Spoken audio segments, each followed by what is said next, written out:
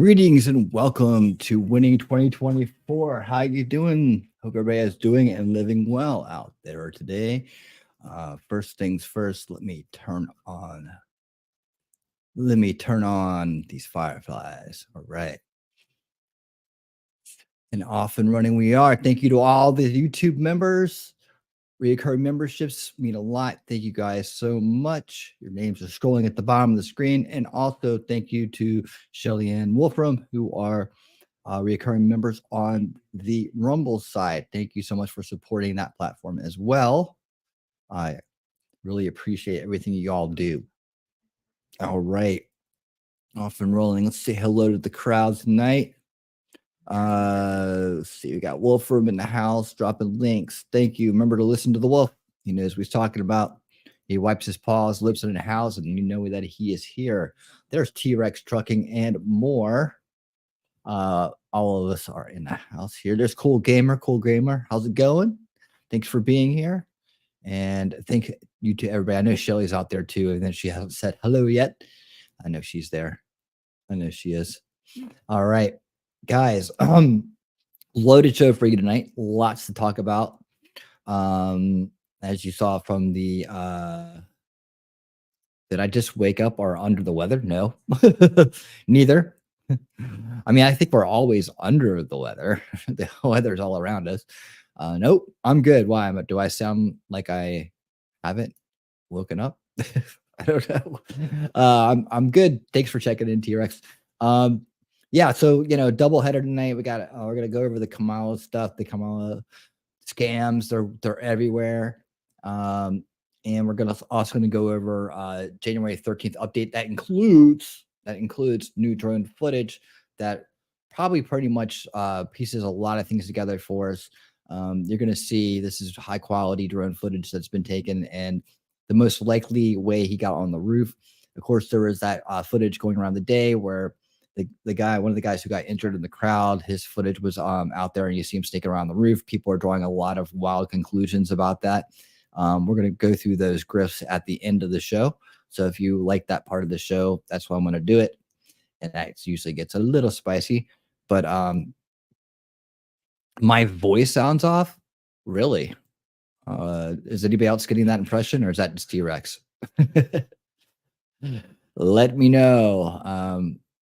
Because I always want to make sure I got the best audio quality coming through. For the lurker, Shelly. There you go. All right. Well, it might be on your end, and T-Rex. Just turn it up a little bit. But yeah, we're gonna do that. We're gonna start off with the with one of the topics of the day about the woke Olympics 2024. Which I'm calling the anti-woman Olympics, basically. However, we have some developments in the in that as well. We have to take into consideration because remember, we'd rather know the truth than be right. Because when you have the truth, you don't need to be right, right? Because you already are. You have the truth, and that's the way it is. Yeah, that's the one I'm going to talk about near the end of the show. I'm also going to show you some really base takes from the Black community that you would not believe, and introduce you to someone who's doing some good work out there today and doing the role model leadership that I was talking about in Repairing History Together, that series. So I'm going to show you what that looks like. I got a great example of it, and I'm excited for that part of it. That's going to be at the end of our Kamala segment, and before we go into the July 13th coverage, updates and grift debunks, right? So we're going to be doing that, and everybody's rolling in. I appreciate it. Appreciate each and every one of you being here. It means a lot. We're trying to get out the base takes. And when you watch all the stuff that's out there, come watch me and get my take on it. It'll be a good mix. All right. So let's get started this evening here. With that, we have a lot to cover, so I'm going to jump right in. 2024, share that playlist. All right, so we're gonna start with the woke Olympics, the about the alleged male boxer that took out the female boxer from Italy in a matter of seconds, a couple punches in, and she took a knee and bailed out. We need to cover this the right way. So we'll look at this take here, and then we're going to take some breaking news on it. So just to be clear, this video was put out before I think the news broke. The breaking news broke on this story. So I want to cover it both ways, so we can take a look at it here. All right. Hey, Starlight, what's up? How are you doing? Welcome to the show. So happy you've joined us this evening. Hope you're doing well. All right. So here we go. We're going to start off with this because we got so much going on that I'm going to play it, give everybody a little hit there, and we're going to we'll get through it. My phone is blowing up. So it's been great so far. The Olympics has been so great. The Olympics have been so great. She loves it. Did you love the opening ceremony? I bet you did. Look, the president and the first lady are certainly proudly cheering on Team USA. As you saw, the first lady traveled to. I really hope when Trump gets in, he gets rid of the sign people. I really do. I think this is ridiculous. It needs to go. We made it this far in the world without it. And do you think that people who know sign language can't read is handy racist? I don't know. Where do you put that? How do you frame that? It really is a hit on their ability to read. You don't need sign language when you have captions. Bless you. Traveled to Paris to lead the U.S. delegation for the opening ceremonies, and cheered on Team USA. And you saw her out there being very supportive. And so the president certainly is proud of all the athletes competing on behalf of the U.S., on behalf of our nation, and he's going to continue to cheer them on. Following up on that, I'm sure he is. You know, it's funny. Her hair reminds me of okay, I got this kudzu problem in my yard. And so when you cut the roots off of it, you have to just cut the roots, right? You can't just try to get every little branch and unwind it from the trees that it's engulfing, right? So you cut the roots of it. And then over the course of several days and weeks, it all turns that color of her hair and falls off. So every time I see her head, I think of kudzu dying off the vine. Did the president see the Last Supper controversy at the Olympics? Do you know? Did you see I don't have anything. The Last I Supper appreciate the question. I just don't have anything. Millions of Christians You don't have anything on that, huh? Okay. across the globe were offended by it. The president's Christian. I Was he just answered offended your by it? question. Oh, was the president offended by it? I just answered Did your question. ask you, did he see it? I don't have anything else to add. Did he see it? You have nothing. Thank you. Nothing of worth to add. Foreign policy question. Now they got this other lady in there. Why did they switch people off like that? I don't. Okay, well, that's a different topic. Let's go. Oh boy, oh boy, oh boy, oh boy. We got to talk about the woke Olympics, okay? Who has come under fire recently for allowing Christians to be mocked during the opening ceremony by trans and drag performers. And a lot of people are upset about this. A lot of people are essentially boycotting the Olympics because their wokeness is out of control, okay? Yep. And more evidence of proof of the wokeness being out of control is the fact that they're allowing biologically male boxers to compete against female boxers. And of course, the biological male is dominating the biological female. This is an interesting in a boxing story. match. It takes a weird twist. And that's exactly what happened at the Olympics. In fact, it happened in just 46 seconds following 2 punches, right? That's what happened in a fight between Italy's Angela. You see how they're using the quotes biologically male? This is part of the thing that's going on here. Carini and her Algerian opponent, Amani Khalef. It took just 46 seconds, okay? So let's actually watch the video here, and hopefully the Olympics don't block my video, okay? This is fair use. It didn't. I'm turning off the volume here. We're probably safe. But the person in red is the biological male, Amani Khalef, and the person in blue is the female fighter. Only can show you guys just a little snippet here, okay, of kind of what happened. But as you can see, the person in red is the alleged male boxer. And boom, this person hits her in the face. And that's basically it, right? That's basically it. Here's another angle. Look at that. Bam, right to the dome. Just a basic straight to the face. And then afterwards, she was in tears. In tears. Is this what we want to see? Is this the world that we want to live in? Because that's the world that we're going to live in. if we continue to allow Democrats to have power and control. If you elect Kamala Harris, this is the real threat to women's rights. But for whatever reason, they definitely aren't going to do anything about this. Regardless of how this story turns out, he's still right on. The left believes like they're the side that's fighting for women. You're not fighting for women if you support this. No.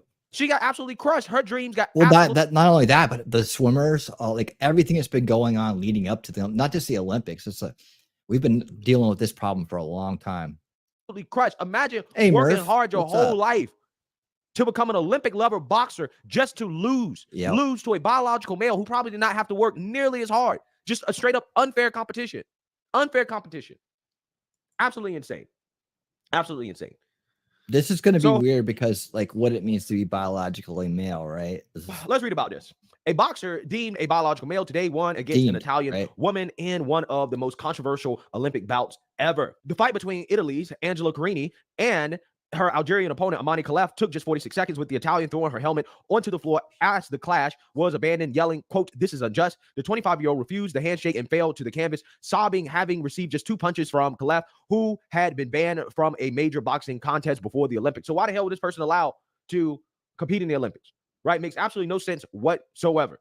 Khalef was thrown out of last year's World Championships after failing testosterone tests carried out to establish gender qualification. Okay, gender qualifications based on testosterone level. Keep that in mind. After the match was stopped, the referee raised Khalef's hand in the air, but a visibly furious Carini yanked her own hand away from the fight official and walked off. Ignoring the Algerian, the Italian fighter then plunged to her knees and burst into tears as she said she had never felt such strong blows in a contest before. Yeah, I mean, those punches hit differently because the physical attributes between men and women are different. I don't care how much these woke revolutionaries want to try to change biology, but biology matters, and men happen to be stronger. They happen to have more power, okay?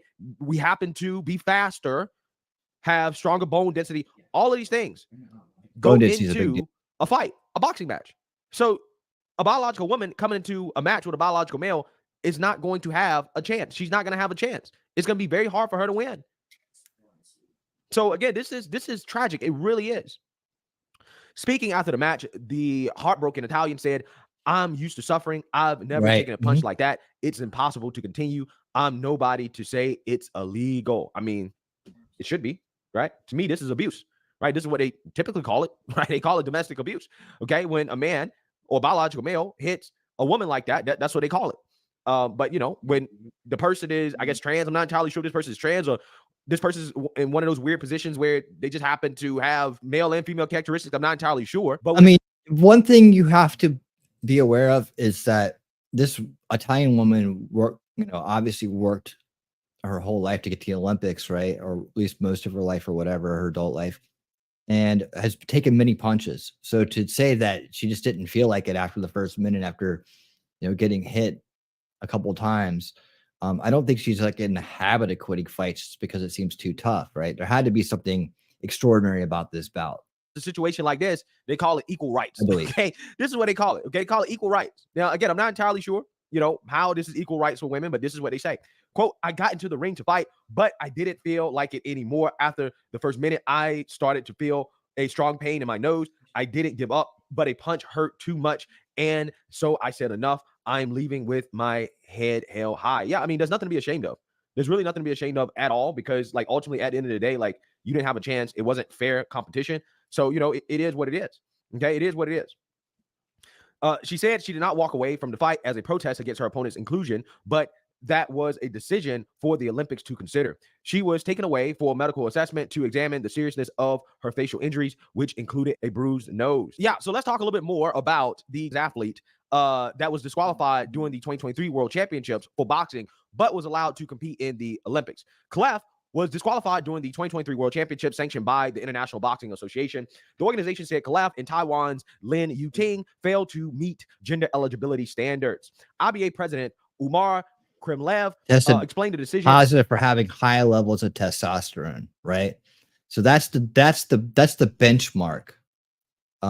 And that's the benchmark right there. At the time, according to Russia's TASS news agency, Reuters reported at the time that Khalef tested positive for having high levels of testosterone. Quote, based on DNA tests, we identify a number of athletes who tried to trick their colleagues into posing as women. According to the results of the test, it was proved that they have XY chromosomes. Such athletes were excluded from competition. Kremlev said. Khalif and the Algerian Olympic Committee both denied the claims. The International Olympic Committee also cleared Khalif to compete in the games. Quote, everyone competing in the women's category is complying with the competition's eligibility rules. IOC spokesperson Mark Adams said they are women in their passports, and it stated that in this case that they are female. Wow. I don't know, man. I kind of got questions, right? I kind of got questions. I'm not entirely sure. Yeah, well, that's a good place to be right now. COA called the claims baseless. COA strongly condemns the unethical targeting and maligning of our esteemed athlete, Amani Khalif, with baseless propaganda from certain Hey, Jacob, what's up, pal? outlets. How you doing, man? Committee said Wednesday via Reuters. Quote, such attacks on her personality and dignity are deeply unfair, especially as she prepares for. I mean, we'll see. For the pinnacle of her career at the Olympics, the COA has taken all necessary measures to protect our champion. Well, here's the thing. This person is allegedly here we go. A biological male. Okay, they have XY chromosomes. So we need to see the paperwork, right? We need to see the paperwork to show exactly what this individual is in regards to their chromosomes. Okay. You see this part right here? Says that he learned Khalif was intersex and not transgender. So that's an important part of this. It's important that we get it right, just so we are living in the truth, right? It is what it is. There's still a problem with this bout, regardless of whether it's someone posing or someone with a biological issue. Because allegedly, again, this person may not necessarily be trans, but they are intersex. Italy's ANSA quoted Rosario Coco, the president of GayNet Communications in Italy, as saying that he learned Khalif was intersex and not transgender. In contrast to the reports that have been circulating, the Algerian athlete Amani Khalif is not a trans woman, Coco told the news agency. Okay, so he's on the information we have about her. She is an intersex person who has always socialized as a woman and has a sporting history in women's competitions. Yeah, but see, look, here's the thing. Again, we need to know. Does she have XX chromosomes or XY chromosomes? Or does she have something else going on? Because, okay. So there we go. I'm going to stop that right there because I now want to bring up the next part of this, which is somebody I want to introduce you to if you don't already know them already. He's going to be featured a couple times tonight, but I'm digging this creator. This dude is role model leadership, and I'm going to show you that to you later on tonight. In the Black community, he's doing a great job. I want you guys to meet him if you haven't already. Ladies and gentlemen, Dom Lucre, and this is his follow-up on this, and he gets a little bit more into the details. Here, this is going to make a lot of people mad. I hope not, but it just might. I have to announce that the male boxer that everyone is being pissed about at the Olympics today is a woman, and I know that's low-key crazy for a lot of people that's hearing it, but you got to hear me out. This is a woman, born a woman. Right. So although the boxer is born a woman, they suffer from a genetic disorder. I'm going into it a little bit. Let's see. I actually posted this. In other words, this is probably one of the times where they should have done something, right? I mean, I don't know what you can really do, but this is probably one of the rare cases where there was a biological I don't know what you could call it, deformity, right? Complication or whatever you want to call it, right? With this person. And we'll get into more of what that is here as he reads down. And by the way, if you subscribe to this guy, catches Twitter, he puts out he tweets a lot of stuff, or he X's a lot of stuff, whatever. But he's doing some great work. I can't wait to show you what he's doing later on in the show tonight. But yeah, here we go. 2 hours ago, Iman Khalif, the Algerian boxer that went viral at the World Olympics, was born as a woman. She was banned at the World Championships because the unfair advantage her genetic disorder gives her DST. Transgender surgeries are outlawed in Algeria. It has also been verified that her passport identifies her as a female. Right. And what would they do in her case, right? But basically, she's in a woman's body, but has a condition that increases the testosterone to male levels. I believe that's the best. I believe that's a good way to describe it. Let me change this banner real quick. All right. I believe that's a good way to describe it, but I still am trying to get my head around how to actually state this. So there's some clarity right here. In March of 2023, Khalif was disqualified for failing to meet eligibility criteria shortly before her gold medal bout at the 2023 IBA Women's Boxing Championships. The Algerian Olympic Committee said Khalif was disqualified for medical reasons. It was later reported that the disqualification was due to high levels of testosterone. According to the International Boxing Association, President Umar Kremlev, DNA testing of Khalif and other athletes proved that Pretty close. they had XY chromosomes and were thus excluded from the sports events. Okay, so he's saying that they're saying that they proved that there were XY chromosomes in her body. So I guess that's what they're saying right there. By the way, guys, if you're listening on YouTube, but you do have a Rumble account, man, make sure you give me a thumbs up over there on Rumble. Help get that video out in the algorithm over on Rumble a little bit better. Help our Rumblers find us. All right, appreciate that. Speculation that Khalif is not transgender, but has a disorder of sex development, DSD, which causes some females to have XY chromosome and blood testosterone levels typical of a male. If she couldn't qualify, and this is my own words, if she couldn't qualify at the World Championships, I don't believe she should be in the World Olympics, but she isn't a man. As for Angelina Carini, she was robbed, but she has been crying since 2021. The video on this tweet is when she quit and abandoned yet another fight, the IBA Women's Boxing Championship in Istanbul, Turkey, on May the 12th, 2022. Many accounts. So this one, I guess this one does quit fights. They again learning as we go. They have attempted to criticize me, push this story without facts or views. There are millions of small accounts that have been fooled because of it. Shame on them that know. Self-serving people never surprise me. This is how you correct errors, not comment on your colleagues' posts and attempt to make yourself look more credible than them.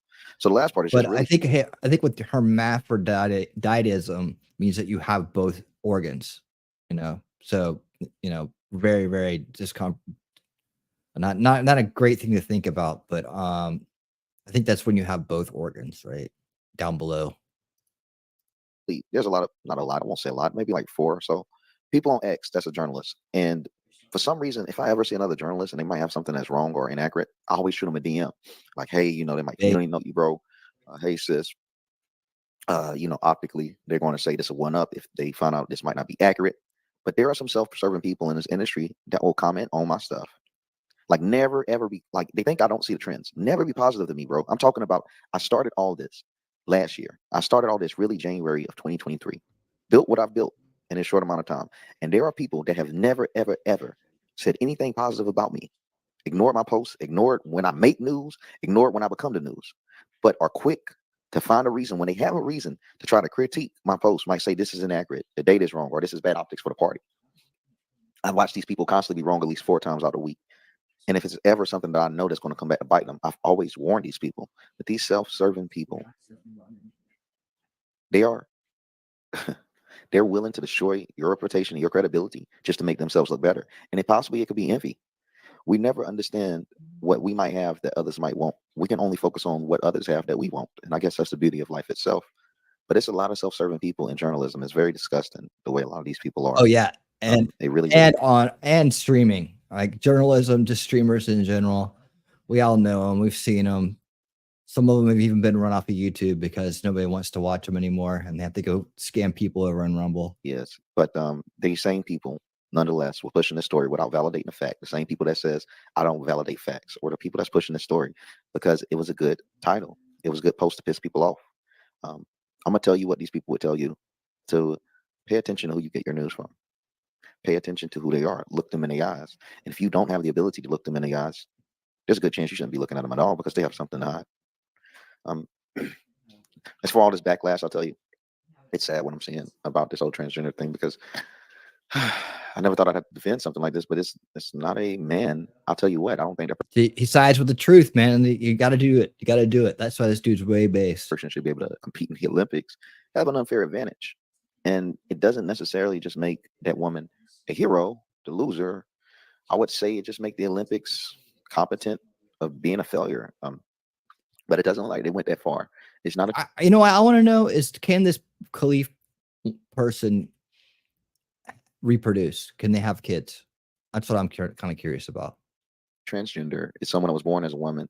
And just to piggyback back off my post, I actually added a video of when the boxer that had quit after that punch. Good question, It's Starlight. showing right here when she actually had quit. I put right here. Let me scroll down for you guys. I put right here Angela Carini when she quit her last boxing match in 2022. Yeah, I mean, there's the other boxer as a child. So, and this is Algeria, not America, right? So keep that in mind. They don't have this is back. They don't have all that woke stuff going on over there. I don't believe. I think that they're pretty much, they know their gender roles over there, and they know that there's two. So, oops. So look here, and this is her. This is the Iman, the boxer that's accused of being a man. This was her when she was like 4 years old. So it's a female. But this right here, as I stated, this is the boxer that just recently quit to her. How do you get to the Olympic level when you're just quitting fights because it's too hard? I don't know. Now this is 2022. This woman might be a drama queen and have exacerbated the issue. However, the other person, the Khalif person, probably I don't think should have been there in the first place, because if you are going by chromosomes and testosterone, obviously she would have been disqualified. So I don't know how she snuck in there when she couldn't qualify for other bouts because of that.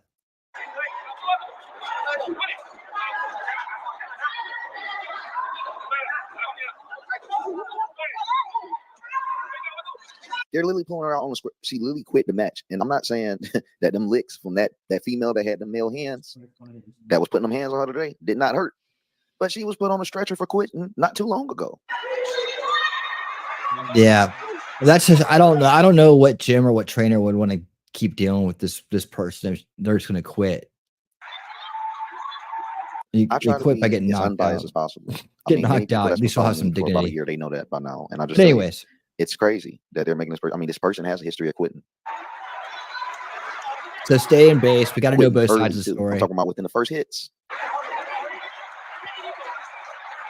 And even on a damn there you go. stretcher. There you go. And even hey Heidi, how you doing? Awesome. I'm glad you're here. Happy to know you're here. Thank you for being here. Yeah, so we got to stay base with this stuff, man, no matter what. So I mean, either way, there's a process breakdown. There's an issue where they're allowing this woman with a condition that gives her an unfair advantage in the sport that she's in to compete, right? And so I don't know, more if you want to dig onto that and then think more about it, that's fine. I think that the Olympics is lost all credibility. I don't really want to deal with the Olympics. I say boycott it, because we need to show them that we're not going to deal with their globalist bullshit, and that's what it's become. All right, so that's that. I just want to open with that and make sure that my crowd has the right information, has the truth. That's my promise to you guys, is to always try to bring you the absolute truth, whether it, whatever that be, right? Whatever it is. So now we're going to jump into the next part of the show, where we get into Kamala Harris, the person who's been given the reins of the Democratic nomination without earning it. That's something in on itself, right? And the more I go back to it, and I tell you what, I found a next Wednesday. I didn't do Unveiling last night. Sorry about that. Just couldn't do it last night. I'm gonna skip the Mr. Beast drama and let that be taken care of by the people that are out there doing it. I recommend go listen to a couple different people on it, and you'll get it. But I'm gonna keep it into things that matter more. I mean, I guess scams on the internet are everywhere. So the biggest one out there, being a scammer, and in some ways is definitely newsworthy, but it's just, I don't think it's my wheelhouse. let other people do that. And so this is my wheelhouse. But interview with Tucker Carlson and Mike Lee. I'm going to do that next Wednesday. It's going to be awesome. You guys need to hear it. It's going to be about how Biden stepped down. There's going to be some inside info on that, as well as inside info on other things that are going on, and some predictions about what may happen should we not come through in this election, and what it's going to look like in 4 years after that. It's a good interview. You guys are going to like it, and I think that people will dig it. By the way, my video that I did, the deep state's plans for 2024, is blowing up right now. A lot of people are watching it. It's not going viral or nothing, but it's getting consistent views. So if you haven't seen that yet, I highly recommend you watch it. It's still information that we need, and we need to keep in mind as we move forward, because it's beyond the election. Like, they have contingency plans for if Trump gets in and whatever. They have contingency plans for everything. So that guy Waller exposes a lot of it. It's a great video. So definitely watch it when you get a chance. Hey, Andy, how you doing? Great to see you. How you been? Happy that you're here. All right. Yeah, so that's what we discussed. We just got through talking about that. So, all right. Anyways, so now I want to move on to some of the financial scams that are going on with the DNC that support Kamala Harris. By the way, I was mentioning the reason I mentioned the Tucker interview I'm gonna show next Wednesday is because we don't think enough about the debate, right? The debate that happened so early on before the nominations and everything. That probably wasn't the best strategic move. Like, if I was to go back, I would say, like, no, don't agree to doing a debate on their terms when they want it, right? Because it was so unorthodox. And although their terms favored Trump, there's some questions about whether they knew that was going to happen that way. And that's what that interview is going to talk about and more. So I'll save that for then, but it's going to be good. So next Wednesday for that interview. All right. So next, like I said, I want to get into these scams that are going on with the Democrats. This is one of the ways we can really sock it to them, right? This is one of those moments of clarity that if it reaches the right people in that establishment veil, that's still under the establishment veil, still locked into the establishment narrative, the first veil, that this is one of those things that could snap people out of it.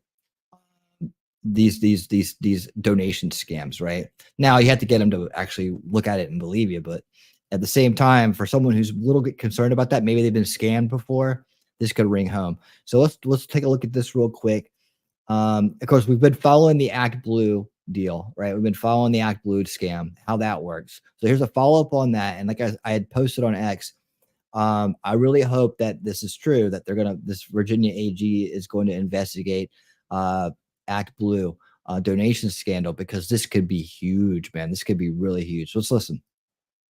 From the Post-Millennial, ActBlue, suspicious donations. Virginia's AG is going to begin investigating. Shout out to Virginia's AG. This is the right move to be made, and we have to get answers to this. However, I have to wonder, will anything actually get solved here? I think AG Andrew Bailey of Missouri should also be looking into this. The scandal is that there are FEC-tracked donations to the tens of thousands coming from single individuals, which is impossible. Seems like they were hoping nobody would notice, but money is being laundered to Democratic candidates. Yeah, but James O'Keefe noticed. And it's supposed to be illegal. It is illegal.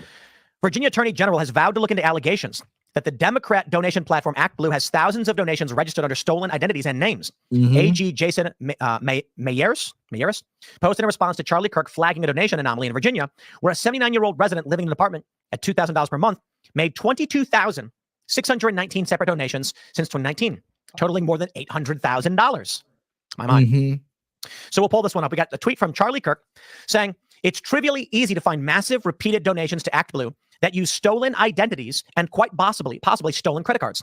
For example, one person in Virginia has been named in 22,619 separate donations since 2019, totaling more than $800,000. Obviously, she's being exploited for some kind of money laundering operation.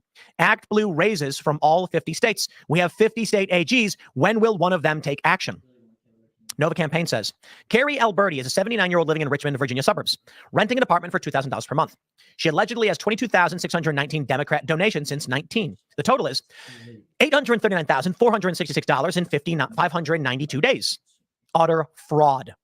Yet 1K likely legit state VA GOP donations, AGs like Jason Mira's VA, crickets. The ghost donor problem. It all keeps going back. Here's another tweet.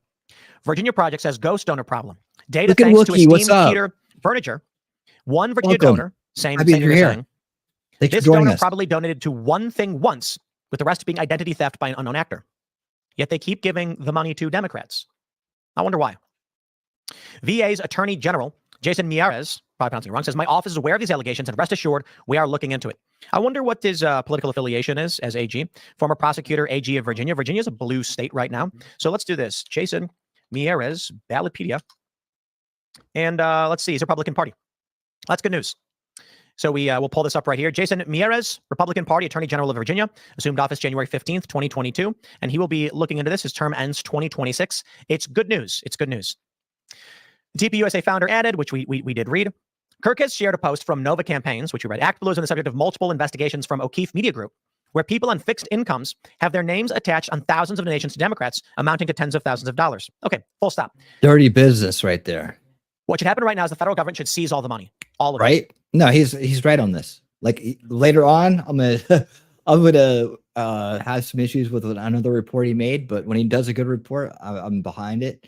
And this is exactly right. But see, everything's laid out for him right here. You don't have to guess about much. What's the answer? We have this from James O'Keefe. Maryland woman denies 1,000 plus donations to ActBlue. OMG uncovers fraud scheme. Cindy No of Annapolis, Maryland, allegedly contributed over 1,000 times to ActBlue in 2022, totaling $18,849.77. This means Cindy would have had to donate 3 times a day, every day for a whole year. When asked if she donated to ActBlue, she says, no, I don't think so. Let's play the video. It's a minute long from James O'Keefe. FEC data shows that some senior citizens across Okay, the we've U.S. seen a have been lot of donating this already. thousands of times per year. Some of these individuals' names and addresses are attached to over $200,000 in contributions. We went and knocked on a few of their doors to corroborate the data that I don't we know if this received. is We're new wondering or- if these donors are victims of what appears to be a money laundering scheme. Cindy No of Annapolis, Maryland, who in the year 2022 allegedly contributed over 1,000 times to ActBlue, totaling $18,849.77. I mean, it's just absurd. It's just absurd amounts. That means Cindy would have had to donate 3 times a day, every day for the whole year. I mean, that's a problem right there. Somebody needs to, if someone's actually doing that, that's a problem. My They name's need to James get O'Keefe, help. and we're doing a story on the number of people that have donated. we've seen You this did lady. donate to ActBlue, right? Once in a while. What about $18,850? No, I don't think so. You know people are using your address? I don't think so. Now here's a They- question I have. They are. It's right here. How come there's no investigation of this? How is it possible that you can go to the FEC, Corrupt Justice Department, maybe? like James did, and just see this, and there's no investigation? I mean, this makes Right? absolutely no sense. I agree. It's illegal to contribute more than a certain amount of money. Certainly, Yep. But when the establishment is doing it, they believe it's okay. And they're gonna shuffle this under the rug and try to keep it from ever impacting this election, because they need all that fake money and they need those fake stats. they'd start looking into this. And they need to launder the money and have the fake Unless stats. there's no reason. James O'Keefe says he confronts ActBlue and FEC fraud. Retirees unknowingly listed for massive donations. An ActBlue insider disclosed a secret ActBlue conference held at a hotel in Boston. Inside the hotel, James O'Keefe questioned ActBlue about the FEC money laundering. Once again, another clip, about a minute long. Do you work for ActBlue? Are you with ActBlue? Sir, do you work for ActBlue? Yeah, All right, he's got remember these copyright guys, music in it, these so clowns? I'll read. He says thousands of contributions. We talked to people in One Maryland. of these clowns, all these people are criminals. They're all criminals. They're all part of it. You want to see conspiracy? You want to see conspirators? There they are. You're looking for conspiracy. Here it is. Who told us that they didn't make those donations, yet your website, ActBlue, listed as pass-through for this money. And they get a Oh, yeah. percentage of it too. This is the This is crazy. when old Patterson comes over. Patterson comes out and becomes macho security guard. thing. So here you go. Oh, Nobody is actually asking. And then security came out. I think this is from a while ago. Lioness. This video was Patterson. originally, I think, from like last year. I could be wrong. The cops came out and asked him what he was doing. Here's what you got to understand. ActBlue gets paid too. Every donation that goes through ActBlue, a percentage goes to ActBlue. I'm pretty sure I could be wrong, but I'm pretty sure they get paid a fee, which covers the cost of the transactions. Yeah, hold on. On top of what's going on with ActBlue, and hopefully we get an answer. You have the HAVV scandal. None of this stuff has been answered for. Nope. So I have to wonder a couple of things. Do Republicans play the same game? I don't believe that ActBlue is the only vehicle by which we are seeing this. I'm wondering if, when you look at these donations, do Republicans have the same thing? And I bet the answer is yes. Why would you bet the answer is yes? I would say let's find out, and then we can talk about it.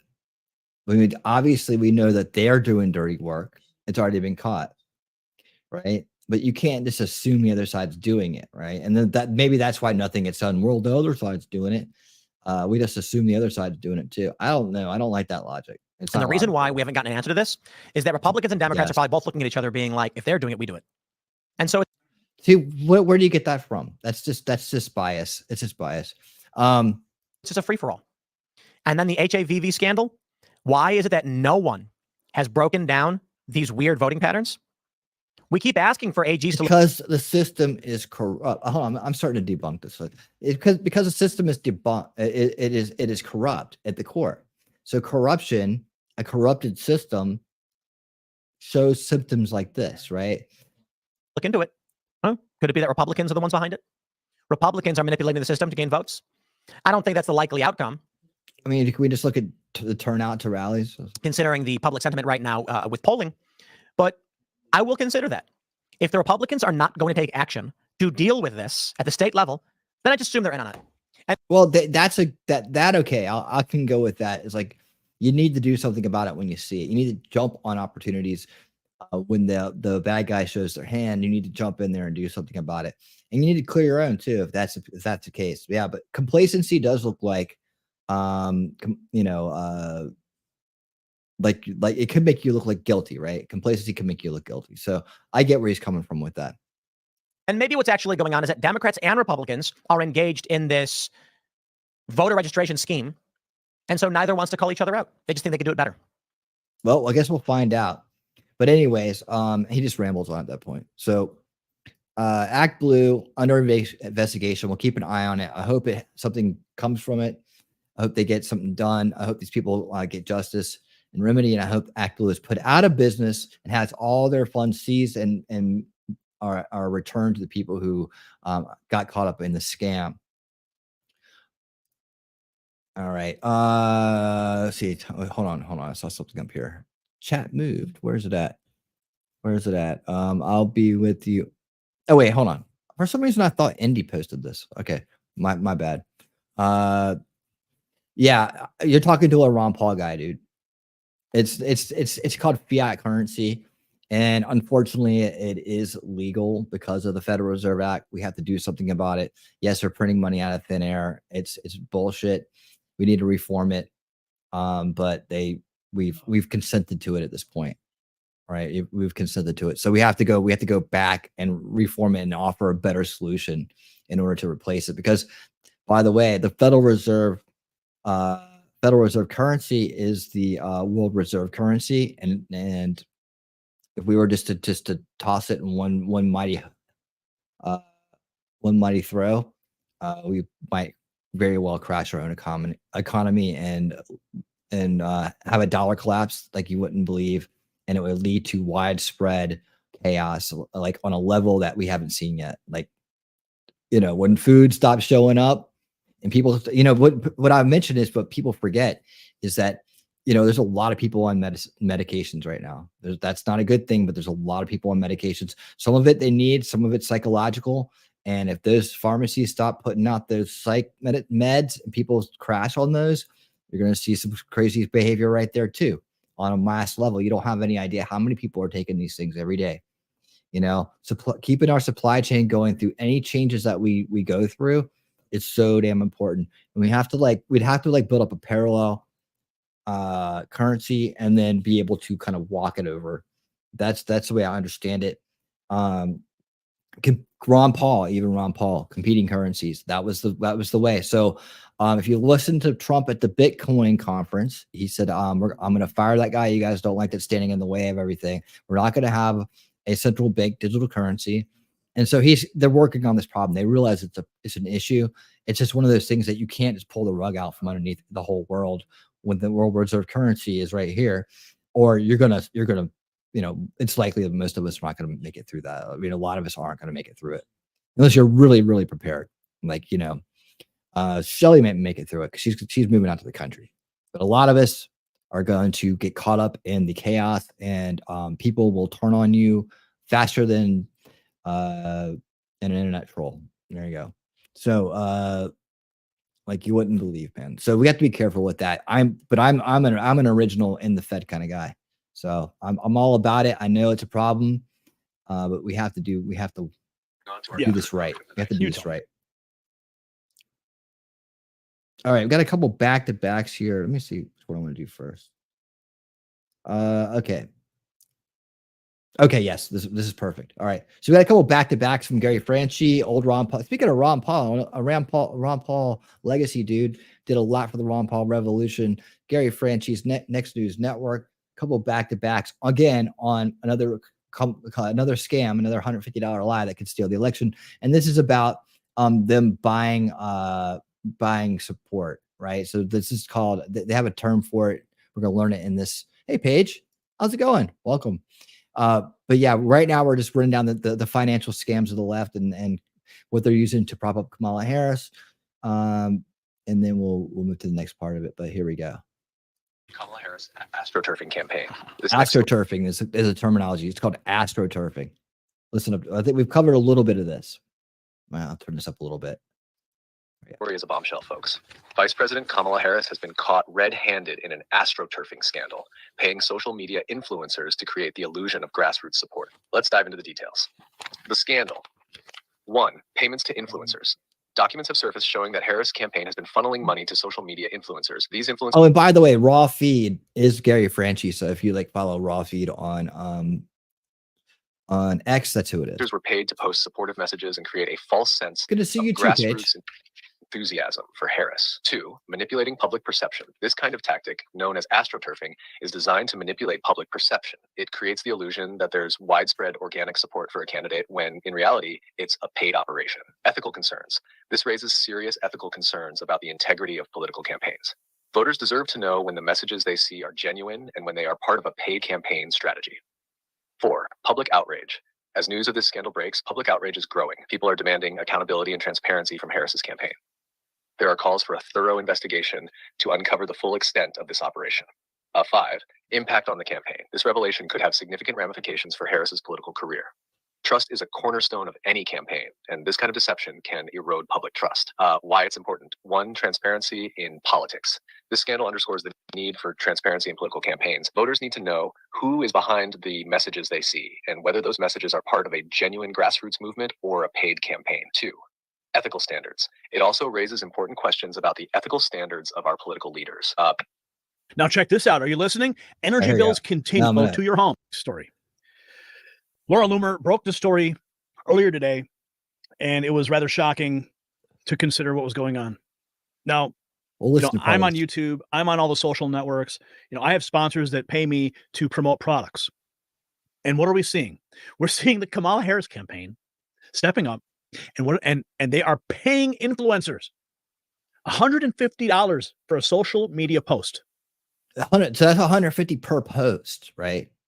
Saying that they support Kamala Harris. They're creating the artificial perception online that she has support. So what does that say? Just before you would get into the legalities of it, and it says that they don't have support. Like, and I think one of the things we're going to find tonight as we go through all this material that I've gotten together is that the support is really, really being manufactured, and that it's as much as the establishment machine is in full effect right now, right? The mind control machine is on high, and we're going to be slowly peeling back that. I mean, we all know that, right? But we're going to see exactly what it is, and it's going to leave us with something that we need to be aware of and need to keep in mind as we move forward with the rest of this year. So stay tuned and check this out. This is very dangerous. I want to pull up Laura Loomer's tweet here.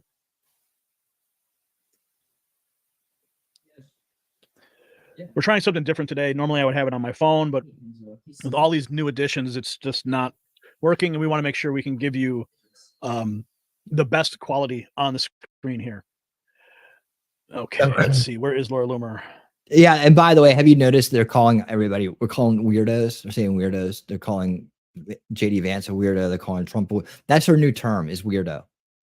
Right? But What's the first thing Kamala Harris did? She went to a drag show,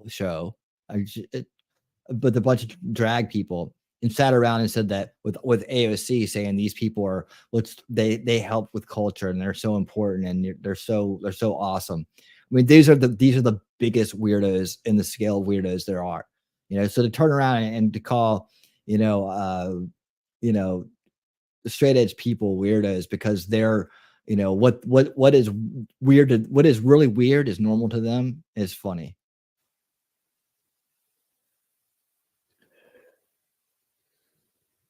Let's go. Play. Bob Casey refusing to defend her radical policies. Okay, let's continue.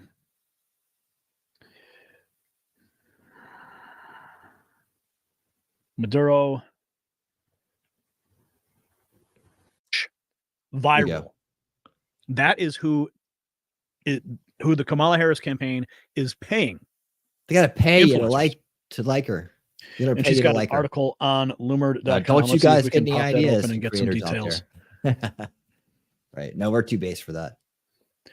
So, fake supporters, Kamala Harris presidential campaign exposed for paying you can't Instagram use that and anymore. TikTok users cash to post positive things about her. She writes, is there anything authentic about Kamala Harris? The answer to the question is resounding no. No. That's like some of the things that came out about her. I was listening to this earlier. I don't know if it's in one of these reports or not. I think it is. But they're talking about what are the key words that come up with Kamala Harris even from her own side is incompetence, untrustworthy, right? So these are two right there that have big impact on the other side. So when you're talking about Kamala Harris, you really want to drive home the incompetence, right, and the untrustworthiness of her, because they're already kind of feeling it, right, and they're already kind of jaded about, again, not picking their own nominee for the third time in a row. Launch viral, and she says it's a company with CCP ties. It's paying Instagram and TikTok users $150 to post positive messages about Kamala Harris. China collusion. This is bigger than that whole thing. They said somebody in Russia bought Trump ads or something, some kind of ads disparaging Hillary Clinton during the 2016, and that was the Russia collusion. Yet here we go, a company with CCP ties is paying people to like Kamala Harris when they probably wouldn't normally. Who knows? But they're paying them to because they have large reach. I guess in the right demographics to like her and talk good about her, and they're just being useful idiots, taking the money and doing it. I guess some people have caught blowing the whistle on this, but we're hearing about it again, and they haven't stopped, even though someone's blowing the whistle on it. China collusion. In their instructions to users, Launch Viral asks that Kamala Harris, the hashtag, and Harris 2024 be used in the user's posts.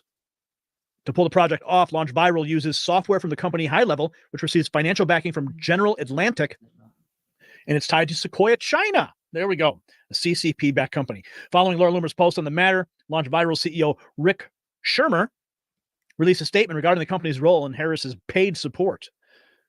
President Trump also shared Laura Loomer's reporting on his Truth Social page. The facts are clear. Kamala Harris has very little actual grassroots support. And we're going to get into the ActBlue scandal because that is also unfolding even more so today. But this is another example of the astroturfing that they are attempting to do in the lead up to the convention. So they can squeeze the gap between the poll numbers between Trump and Kamala Harris so that the polls reflect some level of support that she has. Remember, we talked about this before. Mm-hmm. This is all the astroturfing. This is the honeymoon. Yeah, and that's what we're getting. And we're getting it on a lot of different levels. Like I said, there's going to be a theme going here tonight, and you're going to see by the end of this what I put together for you. I'm like, you know how I do it. Like I walk things in, right? I build the case. I connect dots, like in a truthful manner. I don't make them. I don't put out square pegs into round holes or whatever, right? And it paints a picture by the end, right? And it's a picture you can judge for yourself, you can figure it out for yourself. But it's like I try to leave no doubt. I try to always question to the void. And this is just this is one of the angles we're following here about this financial fraud and how they're gaming the system. Really, it's all about unrigging the game, and we got to call out the rigged game to unrig it. period. They're using the AstroTurf to increase the honeymoon period. They're going to try and stretch right, that out to get to Wicked. the nomination, That's right. stretch it out to get to the presidency. So the election. The whole thing is manufactured. It's a complete false reality that's being put into these feeds. Now, who uses Instagram and who uses TikTok? Kids. No, yeah, I have accounts on both. I don't. Next News is on TikTok. Next News is on Instagram. Okay. We post to those platforms. But personally, Should I? I barely use them. Barely. I mean, but what's wild is like when I go out, I take my car out to a car show or something like that, and you talk to people, it's all Instagram. Hey, well, what's your Instagram? What's your Instagram? What's your Instagram? Yeah, I know. I'm totally missing out. I don't do Like Instagram everyone's at got all. an Instagram account. Really? That's like, So they're it's like the trying new to Facebook or something. just feed into where they think the most people are. It's funny that they're not asking them to post on Facebook or post on X, but TikTok. Now, TikTok stuff goes crazy, crazy viral on TikTok. So there's a reason that they want these platforms. It's all to create artificial support. Now, Loomer states here, she presents this ad in the piece. The ad from Launch Viral asks TikTok and Instagram users, we're asking you to encourage your fans to share, like, and follow Kamala. So they're basically just trying to inflate her numbers by getting social media influencers to tell people, oh, follow Kamala Harris, increase her numbers. Create one. Like, how dirty is that? You got to, you're good. Hey, Mimsy, how you doing? You're getting into, you're lying down with dogs and getting fleas when they're literally paying you to act like you like them. Encourage fans to share and like and follow Kamala. One or more memes only using our pre-approved assets. they've got pre-approved assets. But feel free to add your own spin or your own commentary on your TikTok. Post your content on TikTok, Instagram, or both. Mention Kamala Harris, hashtags Kamala Harris, Harris 2024. And this would be fine if it wasn't for the money. I mean, it's just okay. People would be like, no. If it wasn't for the money that they were bribing people, they're coercing people into doing this for them. Maybe they're struggling, maybe they're greedy. I don't know. They're figuring out something. Maybe they don't care. They're too young to care, or too thick-headed to realize what they're getting involved with, that evil is evil. But otherwise, if you're just saying, hey, look, if you believe in these things or whatever our platform is, and you want to help support this person, you can do the following things to help out, right? And you can supply assets to them as well. But paying them to do it is a whole different thing. When I saw this, I thought to myself, wouldn't it be funny? Here's the ad. Launch Viral. Our agency brings viral influencers. Thanks for being here, Andy. Appreciate you coming by and hanging out. Take care, and I'll see you soon, man. Maybe I'll be able to stop by Friday for a little bit. You still doing the flip? You still doing the commentary at the beginning and our panel at the beginning and music at the end? Let me know. Your social media firepower to business. You know what I thought would be funny? Brian, you can bring it up because I want people to see this. Count, what's up? Maybe I should. How you doing, Count? And sign up. Good to see you, man. Glad you're here. I'll sign up. Get paid $150. Tell people to go follow Kamala, right? Go follow and use their assets and put my own spin on it, just like they said. Yeah, put your own spin on it. Oh, I've got some spin. Or maybe Mr. Reagan should do it. I mean, Mr. Reagan doesn't even need to do it right now. Got 125 million views on his social media posts. It's probably why they're doing this. I'm sure this campaign's actually been around for a while. But Laura's just bringing it to light. All right. So this is how they fake the support. All that campaign money that's coming in from ActBlue, from God knows where, getting chopped up, sent to companies like this, right? Funding these operations. Look at this paid post opportunity. This is just what we went through. I mean, this has got to be illegal.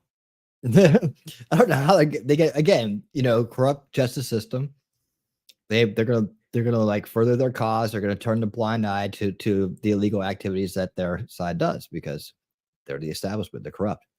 You need your first name, your last name, and your email. Exact number of followers they're asking for. Are you located in the U.S. because they want to make sure they're talking to Americans? Are you happy with the current administration?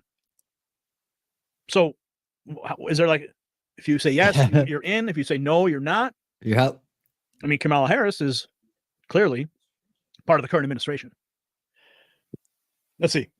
Influencers agreeing to any promotions or collaborations with our company and associated sponsors agree to the following terms. Submit. So let's say here, to complete the project, Launch Viral uses software from the company High Level, which receives financial backing from General Atlantic tied to CCP-backed Sequoia China. This means Kamala Harris is using CCP-backed to AstroTurf her presidential campaign to pay for people to post in support of her on social media to create the illusion she has massive support. Communist online. collusion. Oh, but we got all the social media. Look at all these social media posts, everybody. It's all organic. The snow job is on, you guys. It's anything but.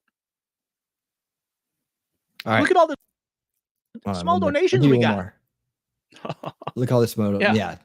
Right. Some grandma in Georgia. We're going to get to that in a second, the ActBlue situation. But what, some grandma in Georgia? We just covered that. Making 27,000 donations? Yeah, right. Spending $1 million? Uh-huh. They go to her house and it's like, I don't know what you're talking about. Right. Yeah, we saw that. Okay, let's go on to the next one because he's coming right back up. This next report by Gary is phenomenal. You guys haven't seen this yet. This is new stuff. But what he says in this is like, man, he did a really great job on this. Really great job. Tonight, it's the like O'Keefe old school Ron Paul, Gary Franchi coming through here. But let's take a listen to this one, man. Check this out. This is new stuff from O'Keefe Media, by the way. Tonight, the O'Keefe Media Group dropping a political bombshell that's rocking Washington to its core. James O'Keefe's undercover team infiltrated the DNC, capturing explosive admissions about Kamala Harris that the Democrats never wanted you to hear. But oh yeah, wait till you see this. You're going to see this. You're going to see the person, quote unquote person, who is like basically the accountant for like Kamala and for Joe Biden. It's just one person. It's crazy. Let's see. I guess you're talking about Dominion, the voting machine company. Have you seen the documentary "Let My People Go"? Have you seen that?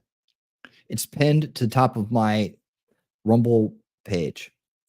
That's the best way to see it. Go there, go to Rumble. It's pinned to the top.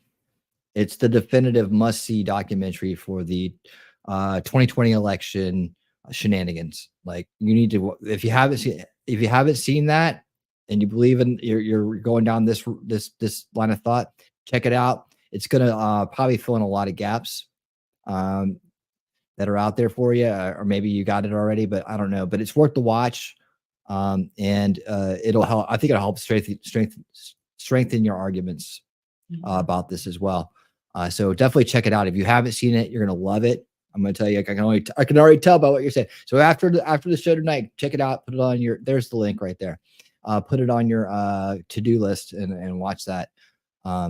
All right, but that's just the beginning. We've also got Joe Rogan you'll dig weighing in on the media's sudden love affair with the VP.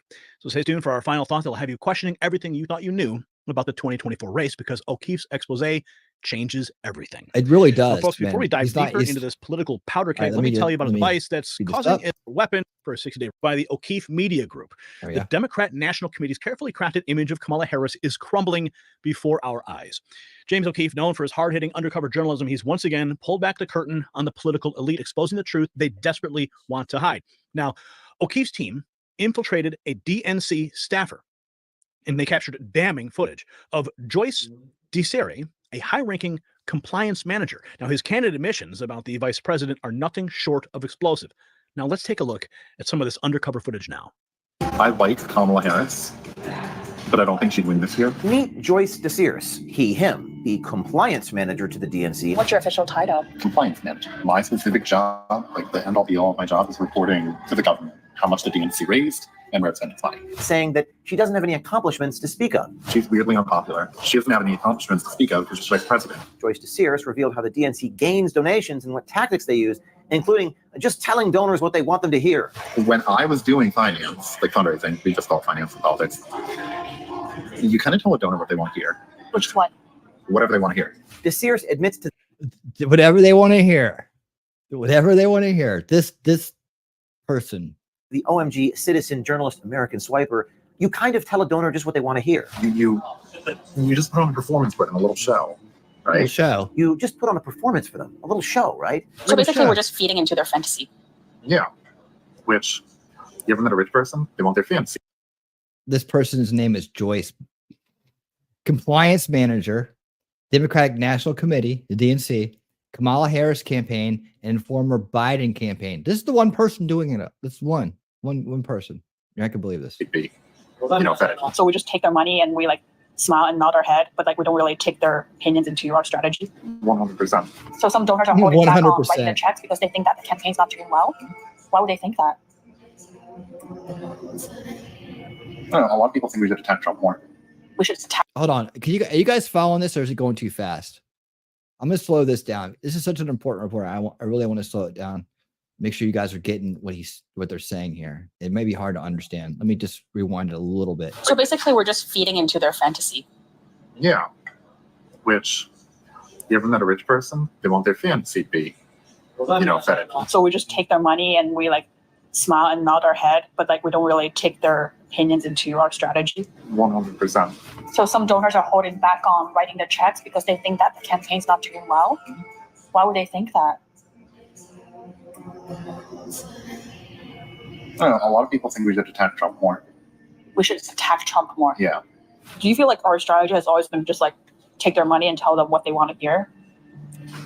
Yeah, that's politics. Yeah, see that to them, that's just politics. They've been groomed to believe corruption is normal.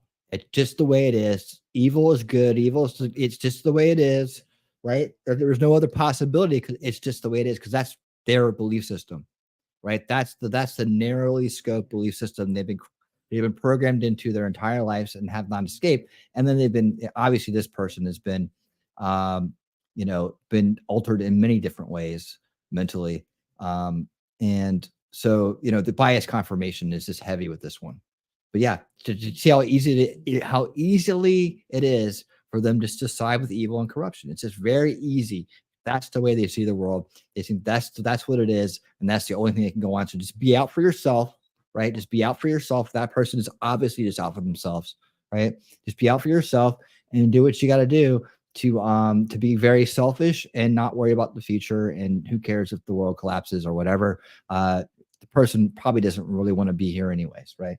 Doesn't really like their life very much anyways. You just look at them and tell they don't like their life. They may think they like their life, but when they're by themselves, they hate themselves. That's just the way it is.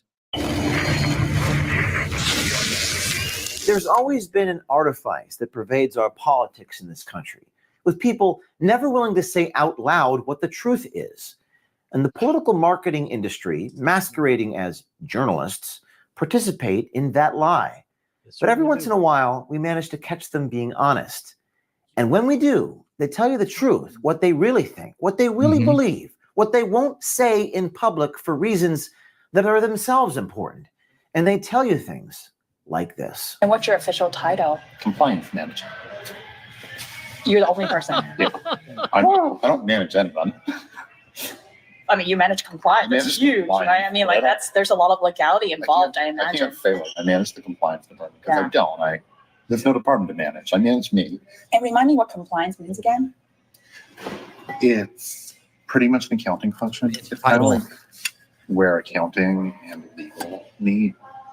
So you report? Yeah, my specific job, like the end all be all of my job, is reporting to the government how much the DNC raised and where it spent its money. And Joe Biden's campaign right now, because they don't have anyone doing that for them. So also, you're doing it for both the DNC. So you see this person just kind of going, "Oh yeah, we'll just do this," and they'll never find out. He has no morals. The Biden campaign. Yeah. Meet Joyce DeSears, him, the compliance manager to the DNC. All right, so you heard it straight from the horse's mouth, folks. I don't think Kamala Harris would win this year. And he admits, adding that Harris doesn't have any accomplishments to speak of. Now, he's changed a lot over time. But evidently this is current. I have no idea. It's so funny. This is coming from within the DNC itself, not some opposing political faction. But it gets worse. He goes on to reveal the DNC's shameful tactics with donors. According to him, it's all smoke and mirrors. You just put on a performance for them, a little show. That's what he says, implying the DNC is feeding donors with fantasies over there on Rumble of too. empty promises. Count, appreciate it. O'Keefe attempted to get comments from Kristen Hetherington, the CFO of the DNC. She abruptly hung up the phone, of course, because the truth is just too much for them to handle. But the story doesn't end there. In an apparent attempt to intimidate and silence O'Keefe's team, the undercover journalist who recorded DeSears received a threatening postcard at her home. They sent a threatening postcard to her, complete with racial undertones. This is how far they will go to keep the truth from you, America. Undertones. Now let's shift gears to another voice that's calling out the sudden suspicious hype around Kamala Harris. I'm talking about Joe Rogan. He's never one to shy away from hard truths. He's questioning the media's abrupt about face on the vice president. They all fall in line, man. They all fall in line. Let's take a look at what he had to say on his podcast. It all bothers me, the fragility of the human mind. You know, that so everybody forever was like, Kamala Harris is the worst vice president. She's the least popular vice president of all time. And then in a moment in time, all of a sudden she's our solution. She's our hero. Everybody's with her. All these social media posts about her. Try Googling a negative story on her. You won't find one. So, ta-da! Okay, you've got me started off. Right? They're starting to do the work, man, to erase history, to change history, to put out their narrative, right? That's what we're dealing with. So the picture is starting to form through this, right? That we're getting closer and closer to see exactly that first veil establishment narrative in action. Harris. So they've been doing this live for years. So in 2019, our pal Tulsi absolutely nuked her in that second debate. And if you looked at charts at the time, she's kind of Officer Harris is like doing okay. First debate, she comes out, Joe Biden, you're a racist. The Democrats were looking for an alternative to Bernie Sanders. That wasn't Biden. She starts going up in the polls, right? Second debate comes out. Tulsi, being a good Hawaiian, knows how to roast the pig. Just completely slams her. Not only that, she has no counterpunch. She goes on Anderson Cooper and she's like, well, I'm a top tier candidate, so of course people are going to take shots at me. That's her answer. She immediately starts going down in the polls. It's that day. You can see it on the chart I have on my Twitter. All the articles at the time that did an autopsy on Kamala Harris's failed campaign didn't mention Tulsi once. Yeah. It was BBC, LA Times, Reuters, New Yorker. A guy from the Washington Post just did a piece looking back on her campaign, didn't mention Tulsi either. They completely pretend it didn't happen. Well, it just shows you that what they're looking for is not what they say they're looking for. Yes. Because she is a strong woman. She is a person who served overseas twice. She in a medical unit. So she got to see people blown up by the war. She was a congresswoman for 8 years. Yeah. She is a person of color. She's everything you want. All those things you want. But and yeah, you don't want her. Because she's not for war. Yes. Well, she's also just not willing to play ball. There's a game that's being played. Mm-hmm. And if you're like, hey, you're not supposed to fucking move the ball. Like, oh, look at this bitch over here. Like, get out of here. You're going to fuck up our game. It's not real democracy. It's controlled parties. It's the illusion of choice. Controlled parties. Rogan, he is Rogan. Rogan hits the nail on the head. How did Harris go from being the worst VP of all time to a celebrated hero overnight? It's a question that demands answers, but Rogan doesn't stop there, pointing out the hypocrisy in the Democrat Party's treatment of candidates like Tulsi Gabbard. Despite ticking all the boxes the Democrats claim to value, strong woman of color, military service, congressional experience, Gabbard is snubbed because she doesn't toe the party line. Now, this orchestrated shift in Harris's public image reeks of desperation. It's clear the Democrat establishment is in panic mode, realizing their chosen candidate lacks the substance and popularity to secure victory in 2024. So, my friends, the pieces are all falling into place. It's revealing a coordinated effort to manipulate public perception from the DNC's internal doubts and deceptive donor practices. Don't forget what's happening with ActBlue. And of course, also the media's sudden glowing coverage of Harris. We're witnessing a political machine in crisis mode. Now, to be clear, it's not just about a candidate or election. It's really about the integrity of our political system and the respect for the American voters' intelligence. The DNC, the mainstream media, they seem to believe they can just rewrite reality overnight, banking on the hope that you won't notice or you won't care. But thanks to the brave work of journalists like James O'Keefe and voices like Joe Rogan, the truth is coming to light. So it's up to us, the American people, to decide what we do with this information. Remember what I told you? Share this video. Text it to a friend. Post it in a Facebook group. That is what we need to do. So if you got value from this report, tap subscribe. It's time for my final thought. So, America, this is not just about Kamala Harris or the DNC. It's about our right to truth in our republic.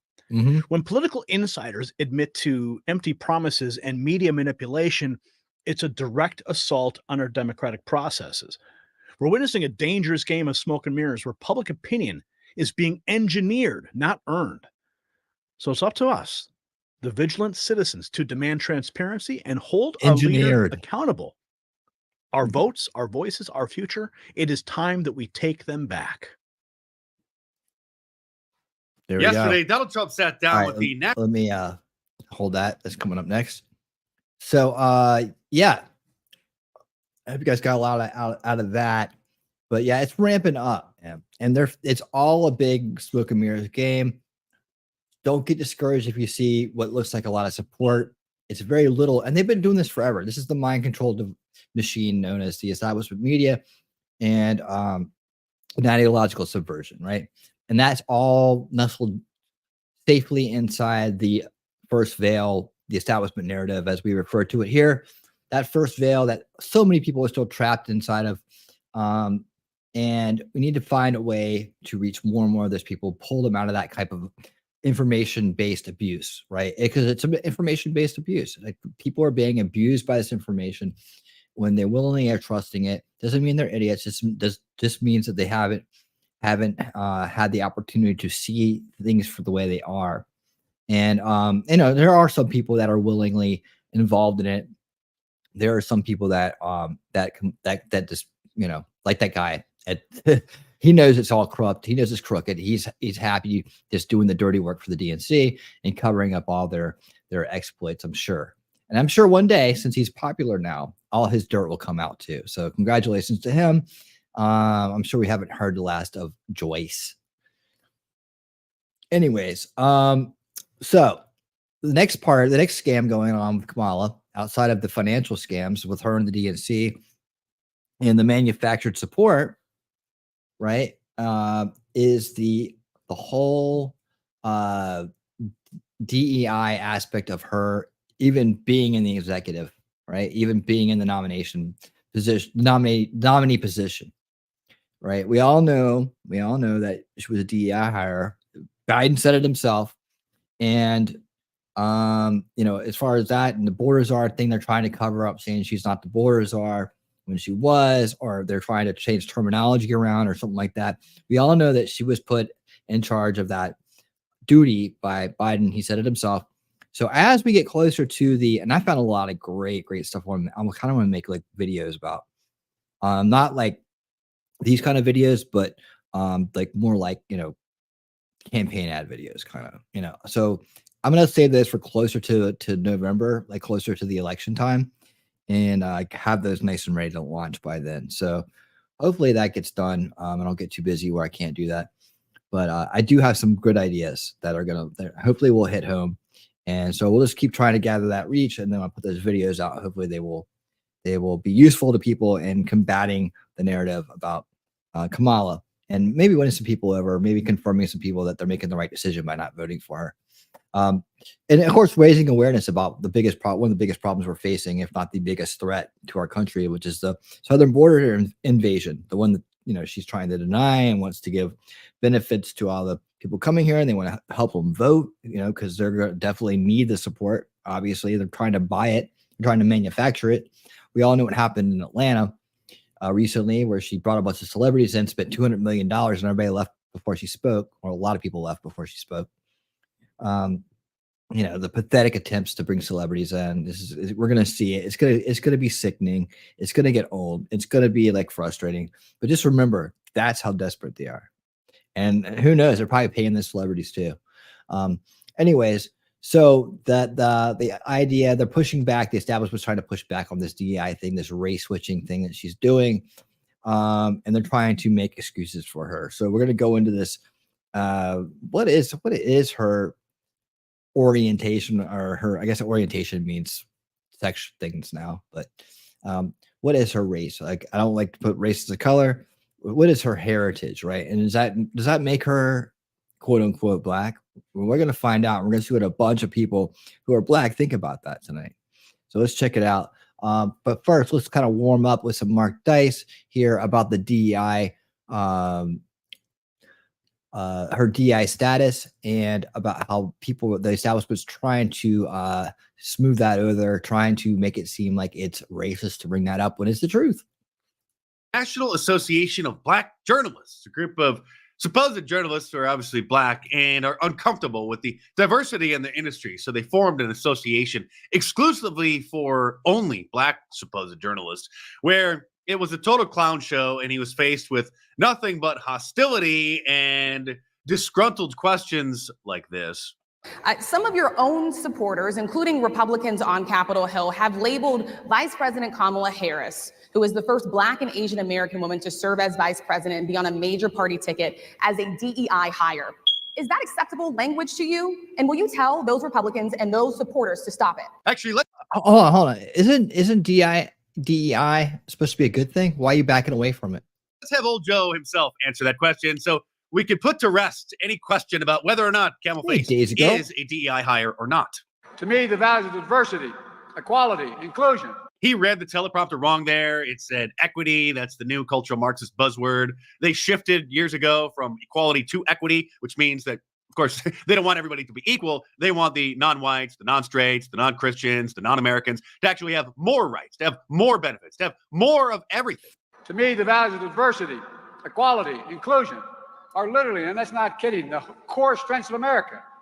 That's why I'm proud to have the most diverse administration in history. It taps into the full talents of our country. It starts at the top with the You vice see how well that went. president. Yes, that's why he picked the woman who dropped out of the 2020 presidential race before the year 2020. She dropped out in December of 2019, before any of the primaries, because she was polling so low and she was getting zero donations from any financial backers that she read the writing on the wall that her campaign was doomed. But you just go ahead, Miss Black journalist, to keep gaslighting the American people, hoping to convince them that she was picked because she was qualified to be the president. She was always of Indian heritage, and she was only promoting Indian heritage. I didn't know she was black until a number of years ago when she happened to turn black, and now she wants to be known as black. So I don't know, is she Indian or is she black? She is always. Hey Daisy, by the way, at here at the end of this segment, the Kamala Harris segment tonight, I'm going to be playing some of that stream that you and I were in the other day. Happy to see Daisy in the same stream I was in over at Dom Lucre, his stream. I hope I'm saying that name right. But anyways, you should enjoy that. That was a good stream. That was a great stream, actually. Okay, so obviously this is the Elizabeth Warren thing, right? Well, Elizabeth Warren. What if Elizabeth Warren suddenly came out and said, "Okay, she's black now"? That would be, the same thing that's going on here, because she's been saying she's Indian the entire time and taking Indian scholarships and getting an Indian award when she's not really an Indian. She has a little teeny drop, about as much as the rest of us here. I'm pretty sure I probably have more, but anyways, but yeah, this is the same thing. In fact, they should just put Warren on the ticket with her, and that way they can be the cultural appropriation ticket for 2024. Because this is utterly ridiculous, and the cover that the bought and paid for Black Democrats are throwing down for this is just amazing. And let me tell you something. You think it's being effective. It's not. It's pissing off the black folks, man. It's pissing off the base black folks, especially. And they ain't buying it. They know better. They ain't falling for that shit. You know what? As a black I woman, she went respect to a historically either black one. college. I respect either one, but she obviously doesn't, because she was Indian all the way, and then all of a sudden she made a turn and she became a black person. Just to be clear, sir, do And you I think, believe I that think she is somebody should look into that too when you continue in a very hostile, nasty tone. That's correct, sir. She's certainly not African American. Her father was Jamaican and her mother was Indian, and she was. And by the way, just because you're Jamaican doesn't mean you're black. Don't be a racist. Raised an Indian, as you can see here, complete with the dot on her head. This meme perfectly illustrates her interesting transformation from an Indian woman to a black woman. Here she is, back when she was first running for Senate in California. Certainly, you could become the first Indian senator in U.S. history, which would be quite an accomplishment. Knock wood. Knock wood, she said, and it sounds like Kakala has always had that creepy laugh. And here's a CNN segment delving into her incredible Indian heritage that was produced by, well, wait for it. My mother, who raised me and my sister, was a proud woman. She was a brown woman. She was a woman with a heavy accent. And her mother, Shamla Gopalan, was also the biggest influence in Kamala Harris's life. The answer is absolutely yes, Joe. After the big announcement, Harris's sister wrote in a Twitter post. After the big announcement, Harris's sister wrote in a Twitter post, "Would you like some beef jerky too?" Wrote in a Twitter post. You can't know who Kamala Harris is without knowing who our mother was. But being an Indian in America, not a Native American Indian, like an Indian from India, like Kamala Harris's ethnicity, isn't considered to be cool like it is to be black. It is lower on the oppression hierarchy. And so it's tough for a politician to pretend that they have a history of oppression in their family when their family is from a high-class caste over in India, and when her father's ancestors owned slaves. So when she got into politics, her father's ancestors, that's supposed to be the black side of the family. Reinvented her racial identity and, as Donald Trump noted, became black and created an entire fake backstory about how her and her family used to celebrate Kwanzaa back in the 70s and the 80s, and some of her most fondest. Kwanzaa didn't exist in the 70s and the 80s. I'm pretty certain about that. I'm pretty certain. I was going to do a show on Kwanzaa and I never did it, and I collected a lot of information about it, and I'm pretty sure it wasn't around in the 70s and 80s. So again, these people that think you're stupid, they think that they know their base isn't paying attention. They're willing to lie and manipulate and abuse them. They are abusers. Right? That's what they are. They're happy to do it with a big smile on their face. They will abuse you and take power doing it. Memories are of those times.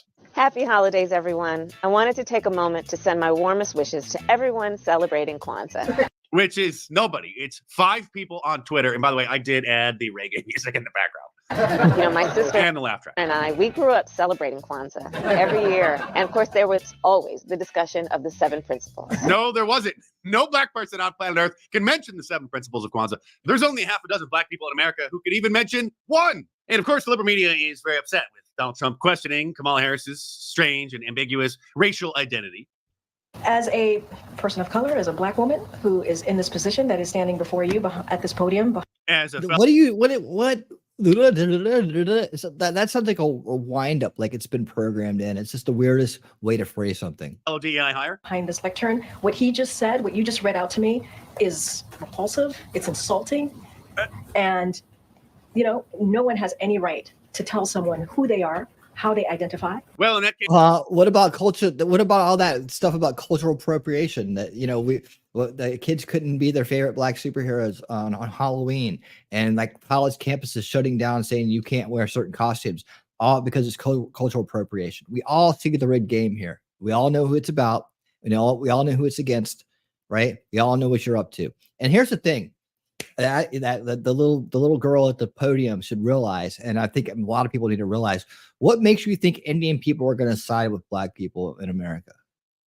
Like, I mean, Indians and Americans, we don't have any beef, man. They weren't involved in anything. There wasn't, you know, Indians love American people. They don't have any bias about white people. We're brothers and sisters. We're all good. They're not like they think, well, we'll throw them in the people of color category, and that way they'll have to side with us. That doesn't work. That doesn't work for people like the Indians. They come to this country. They're strong on family. They work very hard, right? And they don't have any kind of, they're not holding any kind of weird grudge from 500 years ago or from the Jim Crow era. And they're not, politically co-opted by any party. Man, they're free people that are living here, right?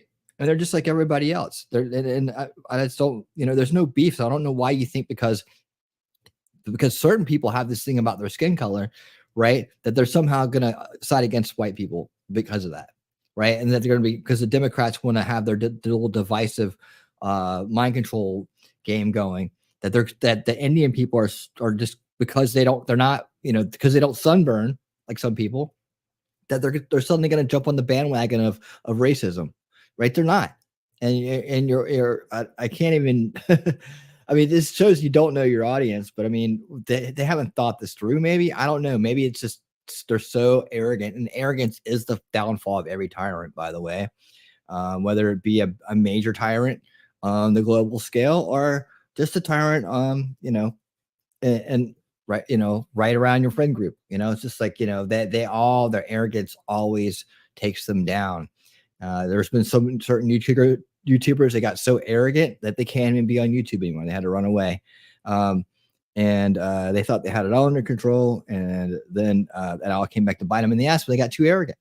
All right. So that's the same thing. They think that for some reason, Indian people are going to side against another group because of the color of their skin. They just don't know Indian people that well. Case, we all owe Rachel Dolezal an apology. And this was Donald Trump yesterday in Harrisburg, Pennsylvania, pointing out more obvious weirdness about camel face. Did you see when President Obama and Michelle called? Did you see? Hello? Yes. Yes, I covered that in yesterday's video, actually. In case you missed it, be sure to go and check that out. Is this? Oh, this is Michelle and Barack. Oh. So surprised to hear. They got 4 cameras in front. Oh, I'm so surprised it's on speakerphone. Listen, we just want to congratulate you on destroying Joe Biden. I mean, on winning the... Let's hear from another Indian about Kamala Harris's bizarre transracialism, shall we? Case in point. Here's Vivek Ramaswamy. On a very personal level, my parents were immigrants to this country, legal immigrants from southern India. Very same part of India that her mother also immigrated from. I think it's a hard fact, Martha. It's just a fact, whether you like it or not, that many Indian Americans in the United States are indeed somewhat offended by the way Kamala has suddenly cast aside the Indian American side of her identity. She leaned into it when she ran for office in California. Big Asian American and Indian American population. So she wore that when it was convenient. She's wearing a different identity now when it's politically convenient on a national stage. Speaking of Indians, J.D. Vance's wife is also Indian, and they had a joint Hindu-Christian wedding. And obviously, their kids are half Indian, half white. But not everybody at MSNBC is aware of that. And so they're trying to continue to smear J.D. Vance as a supposed white nationalist. More and more Americans choosing not to have kids, which again emphasizes why J.D. Vance's comments about childless Americans, childless cat ladies, could be so politically. Oh my God. More and more Americans choosing not to have kids. I wonder where that's coming from, right? It's coming from the economy. It's coming from the doom and gloom establishment narrative. That's where it's coming from. And of course, we're on MSNBC over here. And it's good offending the childless cat ladies, right? You gotta take it in context. Damaging. Well, because that is the core of the Democrat Party these days, obviously. Interesting is this natalism that comes from an authoritarian playbook, right? That there need to be more white children, right? That's the idea that there's, this is. Oh yeah, is that what it is? Is about great replacement theory, racism, right? This is what this is. So. Did he just confuse a couple things there? But yeah, go ahead. Don't misunderstand it for him wanting more children. He wants a certain kind of, racist thing. Oh yeah, and even though his kids are half white, half quote unquote white, half Indian, but he wants more. Yeah, he wants more base kids, more kids that are not going to be mind controlled by the corrupt establishment and driven into wokeism and other weird things where they're taught to obey the Democrat Party at all costs and their agenda. Cat lady, you just won this week's biggest foot in mouth moment. Could there be a bigger moron? And while Donald Trump was in Harrisburg, Pennsylvania, and that's the kind of thing. It's like a lot of people out there won't look into JD Vance and won't see that he's married to an Indian woman, and that that's the one marriage he's been in his entire life, and they met in college and all that stuff. you know, yesterday. Or He law mentioned that he school. was going to be returning to Butler, Pennsylvania, because he wanted to finish the rally that was interrupted by the assassins' bullets. As you know, this is my first return to Balls of Pennsylvania steel. since our rally in Butler. We're going back to Butler, too, by the way. Balls of steel. People said to me, are you serious? I said, I'm serious. We're going back. It is bizarre that there is a nationwide amnesia in the mainstream media about what happened and what almost happened to Donald Trump just a few weeks ago. But we're never going to forget, and we're never going to stop fighting for America. And if you want to get the There we Fight go. for Trump shirt, order yours from my online store, markdice.com, or click the link in the description below. Now Thanks, it is Mark. also available in a tank top, long There you sleeve, go. You and can a get a hoodie. shirt So from Mark head on over Dice to markdice.com anytime. and click the link in the description below and check them out. Oof. I clicked on the shirt. All right. Okay, so there's a little introduction to this part. And so the answer to your question as it relates. So we're gonna keep drilling down on this. Is she black? Is she Indian? Kind of thing, because this is what they're leaning on, right? And we got to call out this whole thing where people just jump race jumping. You know, it's a grift, right? It perpetuates racism, right? And it's also you know, again just abuse, right? Gaslighting. Hey Lex, what's up? I got a couple some people rolling in here. Outpost, what's going on? How you doing? Let's see who else popped in here. Lex, yes, Lex, what's up? All right, cool. Welcome, guys. All right, here's the next part here. Let's see, I got this sped up. All right, so check this out in case you didn't see this. A base black man comes out to speak the truth, gets ganged up on by Democrat bought and sold useful idiots. You know, we all know when, you know, Vice President Kamala Harris ran for, you know, Attorney General, you know, and you can fact check me on this. News outlets said she's the first Indian American. She did run as Indian American. Okay. And then she was chosen for the vice president nominee as the candidate for Joe Biden. And then he was told that you will get a black woman. So then she says, well, here is a black woman. So in all fairness, when she asked that question to President Trump, that's a valid, you know, answer, because that's based on her, where she was in her life, what she chose to be at that time. So that's where that answer comes in. So she's the one that did this. She's the one. Hold on 1 second. I want to just make clear. I know we're on this panel. Excuse me, sir. Do not overtalk me. No, I'm going to give you the opportunity to speak. Excuse me. Do not overtalk me on my program. I am trying to give. That's why, if you would allow me to speak, I would clarify the opportunities for each of you on the panel to have a chance to speak and have your own point heard to an audience who's eager and speaking with bated breath to hear your opinion. But you cannot talk over each other. I want everyone to hear. So when you hear this voice or this ding, ding, ding of the Laura Code sound, please stop. Van. But he ran into blackness and he felt it. He felt the heat, the unconditional love, the masterpiece of the black woman that only an amazing God can take an Indian and a Jamaican and create somebody in his image, a black woman. All right, guys, so we got to talk about President Trump doubling and tripling down on his claim that, hey, I didn't know Kamala Harris was black, okay? What I thought is that she was an Indian because she identified as an Indian up until it was politically convenient for her to basically doubling down on this line of attack against Kamala Harris. This is what he posted on Truth Social. He says, crazy Kamala is saying she's Indian, not black. This is a big deal. Stone cold phony. She uses everybody, including her racial identity. Bruh, Trump doesn't care. He doesn't care. We're going to cook today. Okay. Is an Indian recipe. Yes. Because you are Indian. Yes. Okay. And I don't know that everybody knows that, but I find that wherever I go and I see Indian people at the supermarket, on the street, everyone's like, you know, Kamala Harris is Indian, right? It's like our thing we're so excited about to have you running for president. Yeah. So we're both Indian, but actually we're both South Indian. Yes. You look like the entire one half of my family. Okay. Thank you. You do. I've been telling people we're related already. So this is perfect. It's basically true. And so were you raised eating South Indian food? South Indian. Wow. Wasn't she on the, wasn't that lady on The Office or something? I think she was on The Office. Just say, this is Kamala Harris. I'm Indian. Trump also posted this. He says, thank you, Kamala, for the nice picture you sent from many years ago. Your warmth, friendship, and love of your Indian heritage are very much appreciated. Wow. Yo, Trump is going full savage, bro. He's going full savage. He doesn't care. He doesn't care. I love it. I absolutely love it. I really do. And some of you guys may be uncomfortable with this. Like, I get it. I understand it. But Trump is using this strategy for a reason, okay? And the reason why is because a significant portion of this country actually does believe that Kamala Harris is fake. Not only do they believe that she's fake, they also believe that she is incompetent.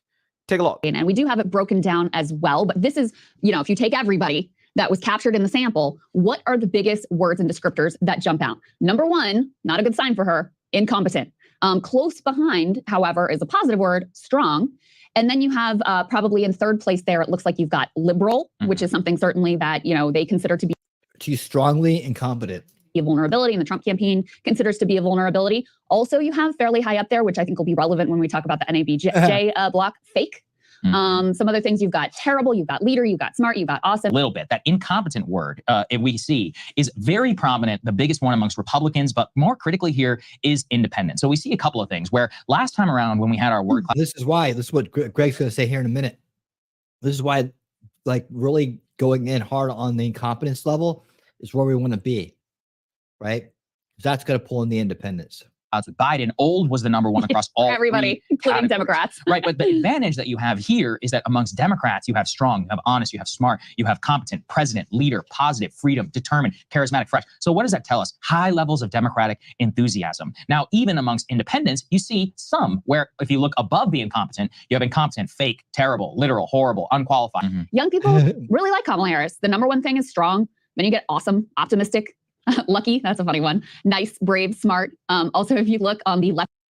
Yeah. So this is the college, and this is the TikTok universe right here.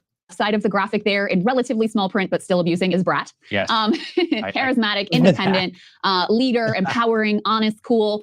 Very few, there are a few up here, but very few negative descriptors among the young demographic. You've got bad, dishonest, incompetent also shows up, but the overwhelming majority of the words are positive, and certainly the largest descriptors for that group are positive.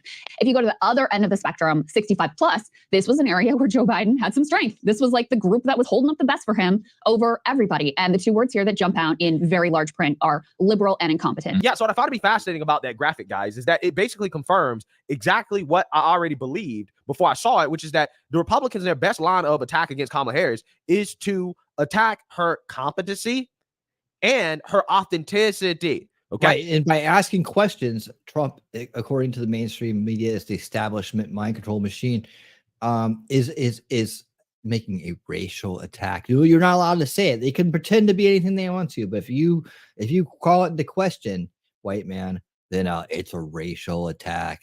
Ooh. Okay.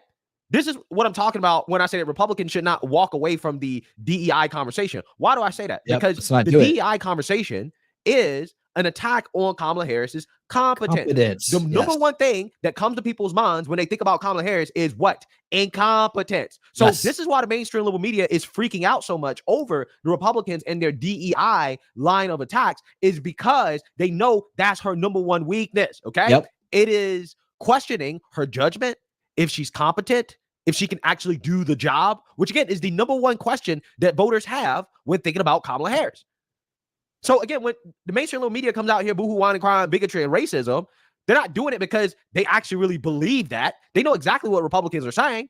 They're just doing it as a way to deflect because they know that it is effective. So what you see here is Trump not running away like most normal Republicans do when it comes to attacking Kamala Harris in ways that are actually effective. Again, because they don't want to have a policy conversation, okay? They refuse to. There's a reason why Kamala Harris has not done any interviews yet, because she knows that if she does any interview that is even just slightly hostile towards her, she's going to fall apart, okay? She's going to fold like a wet paper bag. So her whole strategy is the 2020 campaign strategy of hide in the basement. I'm going to try to campaign in these swing states, and I'm never going to do any national media interviews. That's the other one too. Like, check that out. They're doing that strategy where they're trying to shuffle her in here at the last minute and then avoid any kind of major exposure. Right?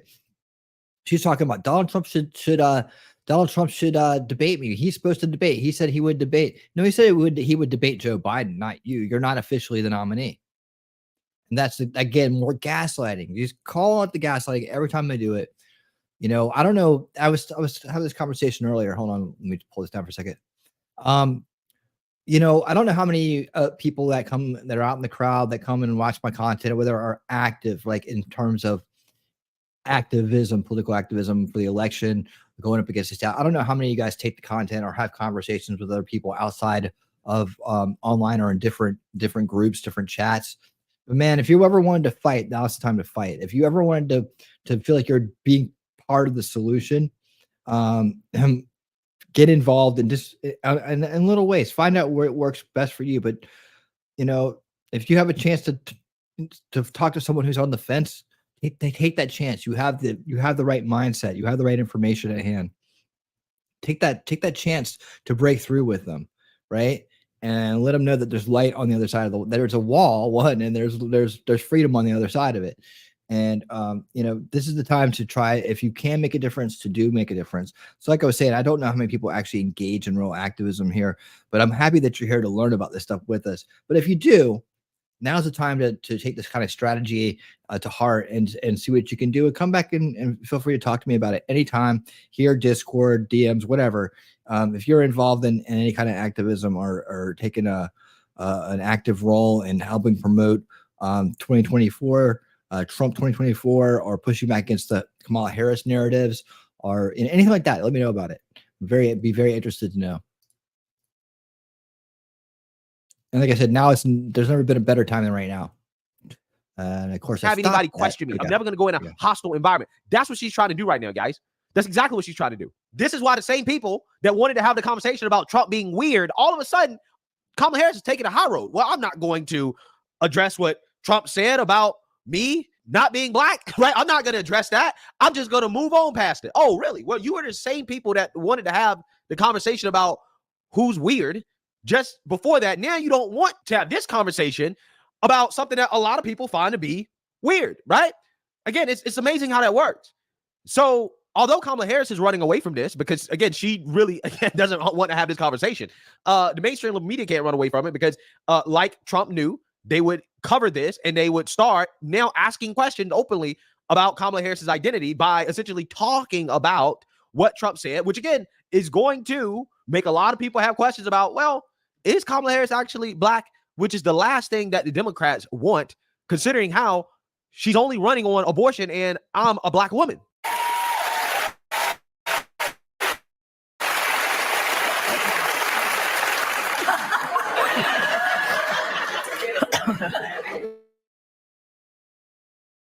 You know what?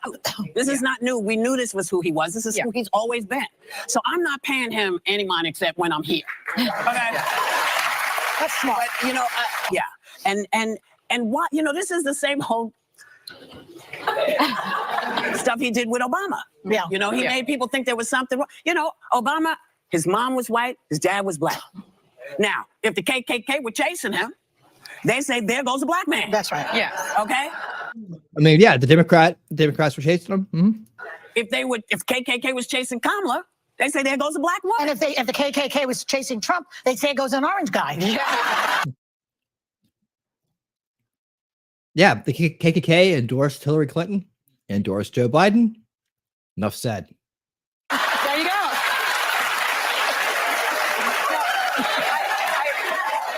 You know, I've been a member of the National Association of Black Journalists for about 20 years. And the same sorority as the same sorority, which is historically black sorority. Right? Alpha Kappa Alpha Sorority Incorporated.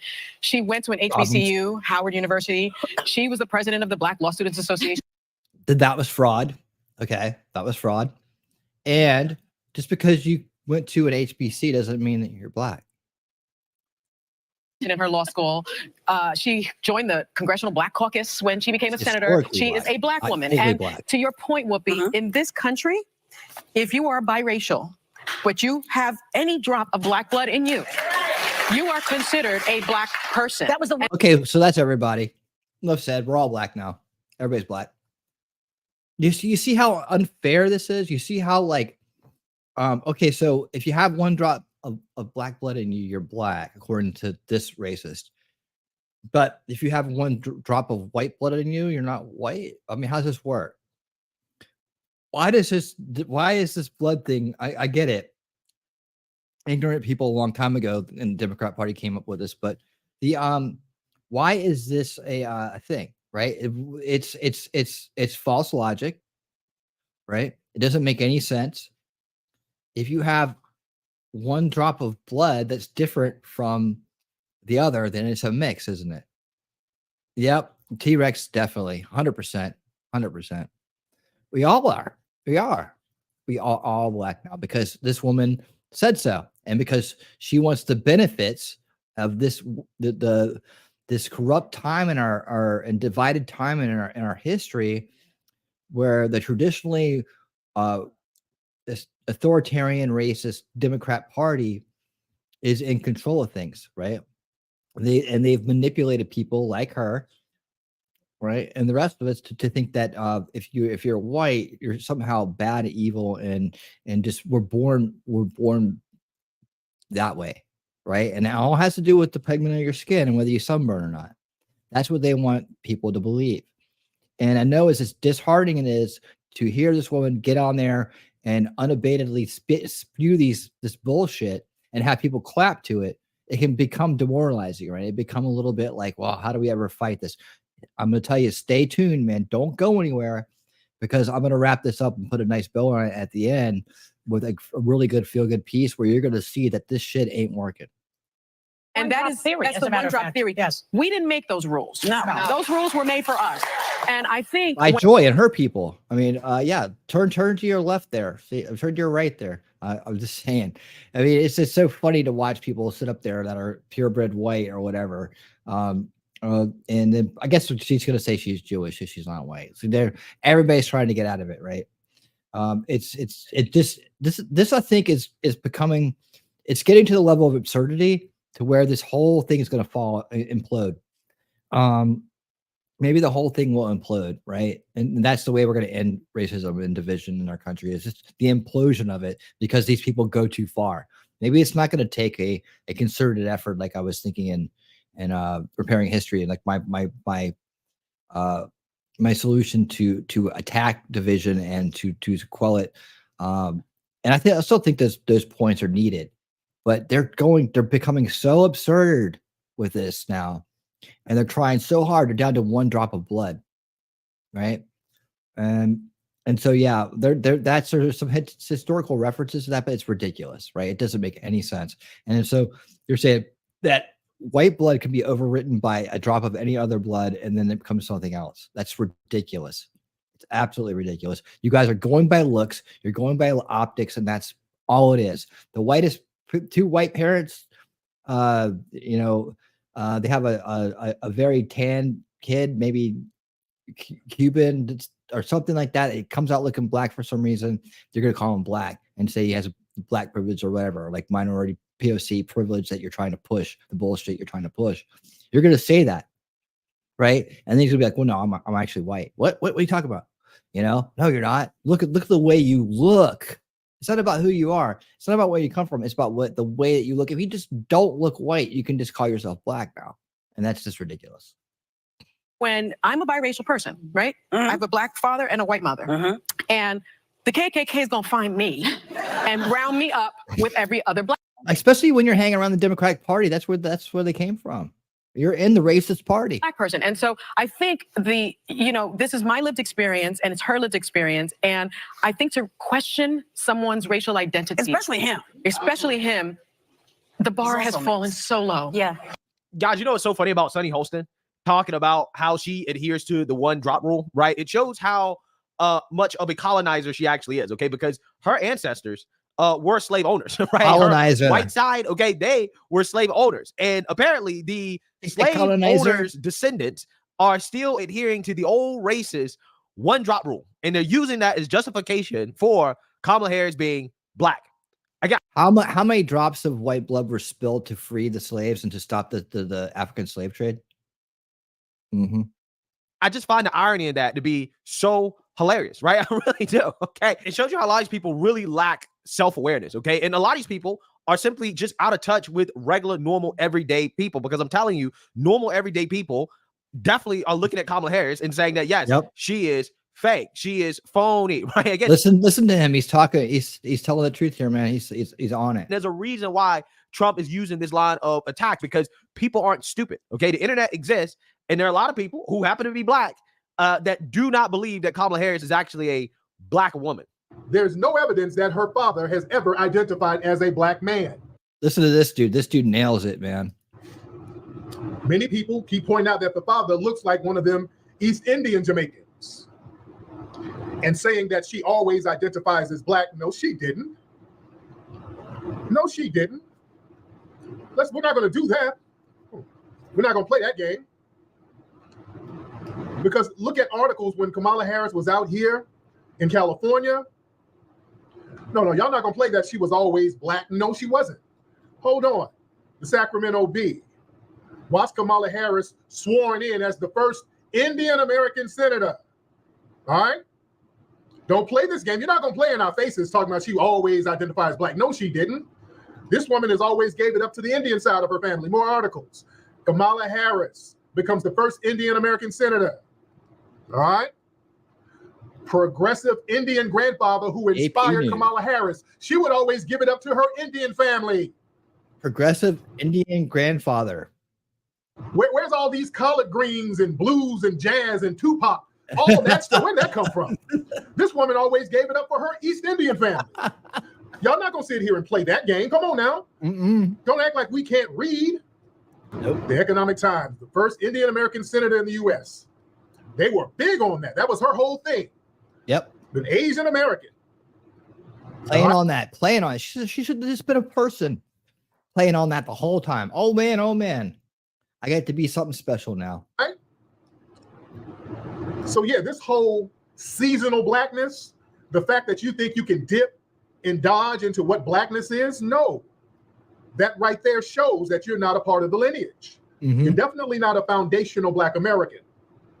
We definitely know. Held out by who? A black man, right? The truth he's speaking the truth, right? And he's highly offended about this, and he has a right to be.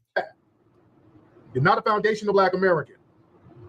And again, article after article shows her identifying as an East Indian. Yeah.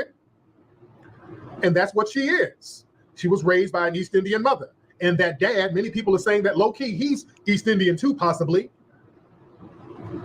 Just because you say he's Jamaican, that doesn't always equate to black. And they always say her blackness is her going to an HBCU. That don't mean anything. Rachel Dolezal went to an HBCU. That don't mean anything. Facts. You see? Facts. See these games they're playing, ladies and gentlemen? Yeah, so you see that, you heard that. Now, what I found to be fascinating about what Tariq Nasheed was saying there is this idea that you can't be black when it's convenient for you to be black, right? You can't dip and dodge out of blackness, right, so to speak, when it suits you for political purposes. Now, again, typically these type of conversations, I would be rather annoyed by. I am annoyed by it. But at the same time, again, this is a conversation that has to be had because Democrats want to have this conversation. Now, I personally think that this conversation is going to backfire on them because, again, Tariq Nasheed is one of these guys that is big on, the black community, FBA, black identity, okay? And that ideology is spreading, okay? I'm not sure exactly how widespread it actually is, but it is spreading. And I think it does say something about how black people are feeling about somebody like Kamala Harris and how a lot of people may look at it and say, listen, I don't appreciate that. Like, I don't like the fact that you weaponize your blackness whenever you want to get ahead politically, right? Because before you were mainly known as an Asian woman, right? And every now and then you might have mentioned that you could or could not be black, but there's no evidence that Kamala Harris is actually black. I mean, if you look at her birth certificate, her mom is listed as Caucasian, and the ethnicity of her father is listed as Jamaican. Just because you're Jamaican, that doesn't equal black. That doesn't equal black. And when you look at pictures of Kamala Harris' father, it's like, bro, this is not definitively a black man. Again, could be East Indian. I'm not saying he might not have some African roots. I mean, look, people were mixing all over the place. I mean, it is what it is. It's Jamaica, okay? That's generally what happened in Latin America, the Caribbean. So, I mean, it's possible that she can have some African ancestry. But I personally don't believe that Kamala Harris is even half black. Like, I don't think that her father is full black. Let's make her take a DNA test. She needs, hey, like Elizabeth Warren had to do it. Come on, Trump. Get her to take the DNA test. And we know for a fact that her mother is full Indian. So I think there's a good chance that Kamala Harris is not even half black, but yet she's running on this label of I'm black. Like, I'm the stereotypical black woman. And it's like, no, we know for a fact that you did not have the so-called black experience growing up. Okay, you grew up in an Indian household. Most of the information on you as a child strongly suggests that hey, you mainly were in touch with your Indian side. So this curry to collard green story is just not making sense, right? It seems more political more than anything, okay? You are a chameleon. And again, a lot of people aren't going to appreciate that because it's almost like, okay, well, you know, if you're faking your race, then what else are you faking, right? What else are you faking? What else are you willing to lie about? Basically, you're willing to lie about anything, right? If you're willing to lie about your race and who you are and how you grew up, you're basically willing to say anything for political gain, which is what they're doing right now. Kamala Harris low-key trying to change her policy positions, right? Trying to pretend like she wasn't some radical progressive back when she ran a Democrat primary in 2019. She's doing that right now as we speak, transforming again, right? Trying to become something else, whatever she needs to be in the moment. Chameleon. Now, again, the reality is that there are a lot of black people who are not going to be offended by what Trump said. They actually respect the fact that Trump said it, especially in the place that he said it, because they all got the same questions too. Everybody knows that Kamala Harris didn't grow up in the stereotypical black family structure or the black family, so to speak. No, she did not. She was Indian. That's her culture. She's culturally Indian. She's not culturally black. I think that we can say that for a fact, right? Even if she got a little bit of African blood, maybe 25%, who knows? Not even that. But regardless, my point is this. It doesn't matter what we do. The left and the mainstream liberal media, they're not trying to make this next election about policies. They want to make it about identity politics. Yep. And they're going to do that no matter what. Because that's the emotional trigger. So Trump is saying, you know what, F it. If that's what you want to do, I'm going to hit you where it hurts. I'm going to go for the knockout punch. Do it. Is Kamala black, right? Why y'all running around here talking about she's so black and all this stuff? Because ultimately, that's getting down to the core of who she is as a person. You know, you can say that, oh, well, Kamala's fake because she flip-flops on policies. Yeah, but again, that's not nearly as powerful of a line of attack as going after who she is as an actual person. Like, she is fake to the core. She will lie to you about anything. Anything. That's what got Elizabeth Warren. Yep. That's what racked Elizabeth Warren in the Democrat primary was this idea that, oh, well, yeah, she's an Indian woman, right? She was claiming that Native American, more specifically, Native American. Turns out Elizabeth Warren is not Native American. Right? That's not Trump. She grifted it the whole time and she's still in office. She's still in office, right? She grifted it the whole time, took money under false pretenses, not in jail, still in office. Symptomatic of a corrupt system, right? Because in a system with integrity and honesty, that woman would be out of her job and she'd be facing some hefty fines, if not prison time, for stealing money from the American Indians. It's called Pocahontas. Y'all remember that? This is the same thing right here. Same thing right here. If people have questions about whether or not Kamala Harris is lying about her identity, that will make it a lot harder for people to line up and to vote for her. Okay, because you have no clue exactly who you're voting for, right? You vote for somebody who could be anybody, right? And I do think that is probably the most effective line of attack because there are a lot of people that are offended and turned off by that, right? They don't like the fake, phony politician. And one of the things that is Trump's strongest attribute is the fact that he ain't fake and he ain't phony, right? You can say a lot of things about Trump, but he ain't fake and he ain't phony. And hey, maybe that's what Trump should make the election about, right? Yep. Hey, I'm real. At least for me, you know what you get. Yeah. Kamala, who knows, right? Nobody knows who she actually is. She doesn't know who she is, right? She is whoever she needs to be, which again, you know, is something that I think will make a lot of voters think twice about voting for Kamala Harris, like truly independent-minded voters. I really do. So, hey, by the way, you know what you guys think? Make sure you like, comment, and subscribe. Most importantly, share a Black conservative perspective. Peace. Thanks, Greg. Yeah, they're going to have to, you know, he's going to have to deal with world leaders too. I mean, they're not going to respect that. They're not going to respect someone with an identity crisis who's race hustling, race grifting, you know? All right, guys, I got another new contributor here tonight. I want to introduce you to. I only know him as Decoy Voice, but this guy is pretty base. He does pretty good stuff.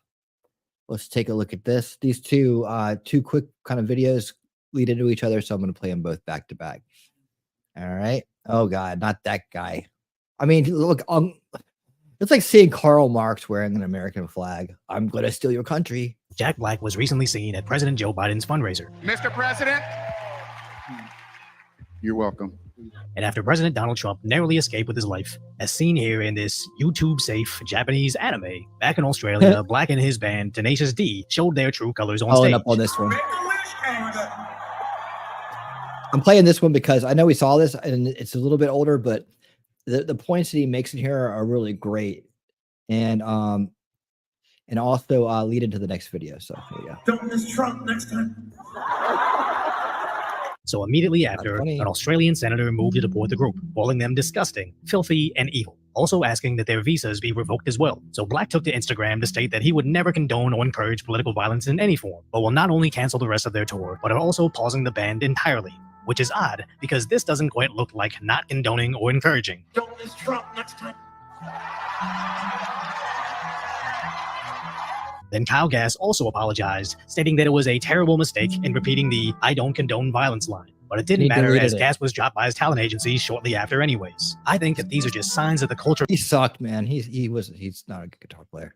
But he also deleted that. Is finally starting to shift, as I'm absolutely certain 4 years, 1 year, or even 1 month ago, they probably could have said the same exact thing and their circles probably would have praised them. But after Trump's mugshot, the debates, the 37 felonies, and now the greatest campaign image of all time, it's no longer cool to wish harm on the guy that most Americans actually want as their president now. And those it's why Trump needs Tulsi Gabbard to deal with Kamala on the debate stage. How's that supposed to work? It's like any good Hawaiian, she knows how to roast a pig. I guess that's the joke. Yeah, Kamala's moved up to the presidential rank. She has to face Trump.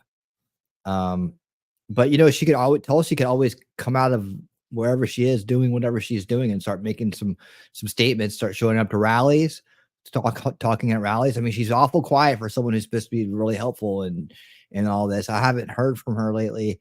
And I have not seen her out there campaigning with Trump. So, you know, there are a lot of people like her, but is she really behind Trump? I mean, I don't know.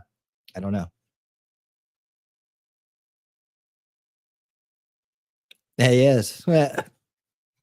still do, are starting to sound like the real dangers to democracy. As Libs of TikTok shows us, Tenacious D weren't the only ones, as councilwomen, firefighters, nurses, and many others are also starting to lose their jobs over saying similar stupidity. So what exactly? Yeah, I don't dislike Tim Pool. I just push back on some of his coverage of certain things. Like he's not a good conspiracy kind of like slash event analyst. He's better at politics. He's better at those kind of things, right? He's better at culture, politics, things like that. So him and the quartering I think they need to stick to their wheelhouse, but he makes too much money just saying sensational things sometimes. And I just asked the question to them, both of them, is this what you think the new media should be like? Exactly made these people so comfortable in publicly cheering on the death of a politician, as if somehow that was the righteous thing, possibly because the media constantly portrayed Trump as this historically evil figure, repeatedly encouraging their... Right, remember archetype crafting? Talked about it, how it works in your mind. One of the very first episodes of Unveiling Reality, if not the very first one, when I talked about how the human brain OS works off images, and when you start to blend images like these two, repetitiously and over again, and you're trapped inside the established narrative, this quickly readers to see him this quickly becomes this. And so that even the name pulls up the feelings you had about this guy on this side, right? Even the image, the name, anything. So you'll just stop listening. You'll just think evil, Hitler, Nazi, all these things that aren't true because they've compared the two of them so often. That's the way the brain works. That's called archetype crafting. Right. And it's how you smear someone. It's a slander campaign. It's a smear campaign. It's how it works. And the reason why it works is because the way the brain works.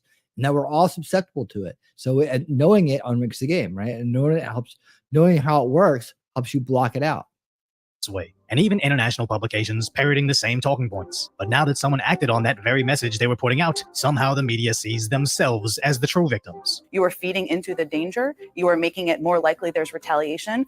I'm incredibly scared. I'm scared for journalists. I'm scared for people who have public platforms of all parties, and that's how people should feel. Despite the fact that they can't help but continue doubling down on that rhetoric. At some point, Democrats have to decide that they want to try to win this election and turn their fire on Donald Trump. I think there is...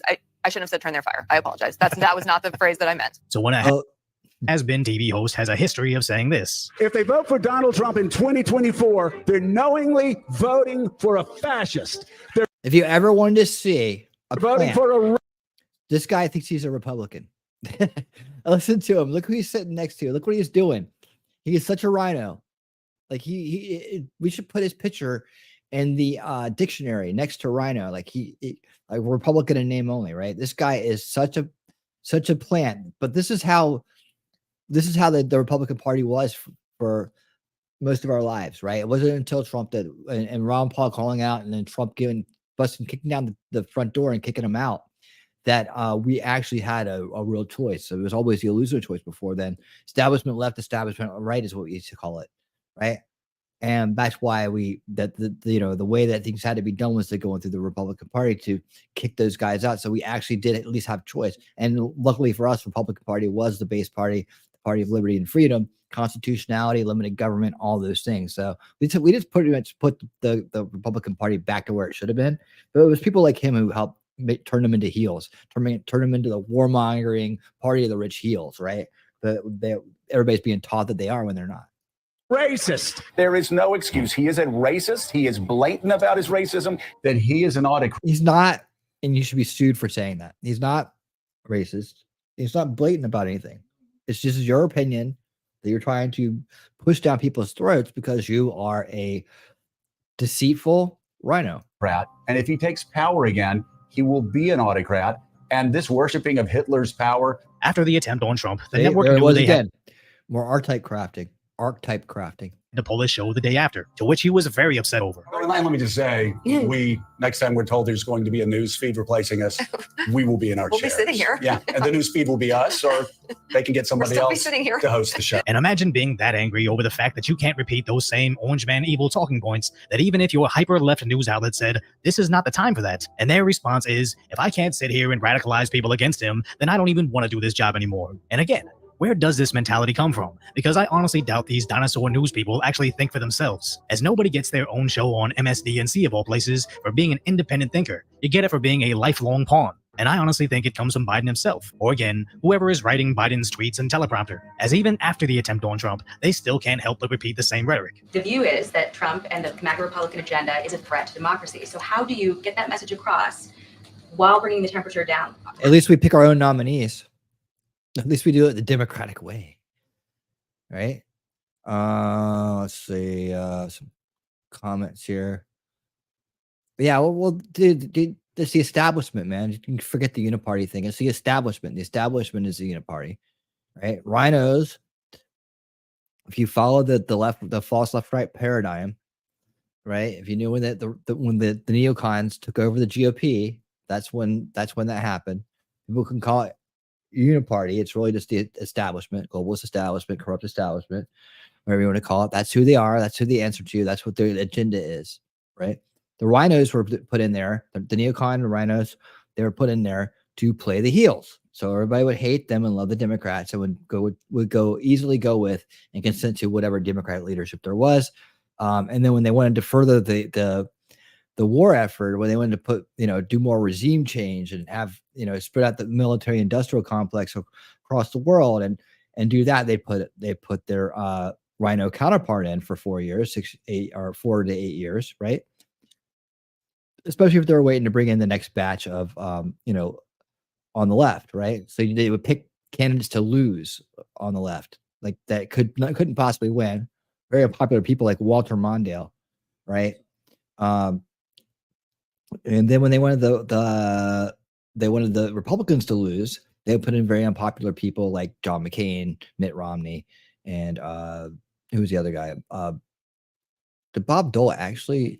Yeah, Bob Dole too, right? Let's see, did he actually get the nominee? It's been so long. I think he did. But anyways, maybe he did get the nominee. I can't remember if they did or not. Man, it's been a while. But anyways, yeah, that pick to lose. It was pick to lose strategy. It's false left right paradigm. That's what Ron Paul talked about. That's what our mission was. We started raising awareness about it. We started making sure people knew there was a difference, right? And then that opened the door for Trump just to kick it down and run in there. And like I predicted when Ron Paul was running, if he was ever to get the nomination to take the White House or take all the neocons and all the rhinos would expose themselves by running the other side to support them against him. They would take all their money, all their funding, all their influence to the other side, and they would come up with a bunch of reasons to do it. But they would run home like they did with Trump. They ran home back to the left, right? And they would team up against the anti-establishment candidate. Couldn't have made a clear prediction that came true. That's one of my top predictions right there. How's that phrasing going to be replaced? Is it going to be replaced? Well, look, what I can say is this. We have our differences, and it's okay to have our differences. And it is okay to speak to someone's record, to speak to someone's character. That is the difference of, that is important to be able to do, to show, right, what the American people, what you're all about. As Biden barely even denies this. You said it's time to put Trump in the bullseye.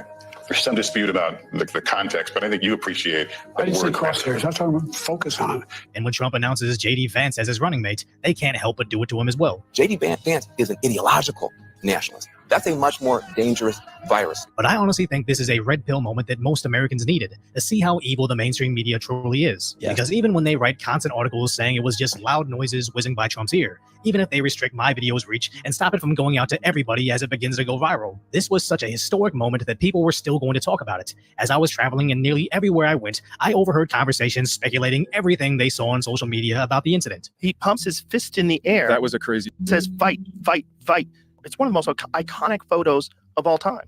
And then the media cried about Elon Musk and X shaping the narrative. I'm sorry, people seeing what went down for themselves isn't shaping the narrative. The truth is, the corporate media is just upset that they no longer control the flow of information, and the more the commoners start to question their version of reality, the more desperate they will become. And in turn, the more powerful President Trump will be. Ironically, making the media responsible for this new wave of MAGA support. So if you appreciate my genuine efforts to bring you what's really going on in the world, hopefully I've earned your subscription, then go check out the video on what the heck is actually happening to Biden and why he looks entirely different in the same day.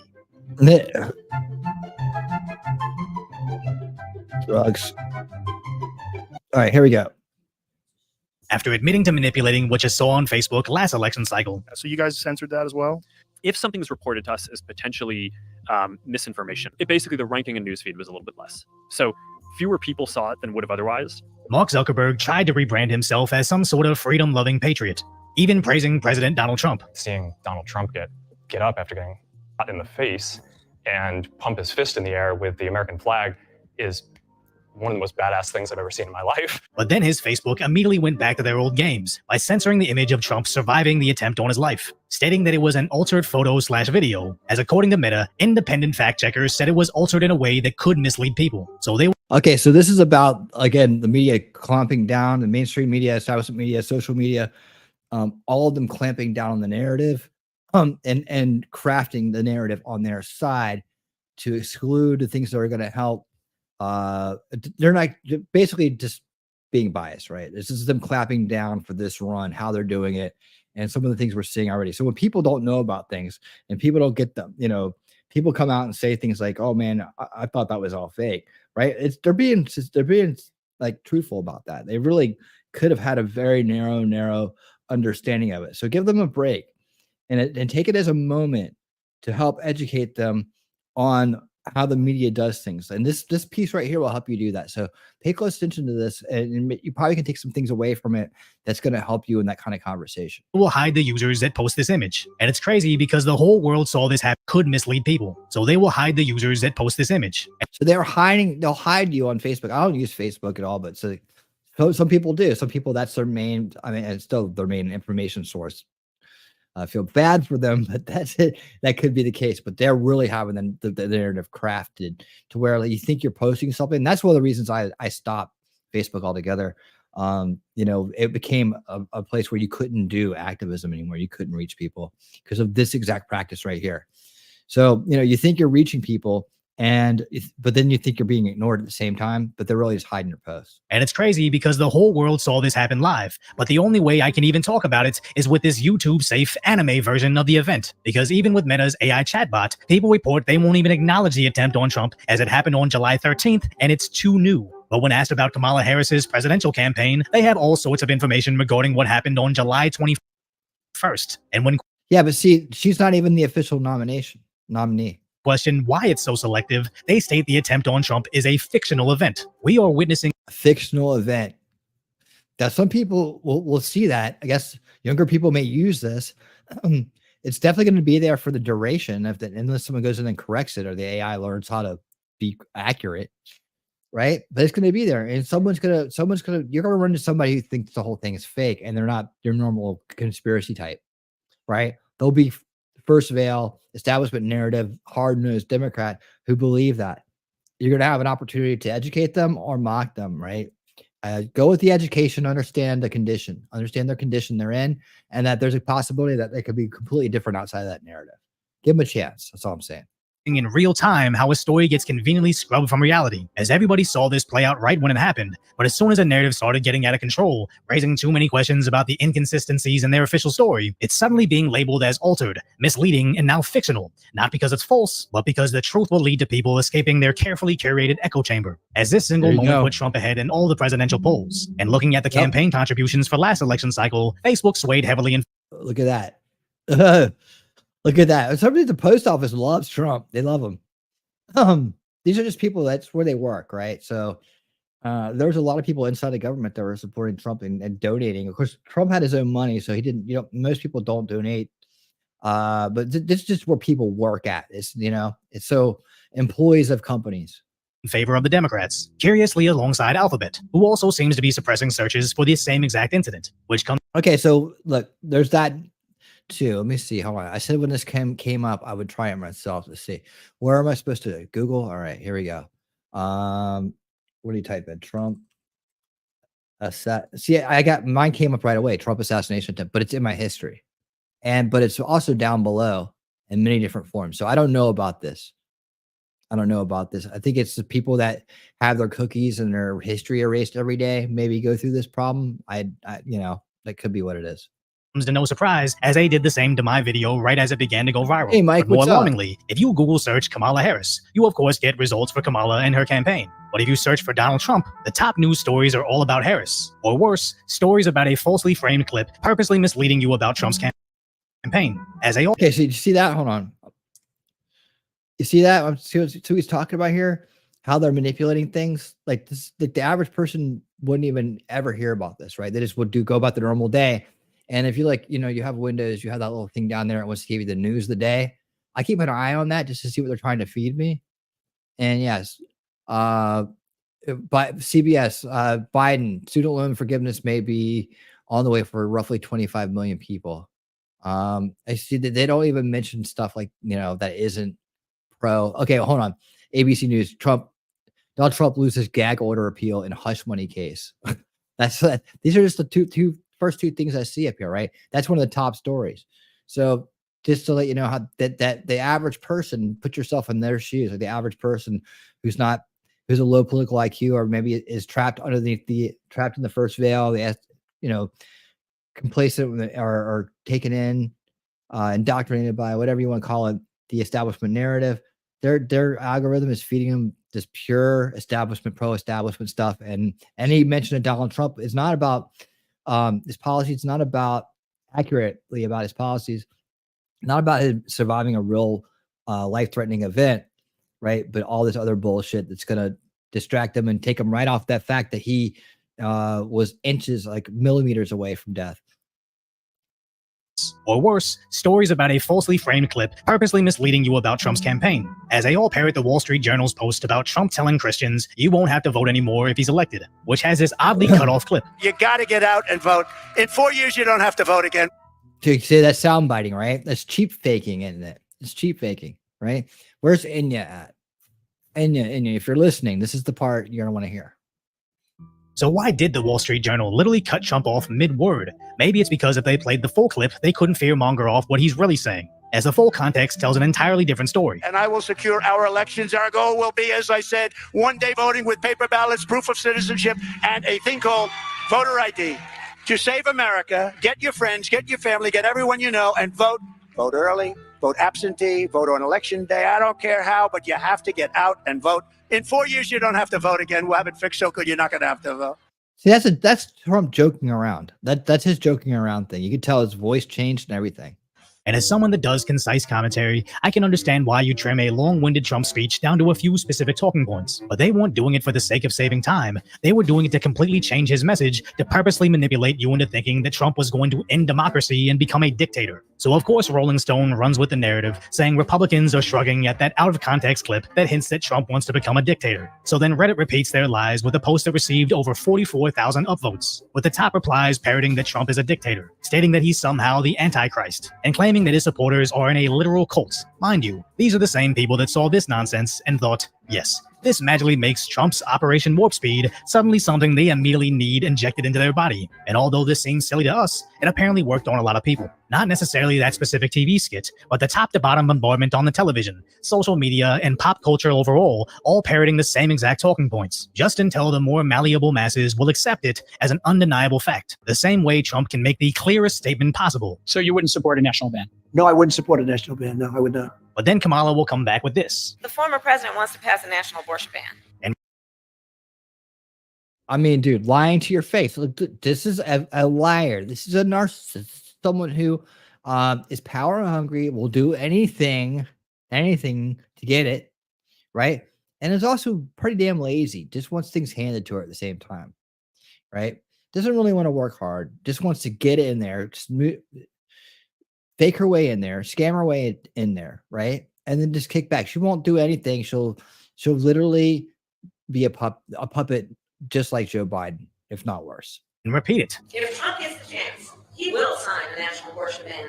Hoping you'll accept her version of the truth. If Donald Trump gets the chance, he will sign a national abortion ban. So when see, look at that. Just over and over and over again. That's like in every one of her speeches, she's gonna say that. Every one of her things, she's gonna say that. Right? Because it's fear inducing, right? It's a way to trigger their side and to be, well, you know, at least with her, I know that won't happen. Right? And for some people that are very on the very low end of political IQs and maybe just because they're early into politics or just because they've just never put much effort into it or they've never had that moment of clarity, these hot button issues like this are the reason why they vote. And it's a weird thing, I know, for people like us who look at the big picture, and we're taking all this stuff in, and we're looking at every little nook and cranny. We're really granular, and we take we have integrity in our word and our vote and our consent means something to us. There's a lot of people who don't understand that, right? So everything is. I knew a guy who was all about amnesty for some reason. Freaking idiot when it came to this.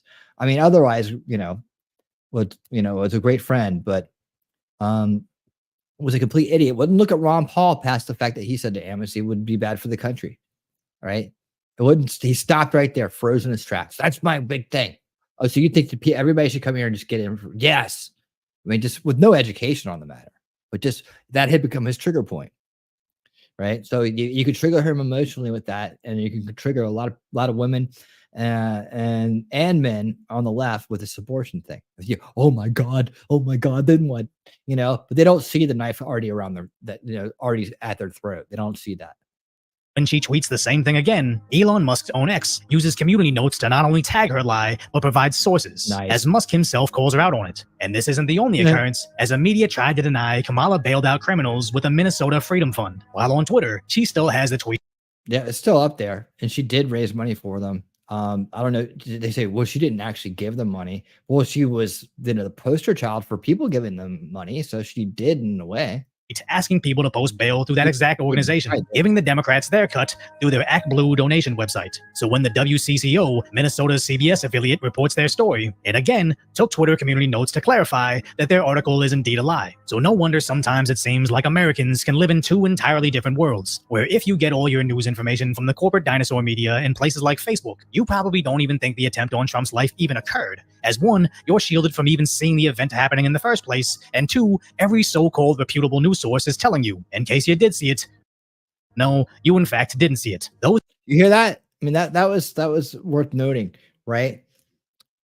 Like they're being blocked from actually seeing it.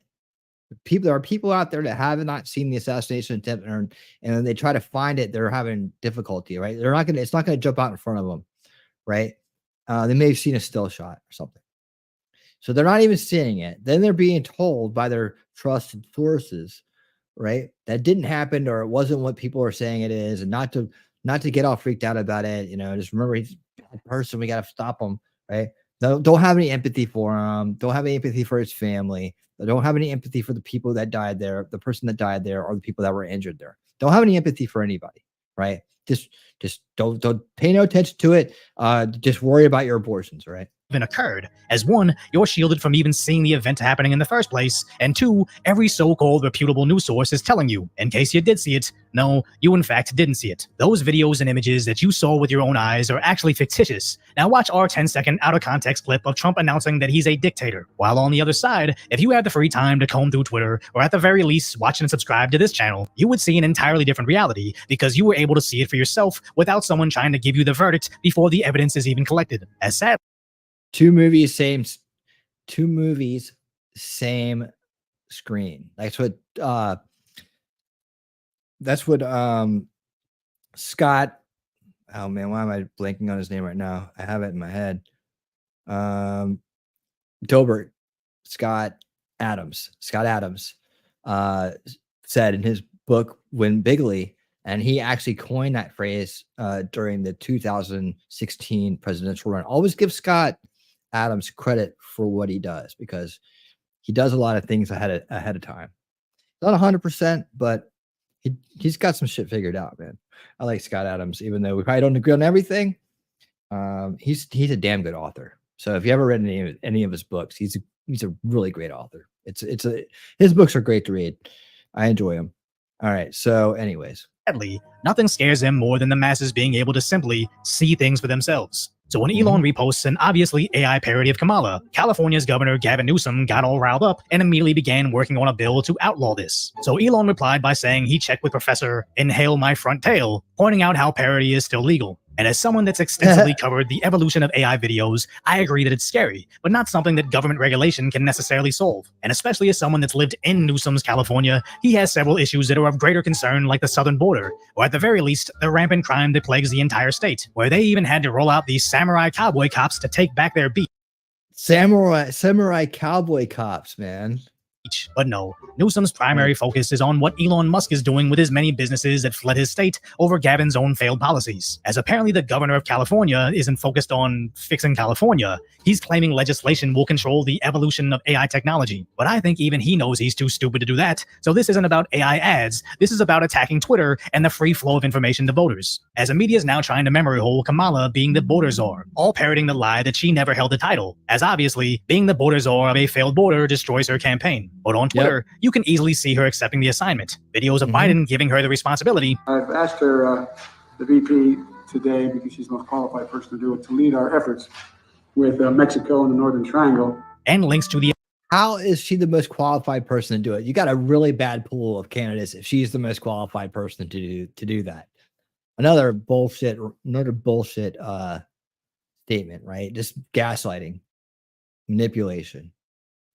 It's like I said, corruption, the corruption in society, the circle of abuse is perpetuated by those who have been taken in by it and become it.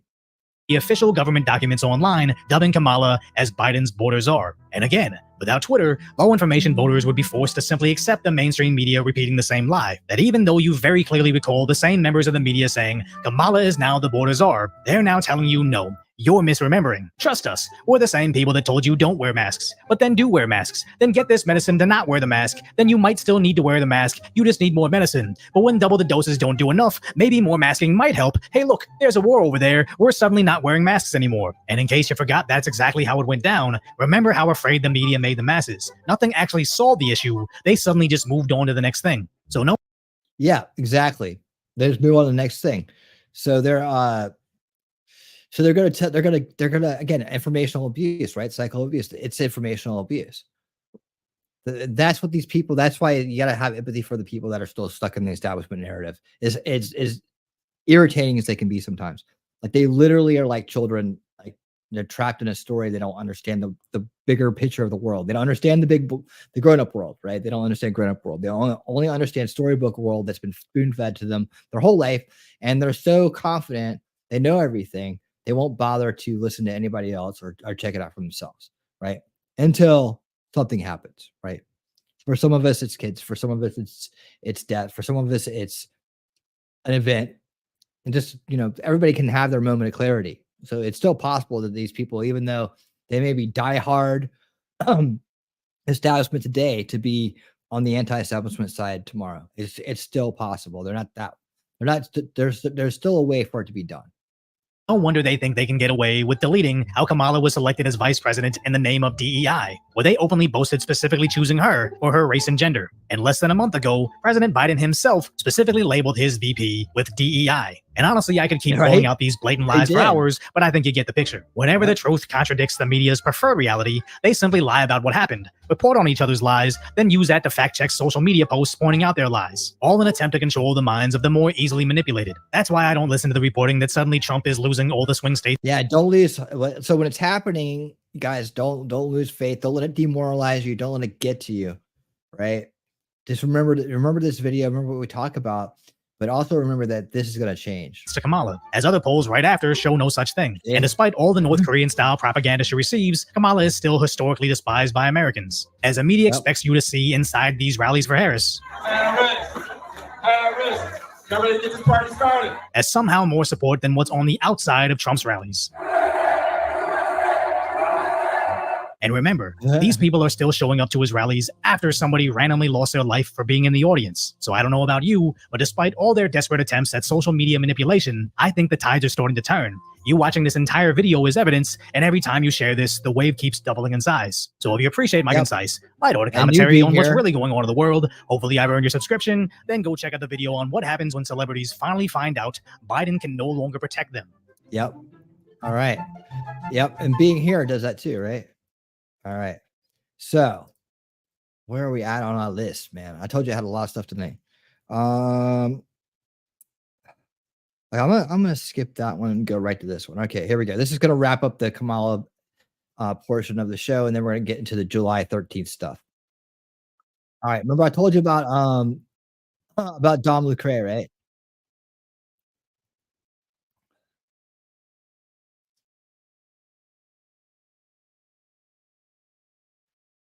Okay.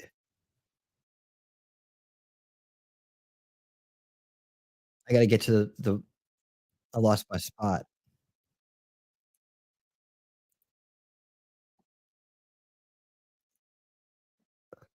Give me 1 second, guys.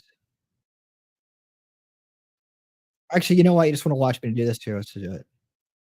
All right, let's just set it up like this. All right. So Dom Lucre, he did a Blacks Against Harris Zoom call. Right? And look at all the people that are on here. Now this is an hour and a half, and let's see. Look at that. They put a wiki thing on his page too. That's weak. Copy. All right. I'm gonna give you guys a copy of this. All right. We put it out there while these people talk. I'm trying to find the ending questions, but I want you to hear what the beyond their actual beyond their actual. All these people don't want Harris. Like if they would have had 30 days in jail, she would keep them in longer. That type of thing. She also has a track record of oppressing Black women, like specifically single moms. I'm a single mom. If I was in California, I would have been at that time. I would have been screwed, like over screwed, because I would have had. There were instances where I've had to work like doubles and stuff like that. And if I were in that situation, what would happen is that if my kid is like late for school, or missing school, I'll say missing school with quotes, because I know with Wisconsin we have weird rules with what missing school means, because it could just be that you're just like late. Anyway, fact of the matter is that if you're okay, I just want to put that in there. What ends up happening? Let me speed this up a little bit. Like if you miss enough time, and I want you to watch the use funding. I mean, just the end of this when they talk. Kamala, I have no intention of. Yeah. I'll keep mine very short because I was talking a lot earlier, but I will not be voting for Kamala. I have no intention of voting for her. I would vote for Joe Biden before I would vote for Kamala, and I would never vote for Joe Biden. I think that Kamala Harris is a very unserious politician. It's well documented. The people who've worked for her have found her incredibly unserious. Well, you know what? The United States of America is a really serious job assignment, and we need a serious person who's going to be able to tackle it every single day and give it their undivided attention. Okay, so she's not going to do it. We've lost into this country. Vote. and she border, and She she said did she was gonna not go keep to it school, come short. into this country. Drive-by. We've had millions, tens of millions of people come into this country, threatening other people. This is not scare tactics. This is reality. You can walk on your street and see that there are people there that don't have homes. So no, sorry that I went too long. No, I will not be voting for her ever. Thank you so much, Malachi.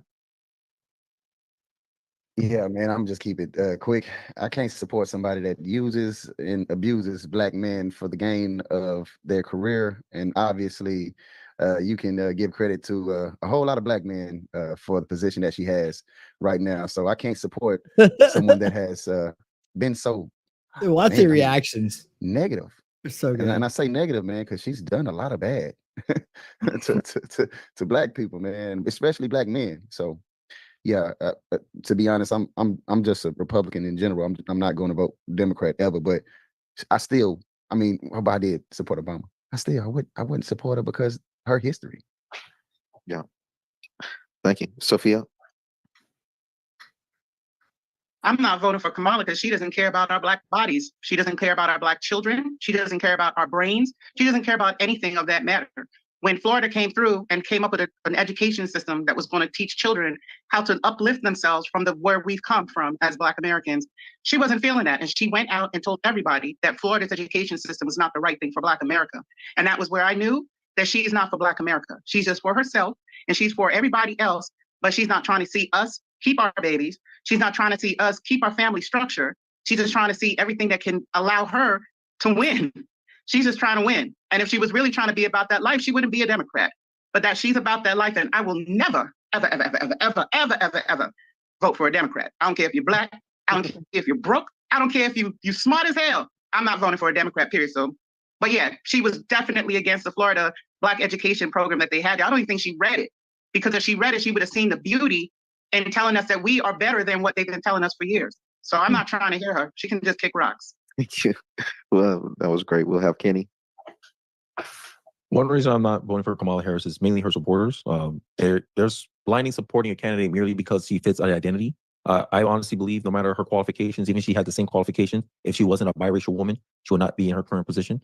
Many of her supporters can't even name me one accomplishment she had as VP, yet they have all this vitriol to shame people, especially Black people, to support her. And mainly, my main reason why I won't support Kamala Harris is her policies. Many of her policies are very liberal, very progressive.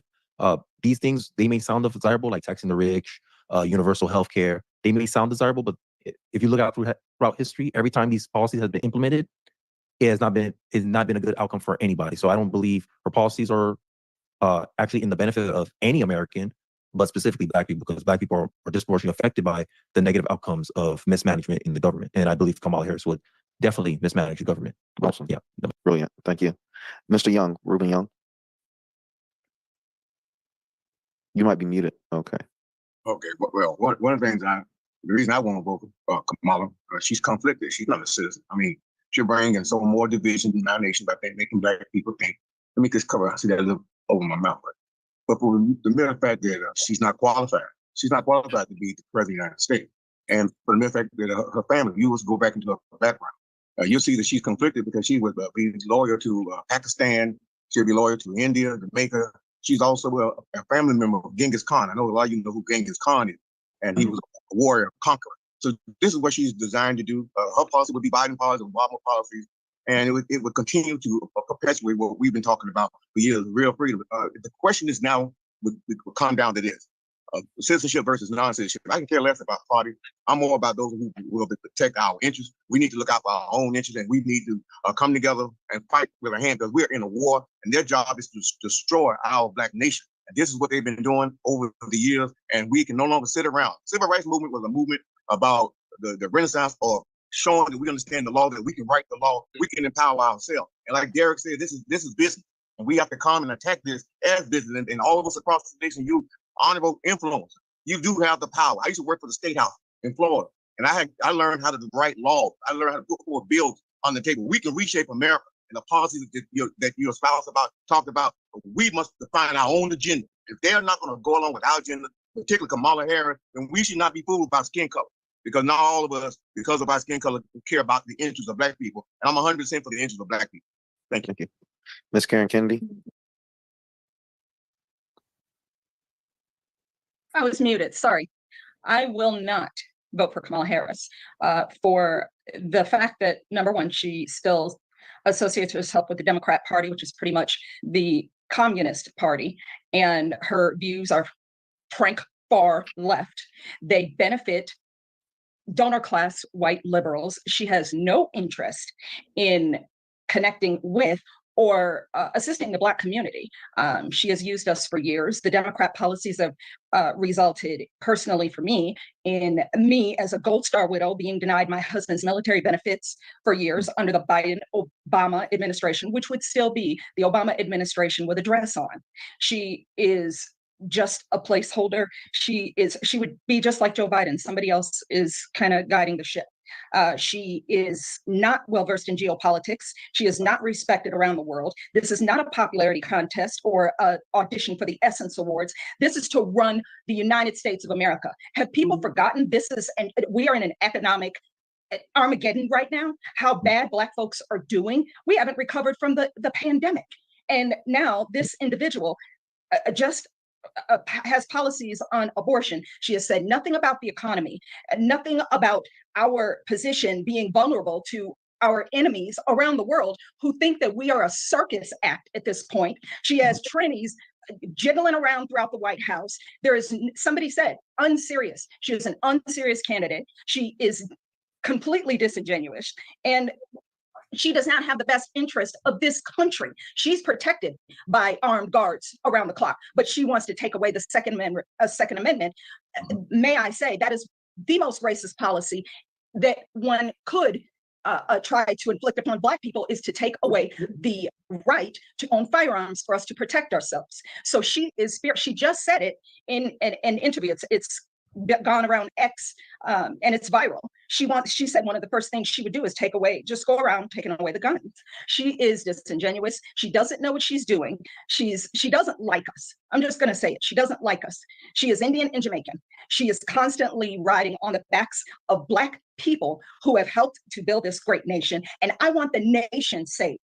I don't care about identity politics. I don't vote race or gender.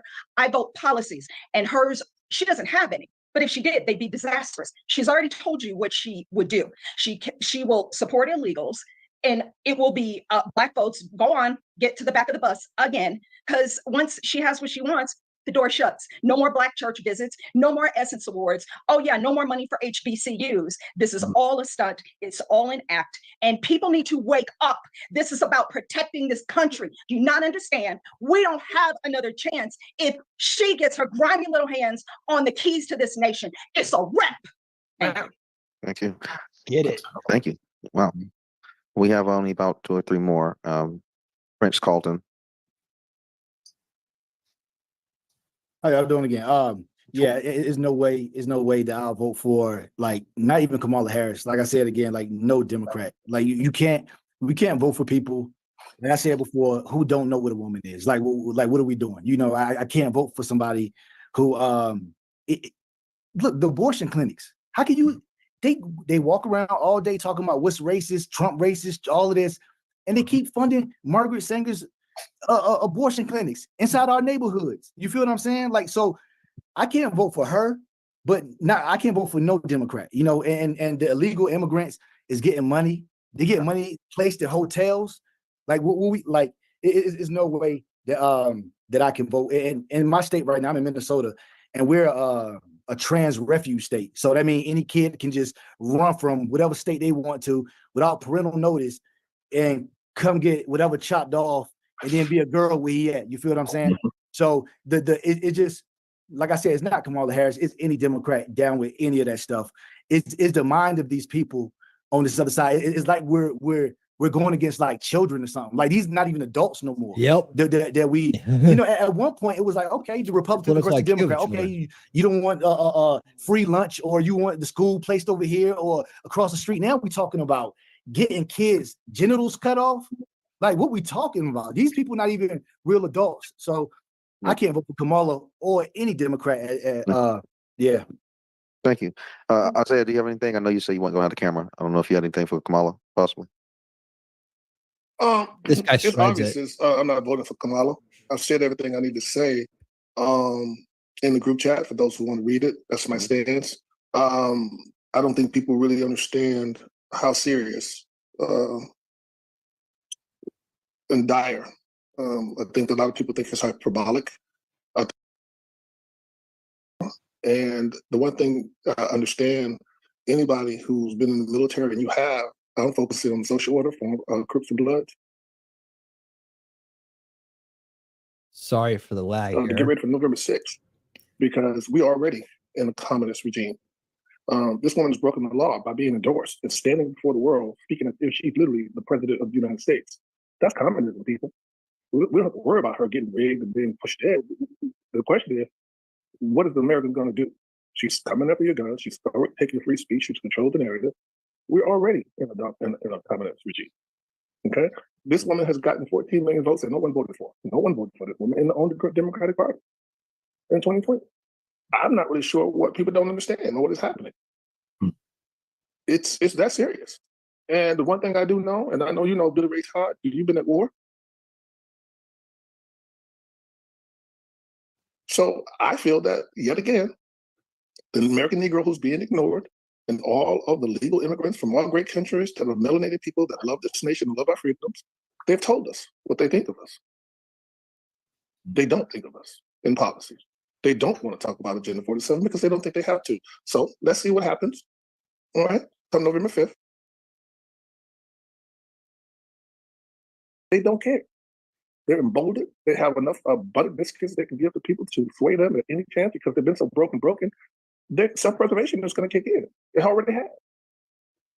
It already has. And it's unfortunate, but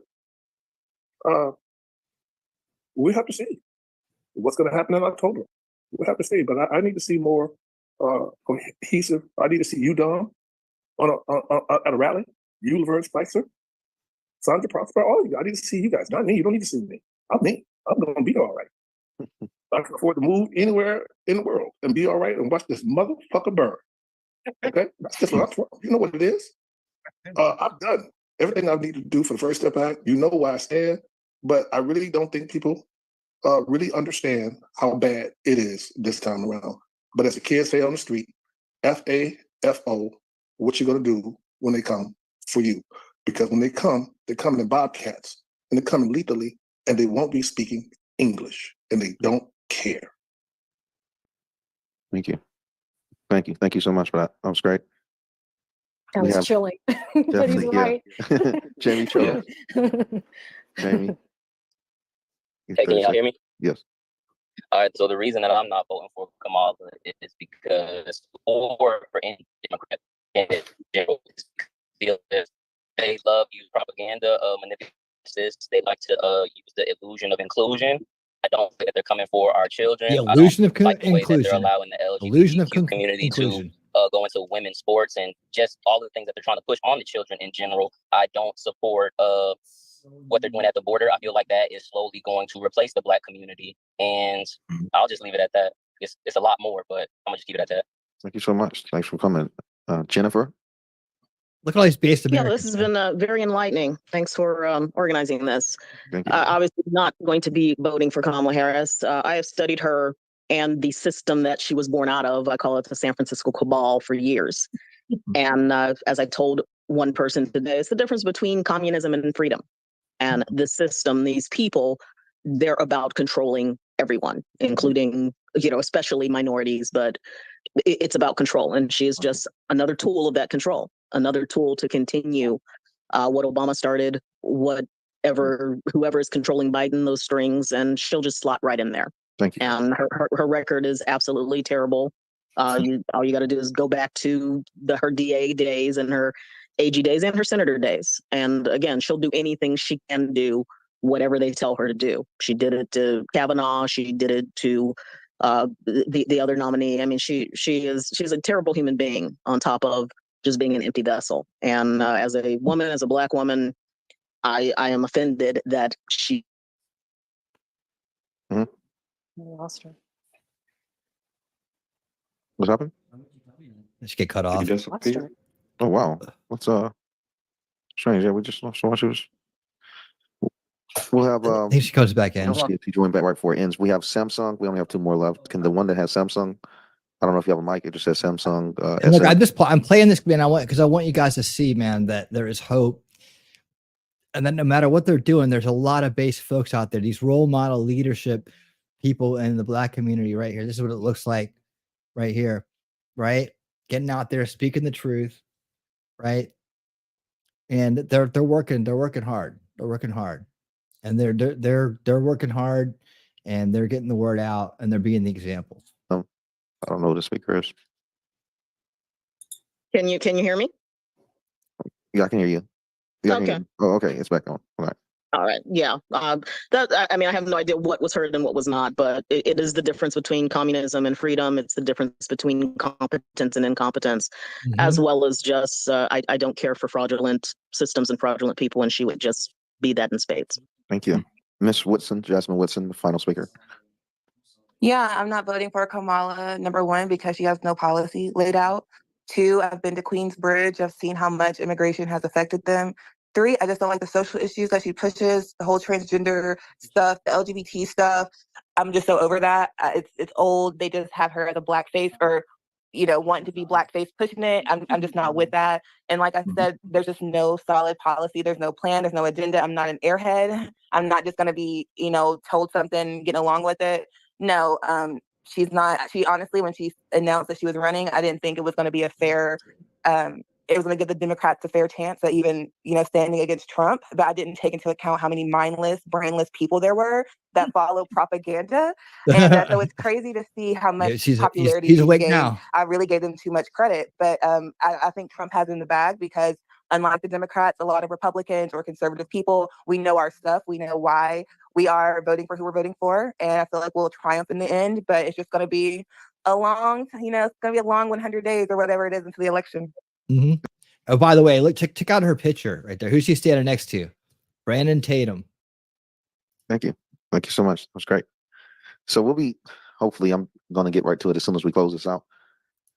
Making sure this gets out All right. everywhere pretty clearly, and also send the links out Just to want to everyone. wrap that part up, and then we're going to get to And thank you July for joining. If we 13th. do another one, I'll make an announcement on X and it'll get down to everyone. It's like one of the first ones he did.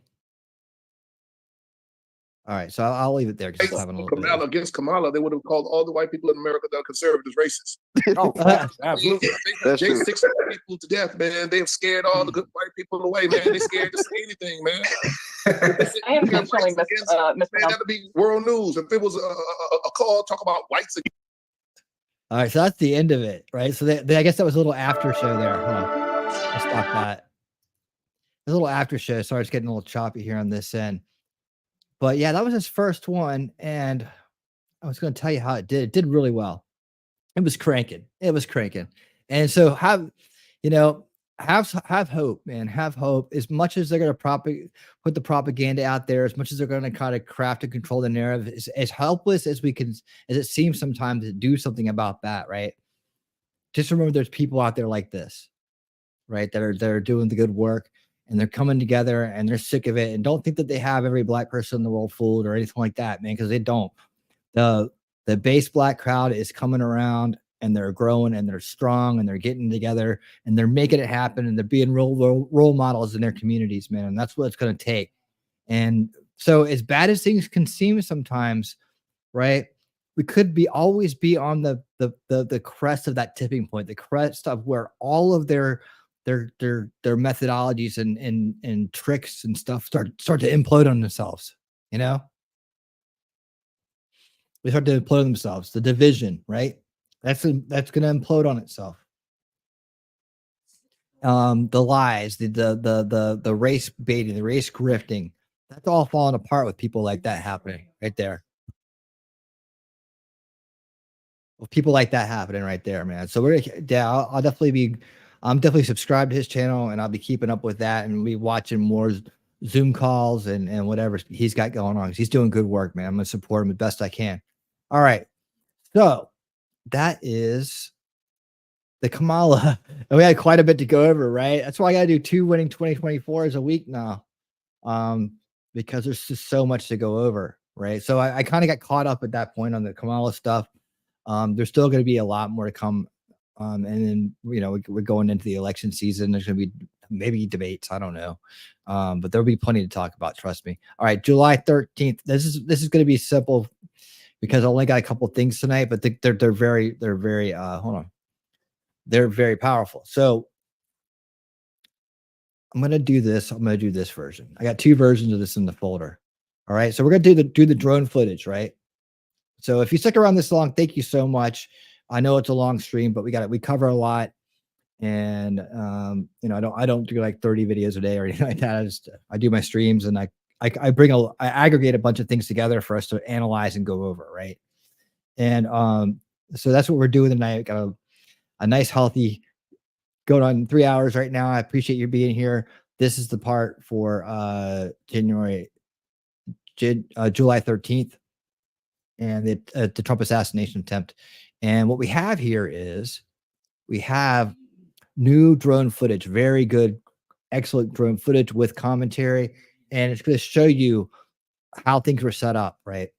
And then it's important to know stuff like this and look for stuff like this because of what I'm going to do after this, which is a couple of quick Grift debunks and just showing you what it looks like because you've done the work with me and we've been careful and we've gone over all the details and looked for many different sources outside opinions, but actually looked for facts and waited on facts to make decisions or to think that before we accept things, at least, right? Before we just buy into something that we want, that confirms a bias, maybe, right? You're going to see how that applies when I show you the grifts that I'm going to debunk there here at the end, right? So because had they looked at some of this footage, had they looked at the other footage we looked at on Tuesday, right? I don't think either one of the videos we're going to look at after this would have been made, but we'll just go ahead and do this from now. Let's go. This is the guy, I guess, who went out there and did it himself. My God. All right. Funky. So this guy went friends, this is the shooter's bicycle, or at least they say so. And I'm going to show you where that bicycle was parked at the glass company as opposed to the area that I feel like. These people are like, whoa, what language is that? Down there, but we don't need that. All right. So there's some kind of foreign language there. Look like Czechoslovakian or something. Anyways, I would imagine they've had a lot of people come out here to this site all of a sudden, man. Like every day, oh, someone's out there again. Crooks got on top of the building. Here and we I'm go. saying shooter or alleged shooter Crooks. Here's the driveway coming in. You don't know what kind of shenanigans went on, so we feel like it was Thomas Crooks, but you never know. The bicycle was parked right there under that tree.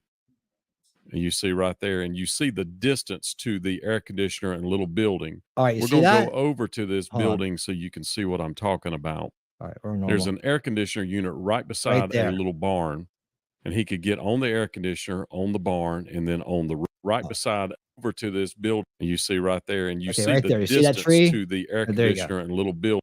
Air conditioner unit right beside a little barn. And he could get on the air conditioner, on the barn, and then on the roof. Over there. And that's why I believe he parked the bicycle right there. And the reason he didn't bring the bicycle over closer is he didn't want people to know he was on the roof. Right.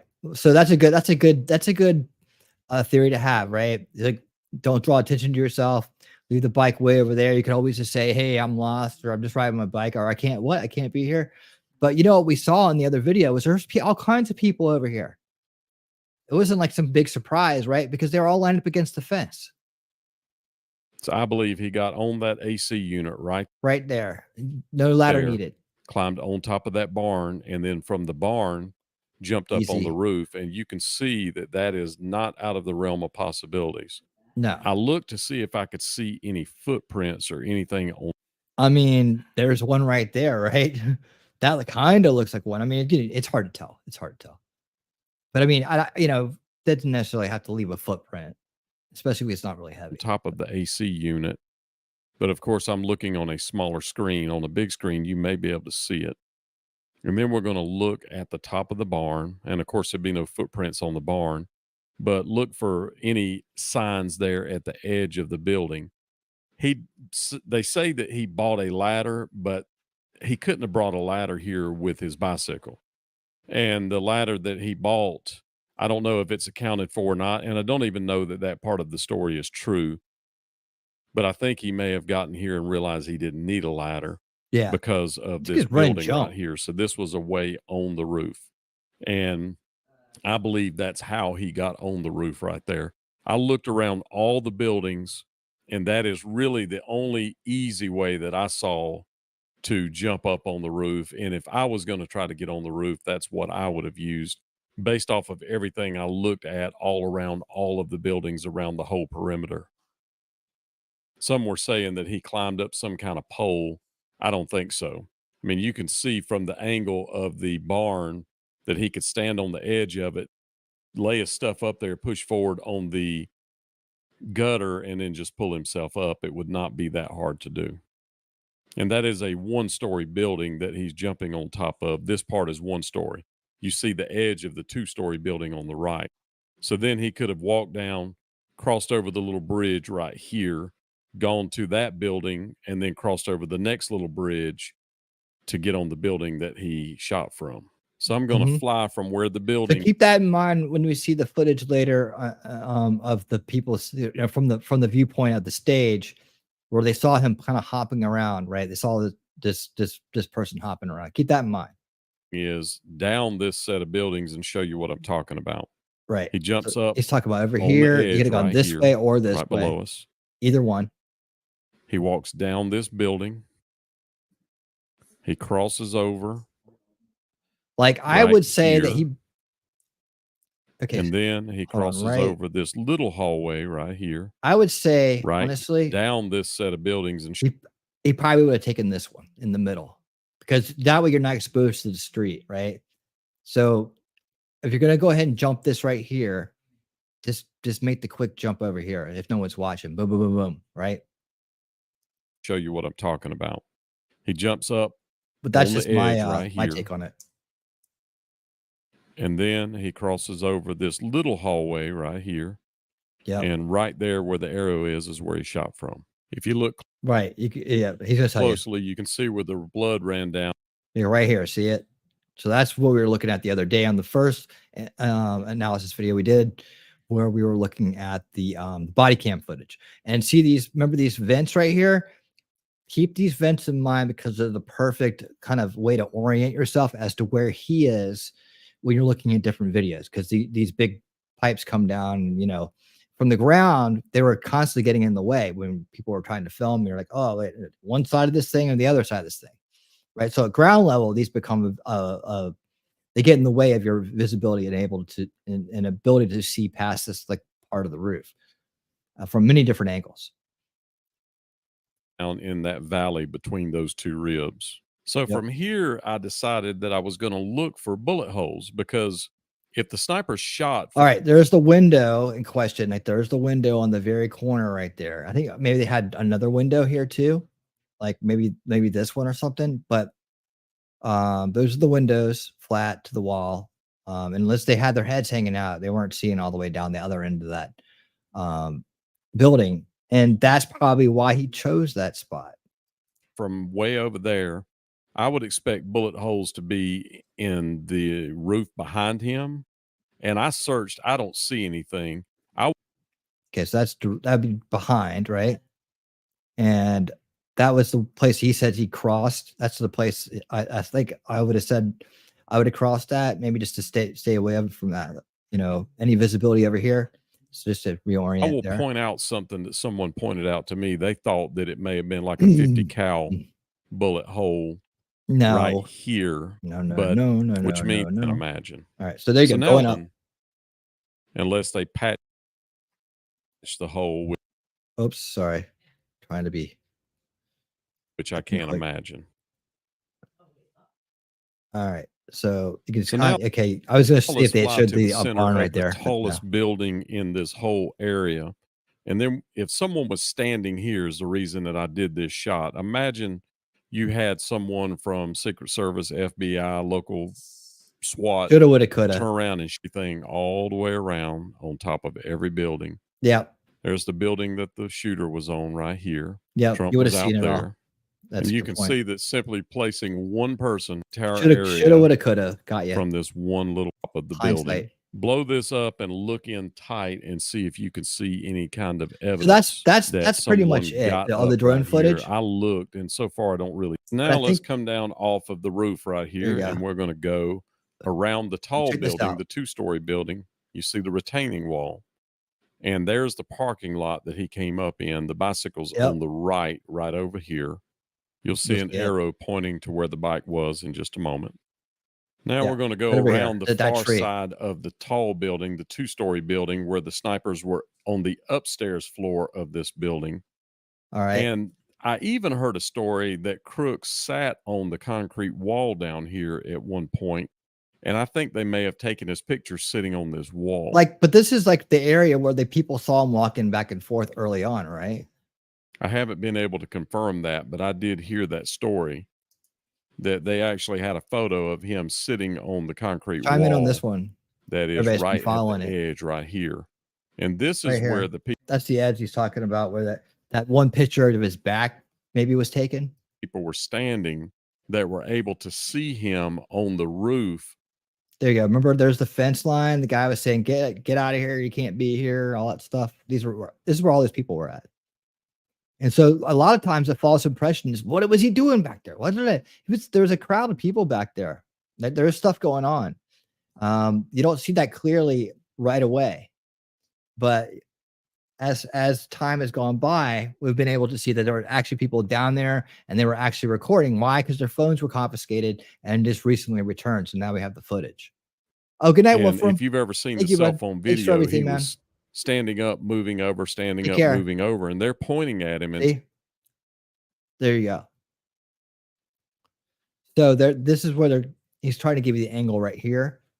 It's a little past the point, I think, because this is zoomed in too. Maybe that's what it is.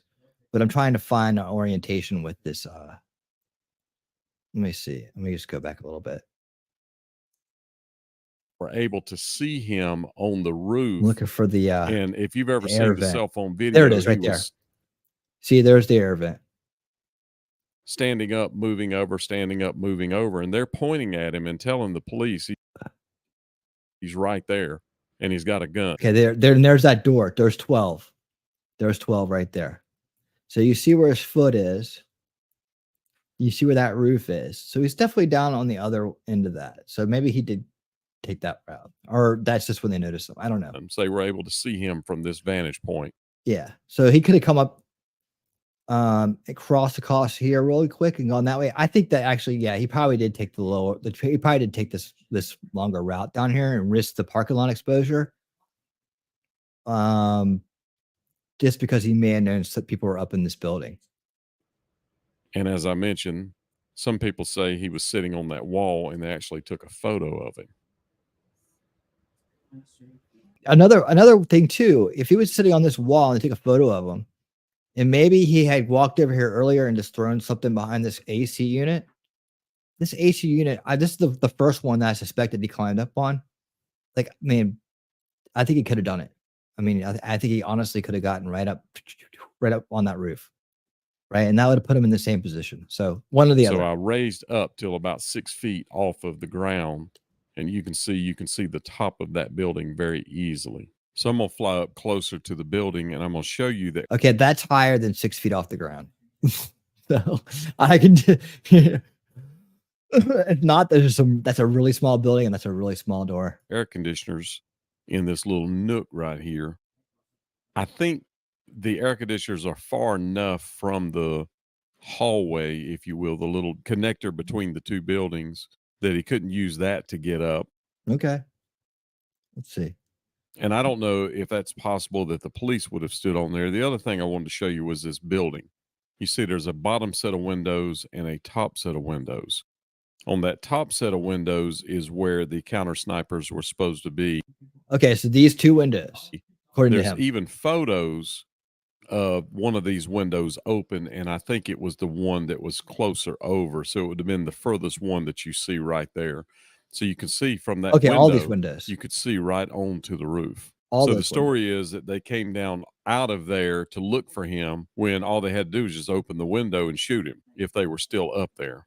So in my first video from here, I actually Right. got And it's people were like, okay, they went down there to look for him because they got a report of him. They didn't know that he'd made it to the roof yet. Nobody had any idea at that point. So there's a lot of people out there like, oh, I can't believe it. They abandoned their post. They abandoned their post. No, they followed orders and went to go look for a suspect like we all wanted them to do. So bad timing. Maybe they should have left somebody there. You know, maybe they should have been like, okay, look, we're going to go down, keep an eye on the roof in case he decides to climb up. And that's someone thinking right there. So obviously that was missing. at the spot. It doesn't mean they abandoned their post and nobody knows why and nothing makes sense. You know, the sniper from this building off by about 3 ribs.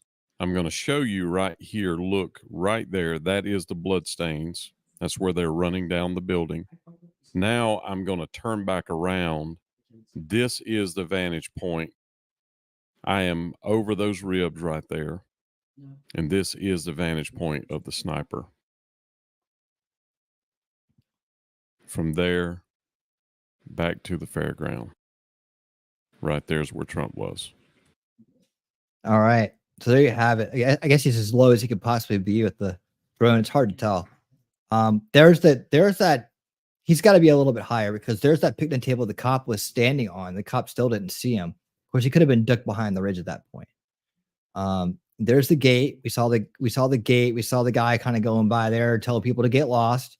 We saw the sheriff pull up. That's when they started looking for the guy. There's suspects around here. More and more cops show up. They start looking for him. They can't find him. It goes off. Sniper gets the shot off. That's the end of it. Now they're just securing the area. And I just could not see the blood stains on my regular screen until I got it on a big screen and was able to blow it up. And of course, people actually helped me out with it. They pointed it out. A friend of mine that was there flying his drone, he actually had some There's somebody else flying a video of drone it. too. Here's a little bit of it. Too. So from this little hallway crossover, it is the 3rd set of ribs. Right there is a little blood trail right All there. right. Well, And that's- I'm going to turn and you see the blood trail now running down right Yes, there. yes, we get it. And then up here is where the head of the shooter would have been laying right there. Yep. Okay. So he would have shot from that vantage point.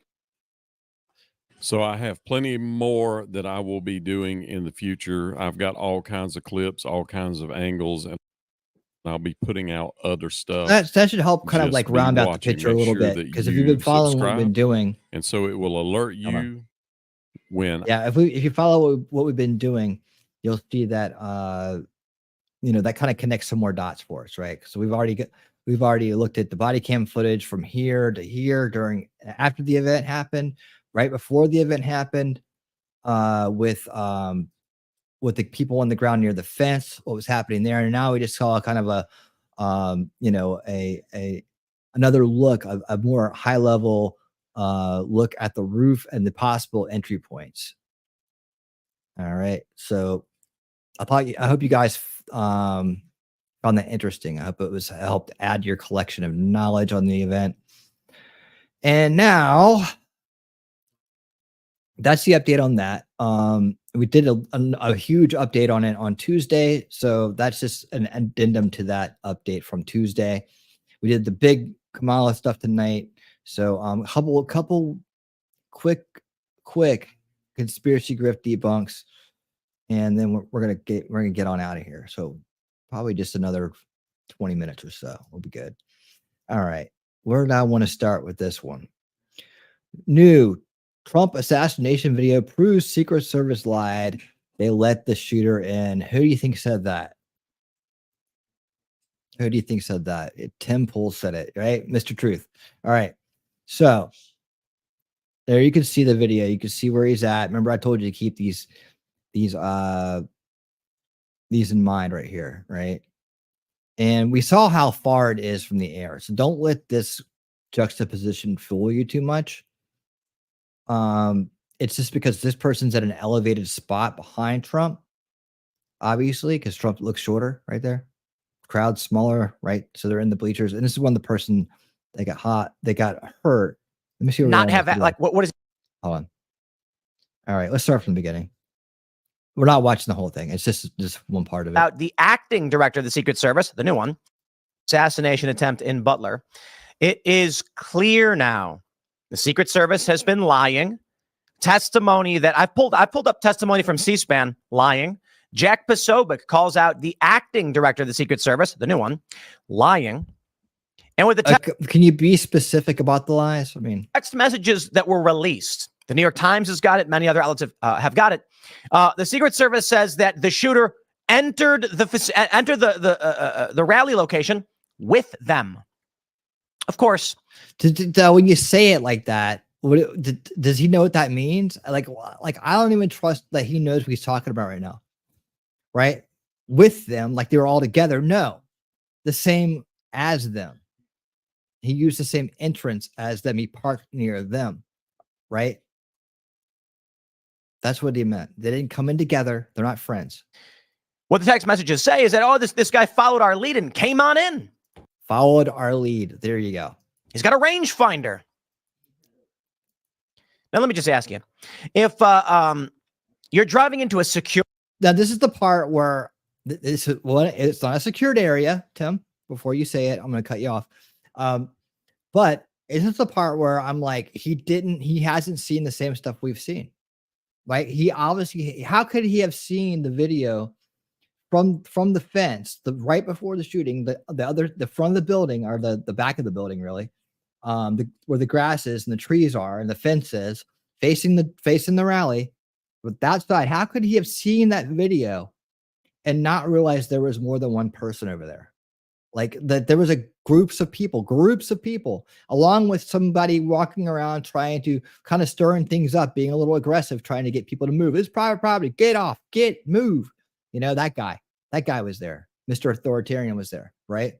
So this is what gets him. It's going to be embarrassing now because he's going to go off, and had he just watched the video and just waited before he opened his mouth, right, that he probably wouldn't have said most of this. Your area, Secret Service, right? Like highest Secret Service was at the stage around the president and sniper locations around the president, right? Everything else was local law enforcement and others. So there, the Secret Service isn't in the back part, as far away from the president as they can be. There's a group effort happening here. So you got to get that right. This level of security we're supposed to have, right? It should have been better. And a strange man drives in with you. Doesn't drive in with you. He just created another fallacy. This is not true. This is not what happened. They said he followed our lead and parked. Somebody followed our lead and parked back here. It could have been anybody. It could have been any of the people next to the fence, right? That were there just to kind of not go in the event, but see the event. Do you just go, well, that's odd, off to work? Because he probably wasn't the only one. I mean, I don't know. But they could have checked the car out. They could have had the car towed. I don't know. Maybe there's a break-in process there. But it doesn't mean that people intentionally are like, oh, well, there's a communication breakdown that's been established. There was missed meetings, been established. Incompetency has been established. So will he make the argument here for incompetency or conspiracy? Oh, shoot. Let's do. Or do you do your job and say, excuse me, sir, you can't come in here? Nobody stopped him because there wasn't anybody checking. Nobody saw him bring the car in and stop. So why are you using this false analogy to make a point? Why are you following us in and parking your car by us and sitting 50 feet from us? None of it makes. No, because that wasn't the case. You've created a false story. And I don't know if you're doing it for clicks and views or if you actually believe that bullshit you just said. Sense. Why wasn't somebody on that roof guarding it? Why? That could have been done better. It's that you're making an argument for incompetence and procedure, policy and procedure there. Who was the shooter? Allowed to fly a drone 3 hours in advance. Okay. We don't know much about that right now, right? We don't know what the place looked like 3 hours in advance. We don't know if they set up the night before and showed up an hour before. We don't have information. So the drone question, I don't think it's a very strong point, but because evidently people fly drones here all the time. But we'll put that in the bucket that needs more information, right? Needs more information bucket. Where did he get his gun from? His father carry it around with him?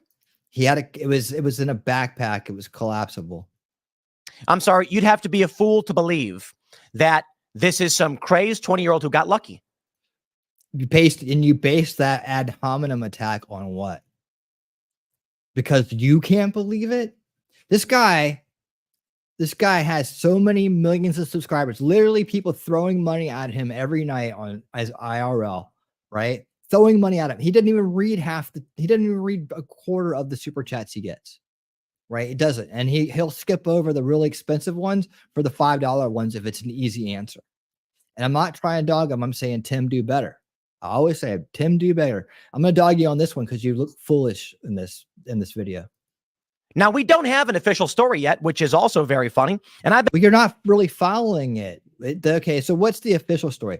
Is the official story the final story, the final thing, or is it a work in progress? Right? This story is a work in progress, and what we've been getting is more and more of the story every day. So you have to follow it and stay on top of it, and you can't just look to Fox News, Tim. Right? You can't just look to Fox News to be your source, and then you check out and skateboard and play guitar and run your business and make your coffee and make your t-shirts and do all the other shit that you do every day and do all the other topics that you cover. Right? You can't just check out on this case if you're really going to follow it and you're really going to be like, you want to be a thought leader in it. You want to be the place people come to get the information about the story or whatever. Right? Or you're just doing it for clicks and views. I don't know what your problem is here, man, but it's sloppy fucking work. And you know it is. I mean, somewhere in your gut, you know that you're dialing this in. I've been begging for one for some time. What's the official narrative? The official narrative is Thomas Crooks, the guy on the roof right there, the red circle, right?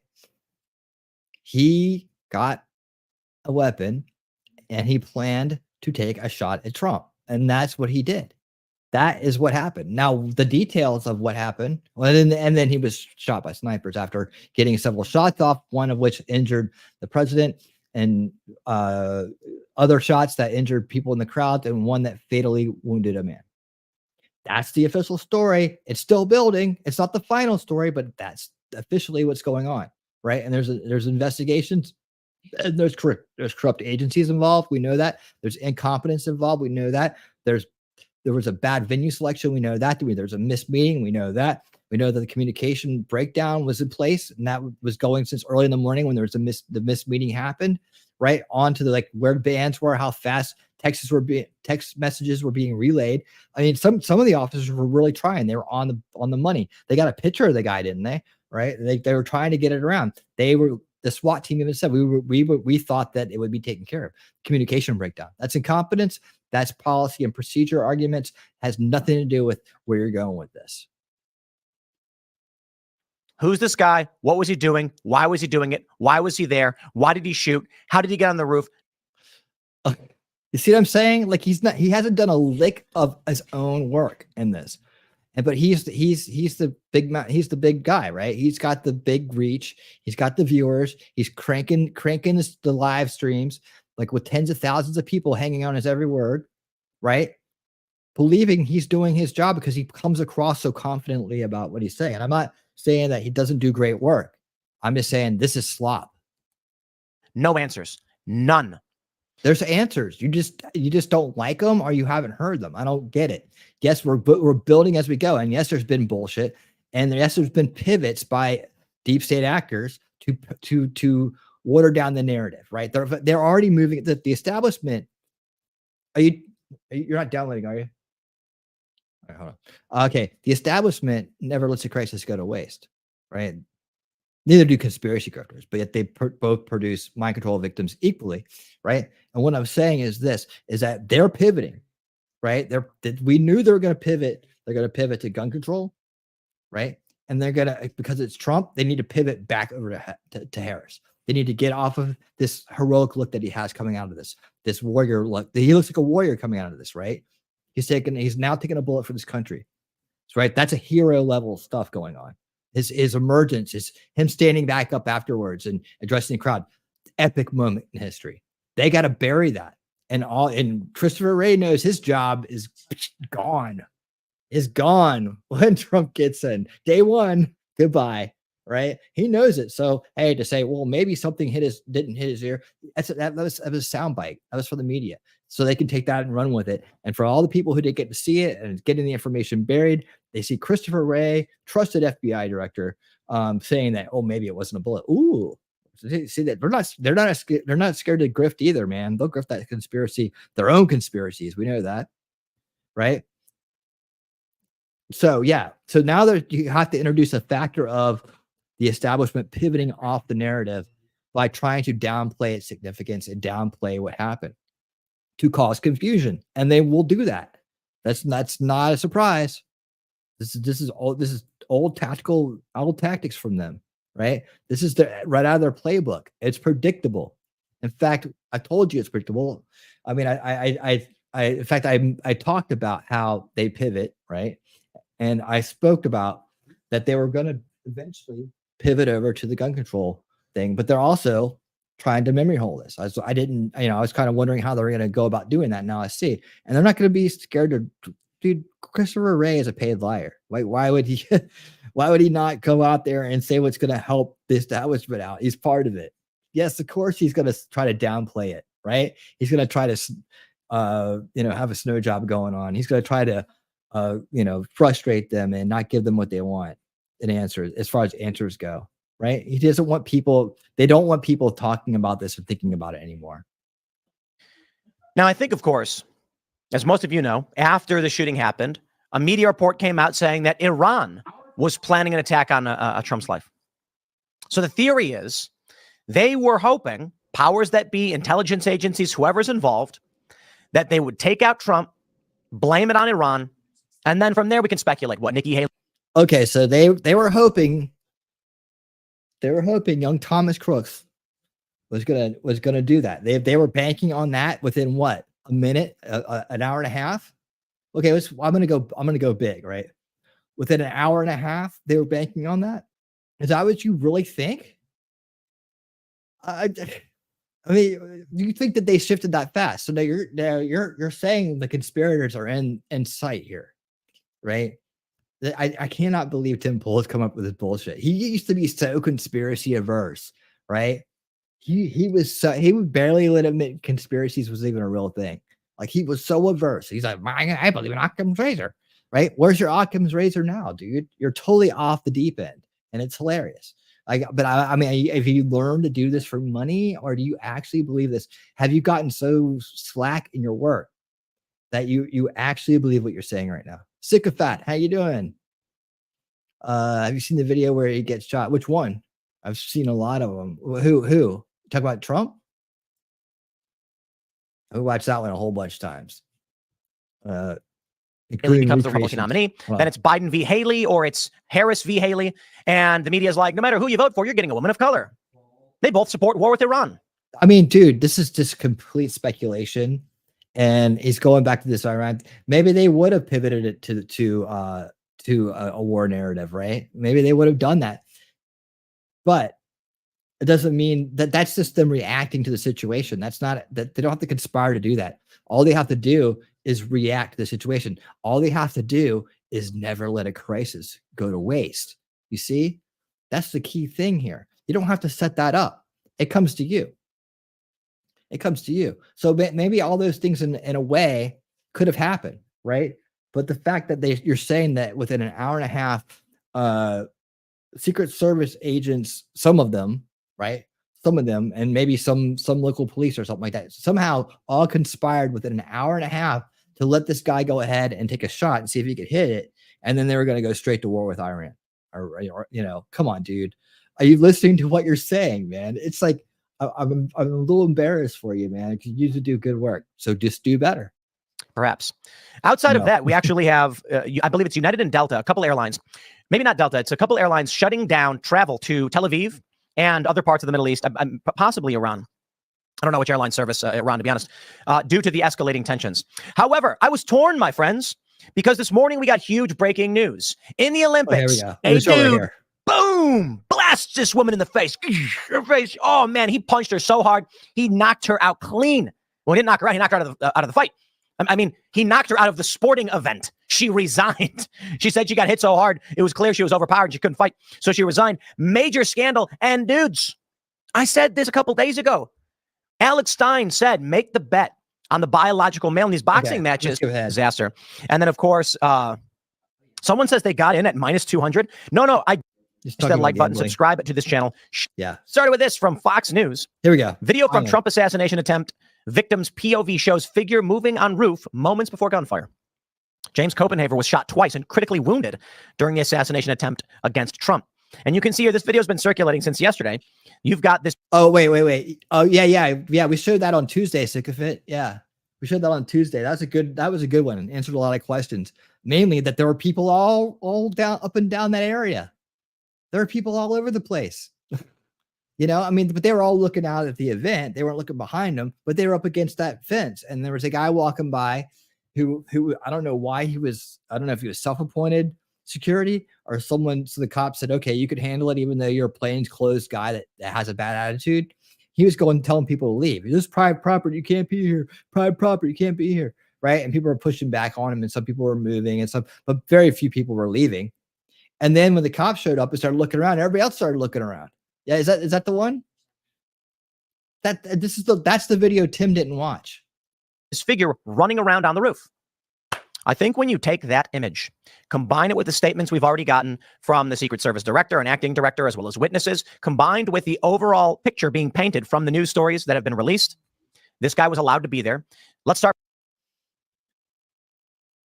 He's really doing bad. From the beginning, he was let in by the Secret Service. They knew who he was. They did not let him in. They did not know who he was. They knew of a person of suspicion. They had 3 or 4 that day.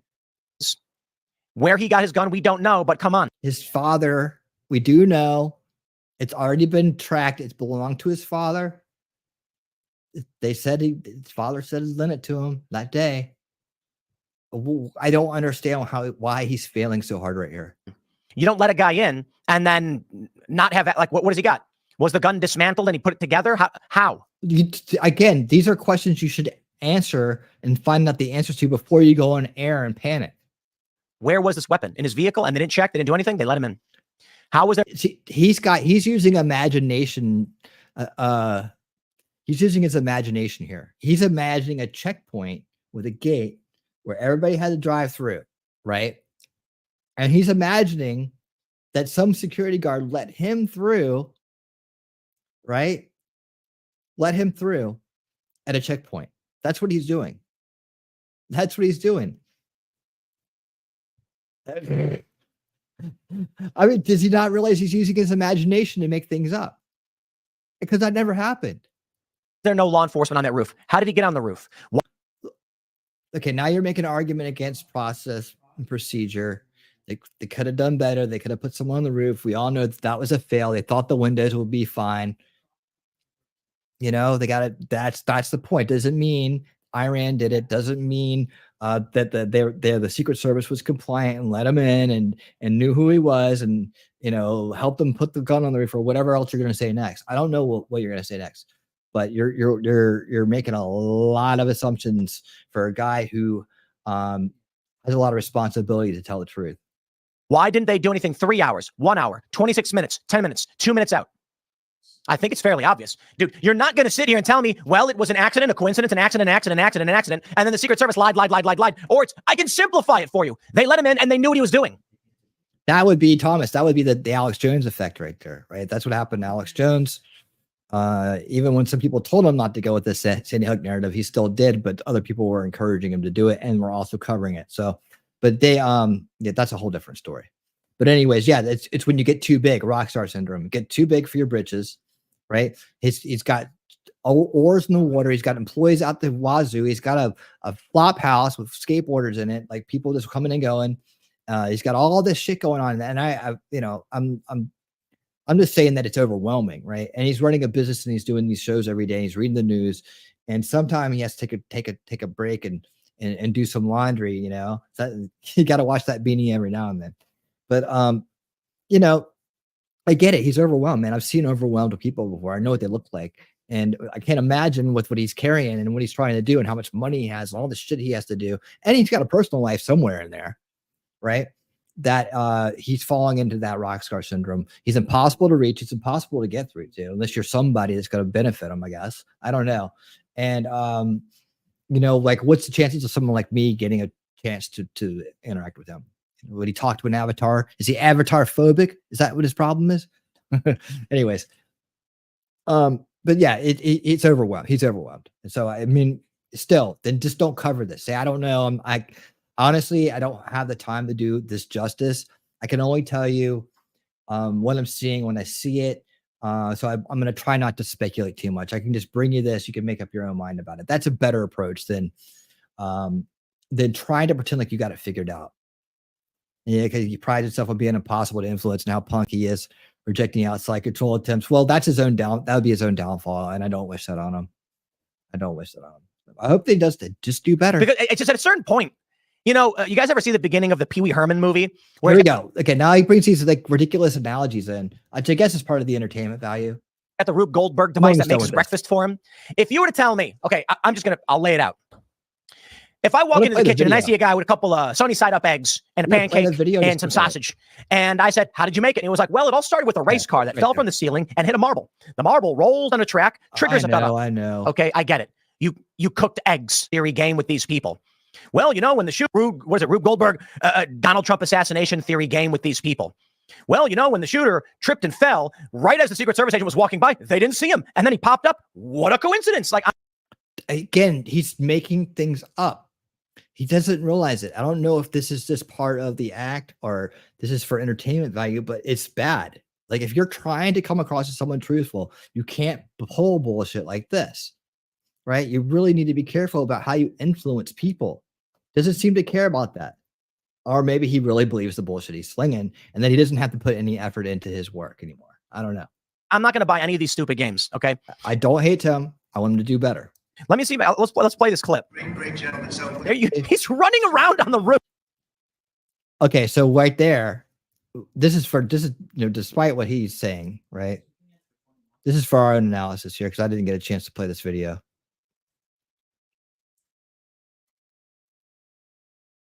The shooter tripped and fell. Coincidence. Like, I'm not going to buy any stupid games. Okay. Let me see. Let's play this clip. He thinks it's a stupid game to point out facts. Okay. So there's where it starts right there. So there's the corner of the building. That could have been where he came across that one on the far side. So I think the guy was right. He used the far bridge and he moved quickly. Great gentlemen. Okay. And that's him when we see him humping, kind of hump crawling from the side where people are going, he's going on. He's running around on the roof. But he's not running. He's squatting, or he's what do you call it when they crawl? They do the crawl. He's crawling, right?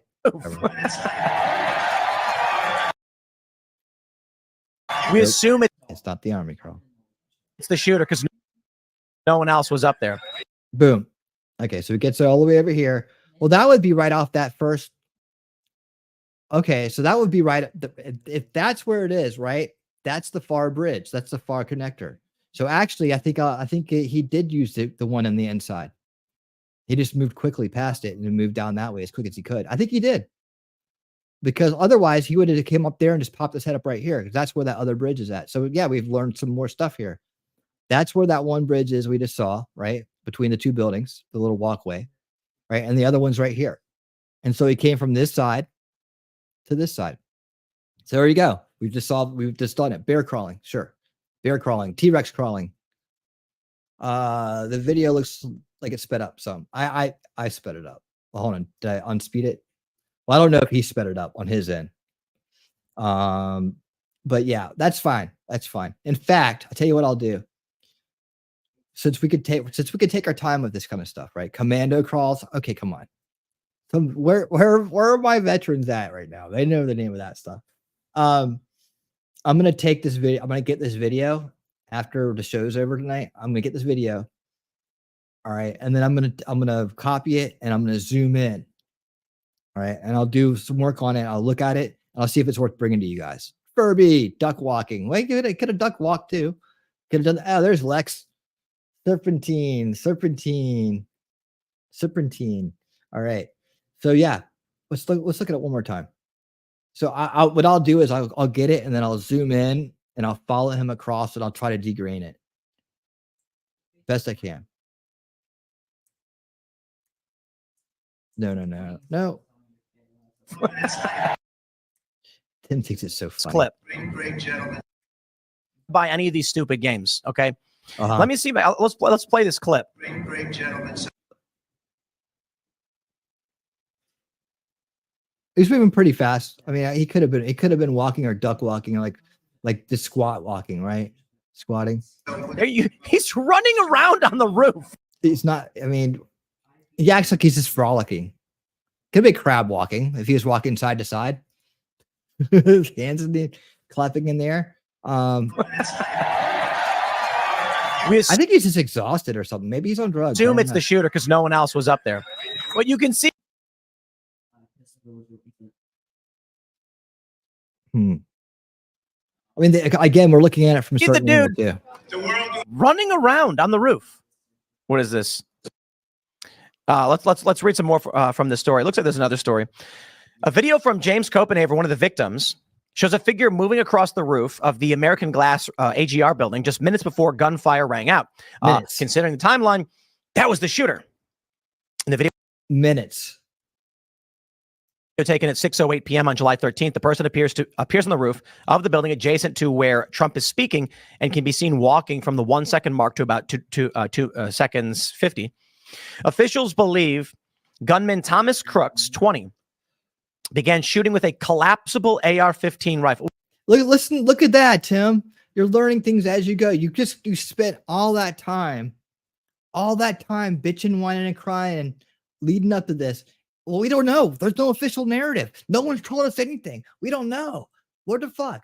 You're literally reading the official narrative as it stands today.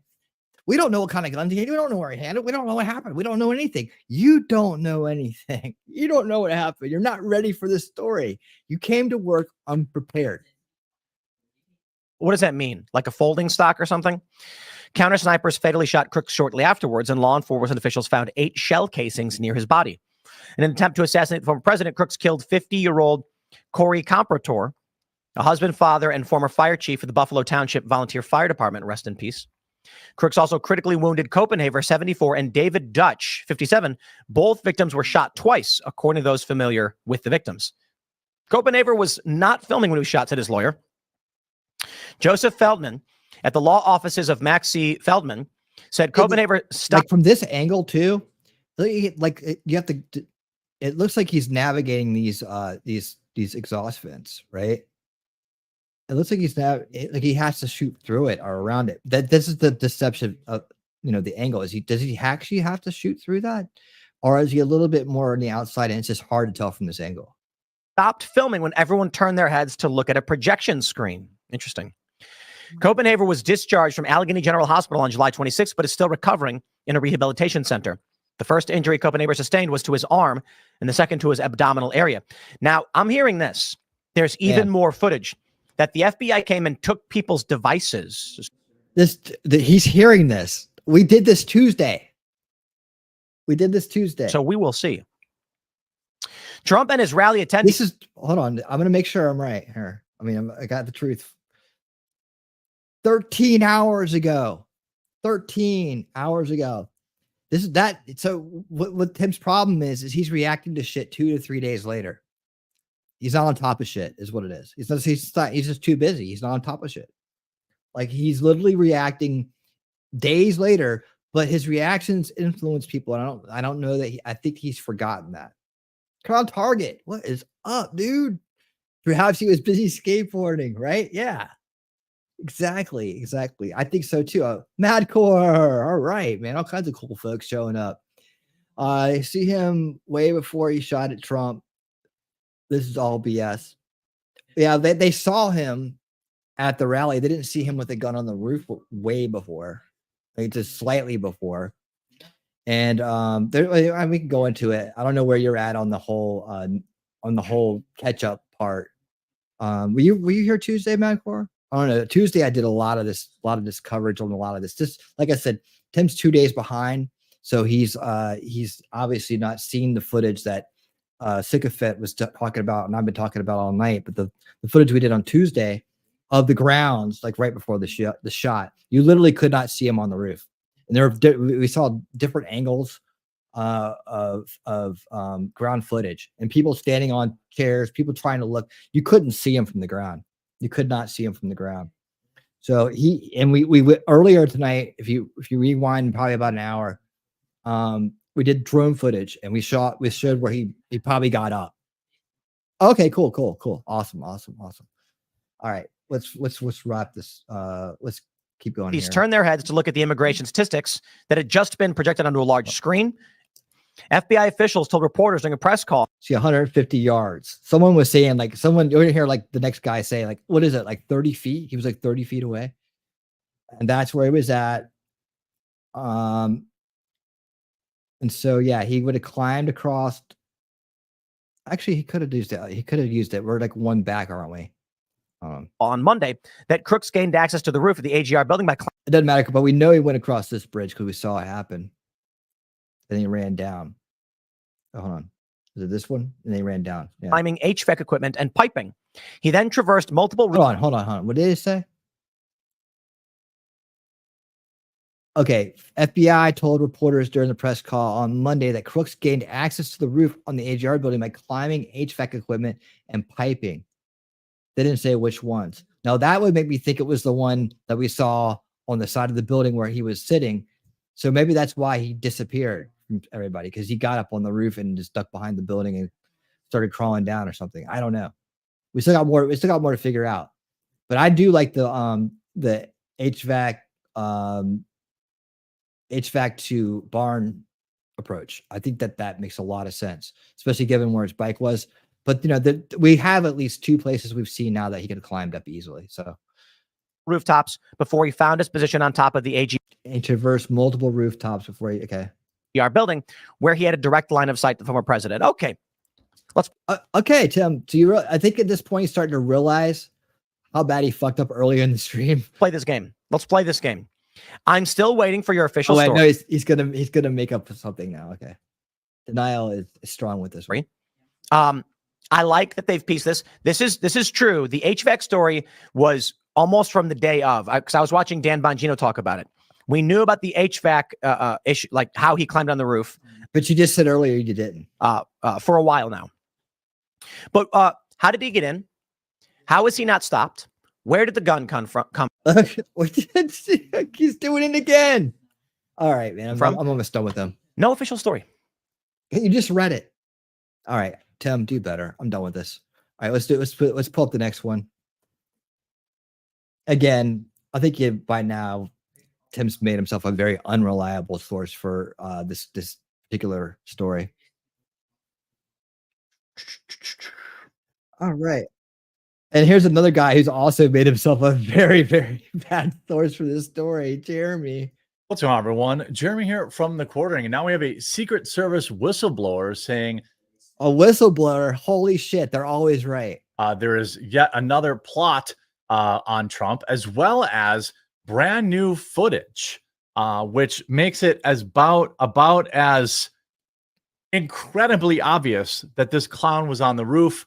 Making sure you leave a like on this video. Yeah, I think we all know he was on the roof. That's where they found his body. Right. This stuff is starting to get memory hold. I know people are still interested in this, and it's wild to me that people still that it's getting pushed down as much as it is. It really? I mean, I guess so, but you don't reach a mainstream audience anyway, so I don't know what you're talking about. It is, but with your help, just leave a like on the video, and if you haven't yet, subscribe or follow. That's what I keep saying. Account, follow, subscribe, share the videos. It really matters. Now, let's start with this. Secret Service whistleblower warns. And whistleblowers can say anything. Who the whistleblower didn't have a name? New plot.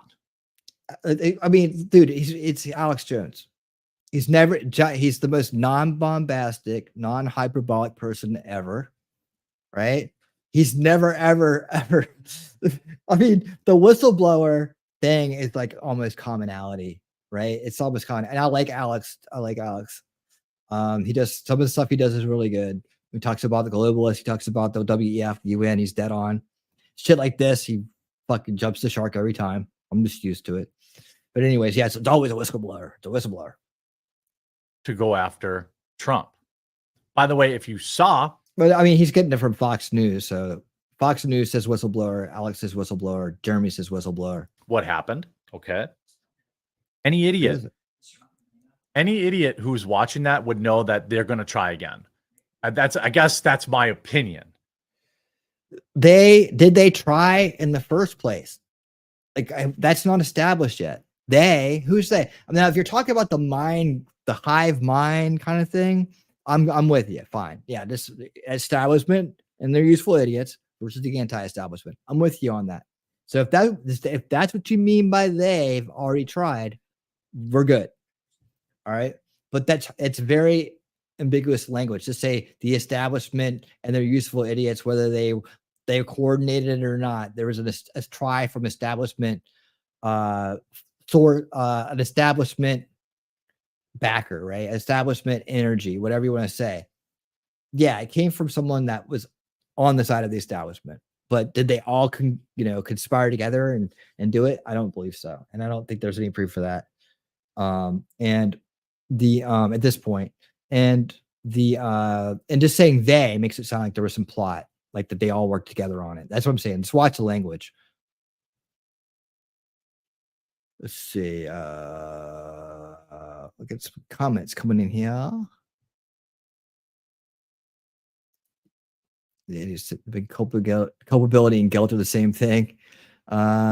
Saying something is being hidden makes it somewhat forbidden, so people will search for it more steadfast. Okay, it's trying to in effect. This coverage Tim is doing is like an episode of another streamer covered Tim several years back about Dems and Republicans. Every 5 minutes on the dot, Tim blamed the situation on the opposite party. Thank you for that, Mimsy. I think he's just broken by covering so many lies by the news. That happens. It does happen. I'm getting overwhelmed too. You got to do your research, and he just didn't. He doesn't. You can tell he's not doing his homework, right? And now sees everything as an intentional lie. And yeah, but that's the I call it abyss poisoning, right? It's like when you stare into the abyss for too long, you start to think everything is fake around you, like everything's being staged and manufactured. And, it gets into a really dark place. Like you can really take your mind there if you try doing it. Try walking around pretending like you believe the earth's flat for a day or a week or something. Like just walk around trying to imagine that everybody's in on something and everything's manufactured and all these people are unaware. Try walking around believing that aliens are amongst us and there's going to be this great event soon where the aliens come down and take people away and a lot of people are going to die and they're going to change the planet to the 4th dimension or 5th dimension or some shit like that. There are people that walk around with that stuff in their head all day long. That's how they see the world. It's an incredible way to see the world. It's highly complex. It's maddening. And just do yourself a little thought experiment and try it out. Madcore, mate, Google has censored all this in Trump election. When you search Donald Trump or President Donald Trump or Donald Trump, it only shows Kamala Harris. Let me see. I did this earlier, actually. I went to this earlier and did this. Yeah, it's okay. Let me just, I never hit enter. Let me see. Timeline was, okay, hold on. We'll do this in real time. All right, so I just did that, right? But I've searched this a bunch. And I think it's like how rich is your algorithm? Let me pull this. Let me pull Jeremy down for a second so we can do this in real time. Share screen. Okay, I typed in Trump assassination attempt. It auto-completed. All right, it did auto-complete. And I'm not doubting that they're changing things because the first half of the show we were talking about how they're co-opting the narrative and they're changing things into Kamala and all that stuff. So we definitely covered that and why they're doing it. But look,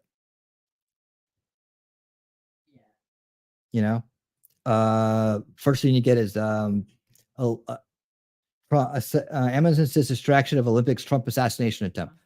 Trump assassination attempt victim James Copenhagen. Some Republicans embrace conspiracy theories on Trump assassination. How about that? Takeaway from the Senate hearing on the Trump assassination attempt. Merrick Garland, it's extremely alarming a shooter was able to get to somewhere. 5 things we learned about Secret Service boss about Trump shooting timeline, assassination attempt raises questions about. That's the Fox News piece we're just covering that we're going to see again. Time magazine. What we do and don't know about Trump's ear wound. God, what a bunch of assholes. Grassley unveils more detailed pictures. Update on FBI investigation attempt. What do we know about? Okay, then we're just down into more mainstream media. Yeah, I'm getting nothing censored. So I don't know. I guess for some people that's the way it is. I would imagine down in Australia, it may be. I'm probably in the category. I'm probably in the category that where they're like, okay, he's a lost cause, so don't even bother to try to mess with this shit. Just let him find it. You know, I don't know. I have not seen that happen yet, but I have seen the shift, right? The shift away from it. They're not talking about it, or they're moving towards the Trump's a racist thing again. So just and content wise, yeah. I mean, algorithmically, I'm sure everybody in the first veil and that buys into the establishment narrative is not getting shit. They certainly don't see my videos, I tell you. So mad they can interfere with elections. Yeah, fuck Google. I hear you, man. I hear you, no doubt. Oh yeah, dude. Did you see the money they poured into Biden, man? They were the largest supporters. Hey, aliens among us. They create alien civilizations to make fast food. Just look at the most successful businesses. Aliens are here, and at McDonald's buying a number 2. Hey, Lefty, what's up, dude? How you doing? Thanks for coming in. Yeah, you're signaled to your Google. You're signed into your Google. You need to do a clean search. Oh, is that what it is? Okay. The censorship was only necessary for the first 12 to 24 hours due to how effective the social media has been in shortening their attention spans. Lefty, okay, I'll do that. Let me go ahead and just do this. I'll do this while he's talking, so we get through this. All right. The fact that they got so close so easily, I feel like that would only serve to embolden them to try this again. A Secret Service counter sniper is predicting another assassination attempt before November. In an email obtained. Let's actually just go to the email. Let's give the credit to Real Clear Politics. This is from Jesse Waters. RCP reports counter sniper wants to blow the whistle on the Secret Service. Why is the FBI acting so sketchy? Well, if you followed this story yesterday, you saw that basically the FBI put out some wild information. Like, real quick, exact same thing happened. I went incognito, got the same autofill, and got the same results all the way up and down. So I'll just save us time not show you. Just take my word for it. It did happen. If you don't believe me, I'll show it to you. But I've given you no reason to doubt me as far as that goes. If it was, I would have pulled up and be like, look at this. Wow. But no, I got the exact same results, only I got it in light mode instead of dark mode. Oh, he's actually a right winger, even though he donated money to Joe Biden and don't believe. Okay, so this one, we're going to hear a lot of the pivot narrative. So yeah, they're always going to try to pivot off these. They draw attention off their side and pivot back to their agenda, right? The establishment's going to do that no matter what's going on, right? So you're going to get a lot of that mixed in with this. That these are not the droids you're looking for. He's actually. That doesn't mean they're trying to throw you off from what happened. It means they want you to start focusing on something else that's more beneficial to them. Again, the establishment never lets a crisis go to waste. Doesn't mean it hadn't happened before, but it just means that you can't automatically assume that's what it is. A right winger. We're not going to list the account. We're not going to put the posts out there. We're not going to tell you how we connected it to Lee Tardy Oswald, but just trust us. Have they been blocking y'all's X accounts over there or anything? In Australia, they have been censoring it, or they started to show it after Elon calling them out. Okay. I hope you guys get some coverage. I mean, we don't think about that as Americans, but what other people around the world go through when it comes to our information, we're sometimes they get better takes. Sometimes they get absolutely better takes. But there's a lot of people, a lot of countries in the Five Eyes, which Australia's one of them. Australia is one of them. They that they can lock down information and more quickly amongst those nations than others. Look, I'm sure there are some good people in the FBI. I know some of them watch my videos and will email me occasionally. I do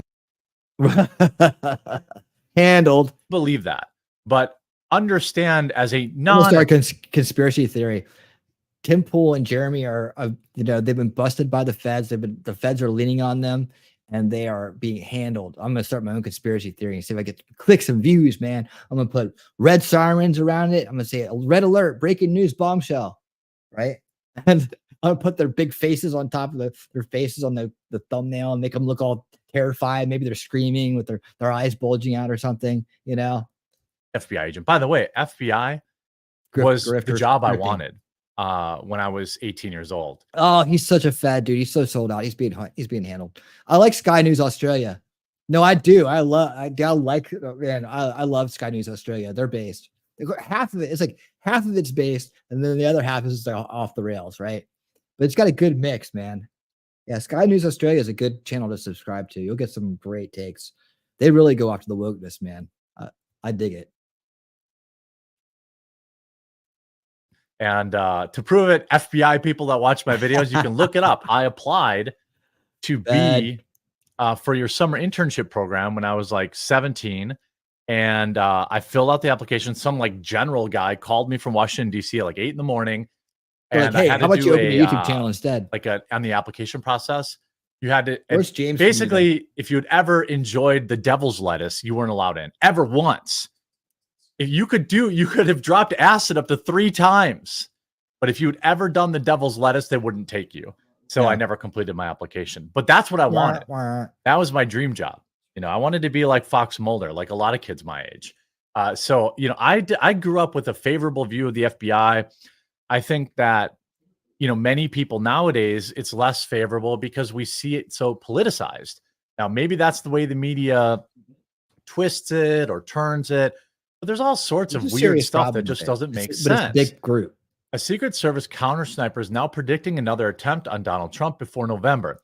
In an email obtained by Real Clear Politics, a Secret Service agent with 20 years experience on the counter sniper team said he's going to blow the whistle until all of his supervisors are fired. The counter sniper says his mission is to prevent another JFK-style incident, and the only reason that hasn't happened is because we've gotten very lucky. Well, I think I would probably agree with that. I mean, this dude just walked right up and fired off unfettered shots at like 80 yards. Does that sound like the truth right there? Or like he just walked right up unfetteredly. 80 feet? Wasn't it feet? I can't remember if it was yards or feet. 150 yards. 150 yards. Know what you're talking about. He was extraordinarily close. Yeah. He says Secret Service leadership is corrupt and states clearly, quote, "We should all expect another attempt to happen before November. We've exposed our inability to protect our leaders due to our leadership. After this email went public, it was wiped off the secret." Okay, so let's break this down real quick. Because what the whistleblower is saying, and this is something that anybody here could totally predict as well. It's not, doesn't take a whistleblower to know it. Secret Service leadership is corrupt and states clearly, quote, "We should all expect another assassination attempt to happen before November."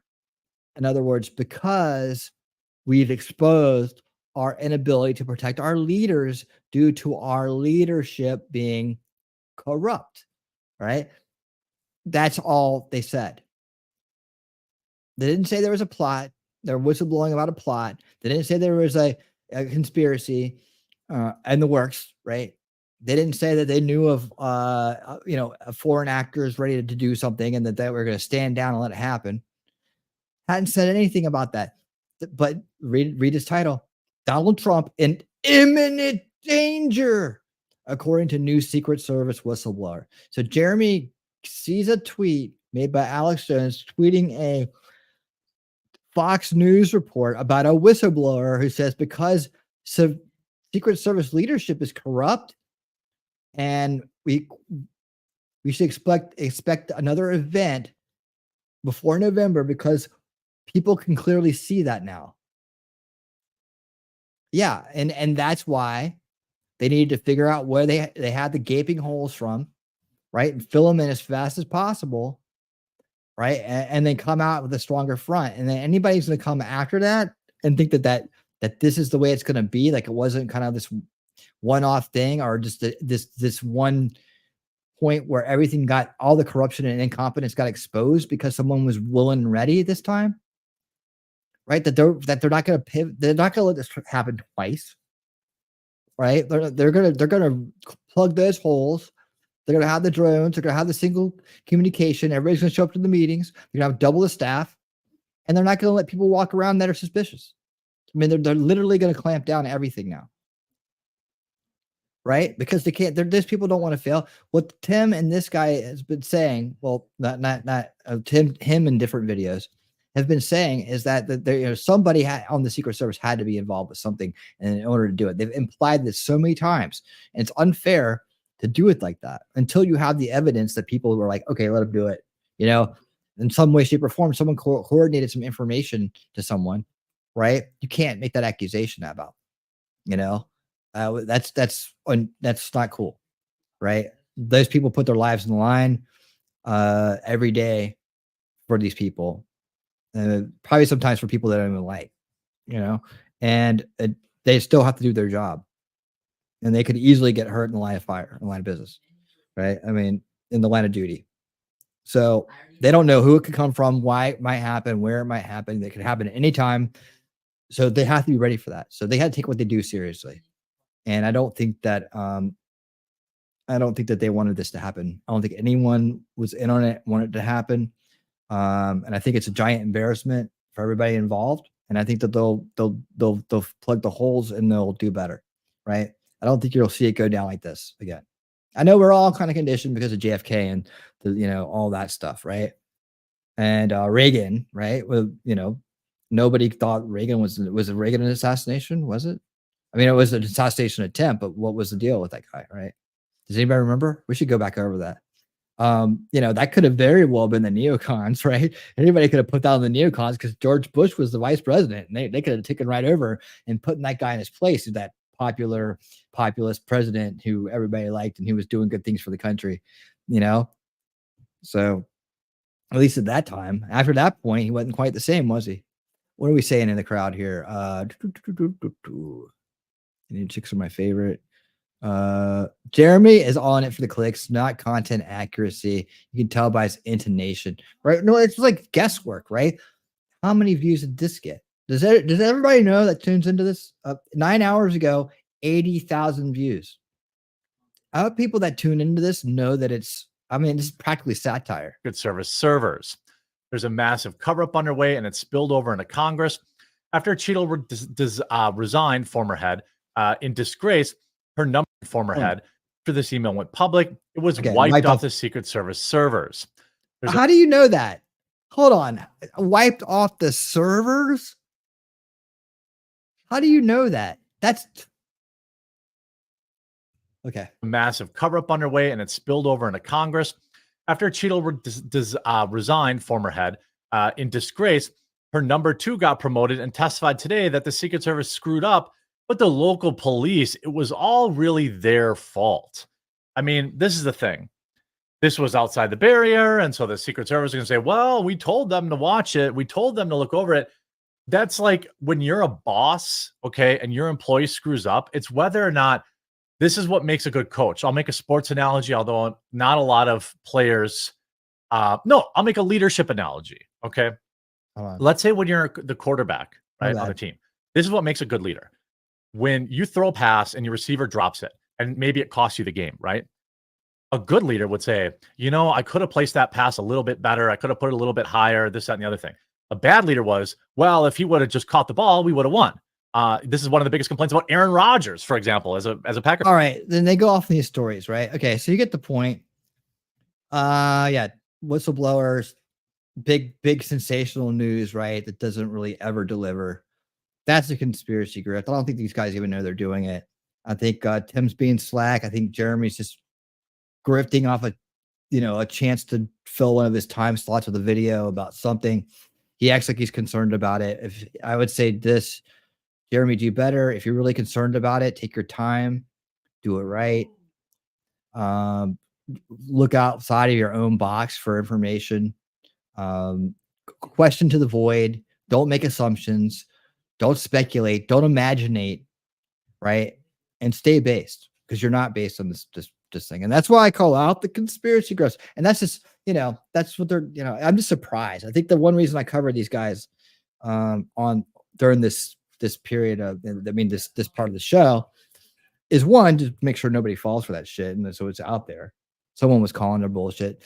And two, to ask them to do better as people that have giant reaches in the new media space and that represent, that could literally, let's put it this way. If you really care about your channel and you care about your brand and your reputation and your coffee, but Tim and Jeremy, right? If you really care about that, you better consider the fact that you could easily be pulled into something where you get it completely wrong because you're jumping to conclusions and looking like a fool, right? By not doing your homework, right? And that could be totally pulled over on the other side into the establishment narrative, right? When they just got you dead to rights, just like Alex Jones and Sandy Hook, right? And you could lose everything because of that.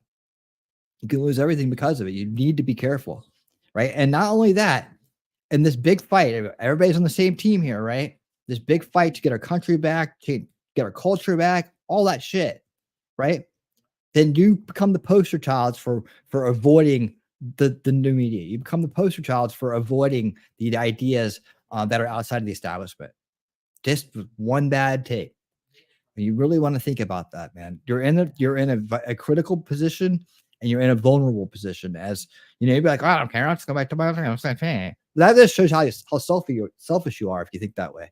You got to think of the big picture. You've been graced with this success. You've been graced with this position. Yes, you've worked your ass off for it. Yes, you've made sacrifices to do it. Everybody appreciates it, but you're there, right? So now what are you going to do? You're going to fall down? You're going to be the same as everybody else, right? You're going to not care about the little people anymore?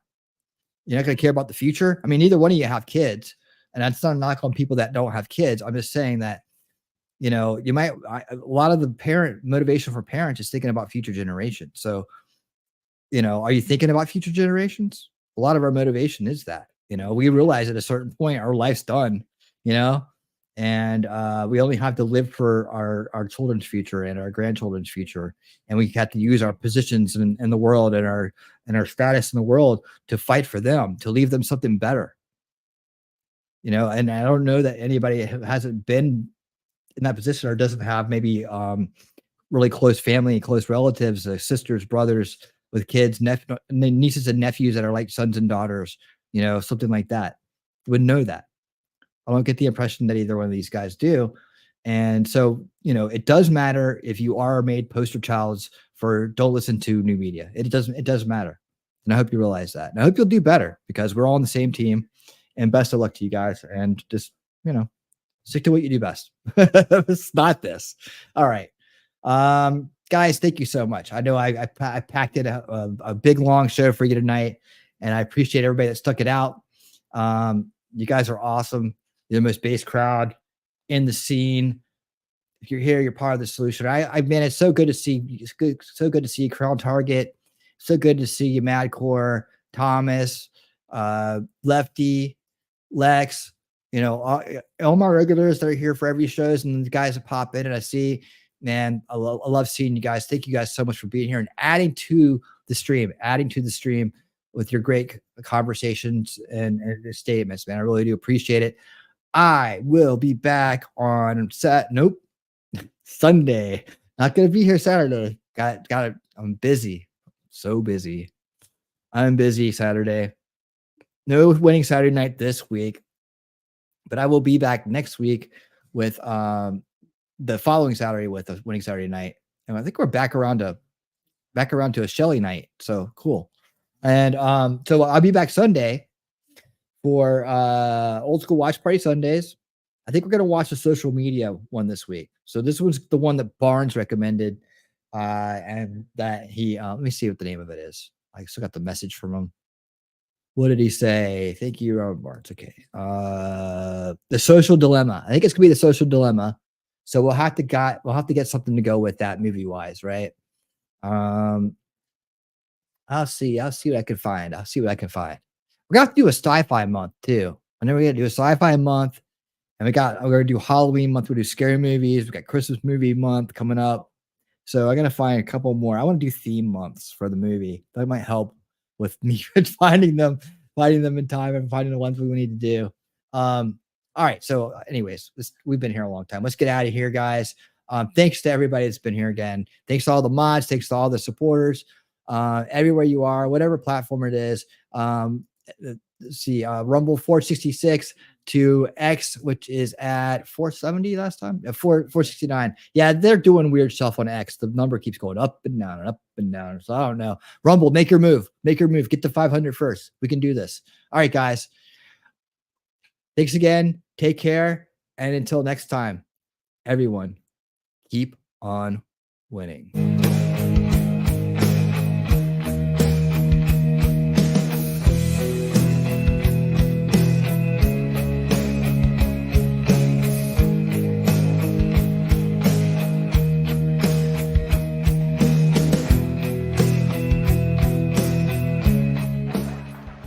I'm going to leave you with this one final message. We're going to win the election. We're going to win it big. We're going to win it bigger than ever before. We're going to do things that nobody believed. It's going to be more important even than 2016. We are going to make America great again. Thank you. Thank you very much, everybody.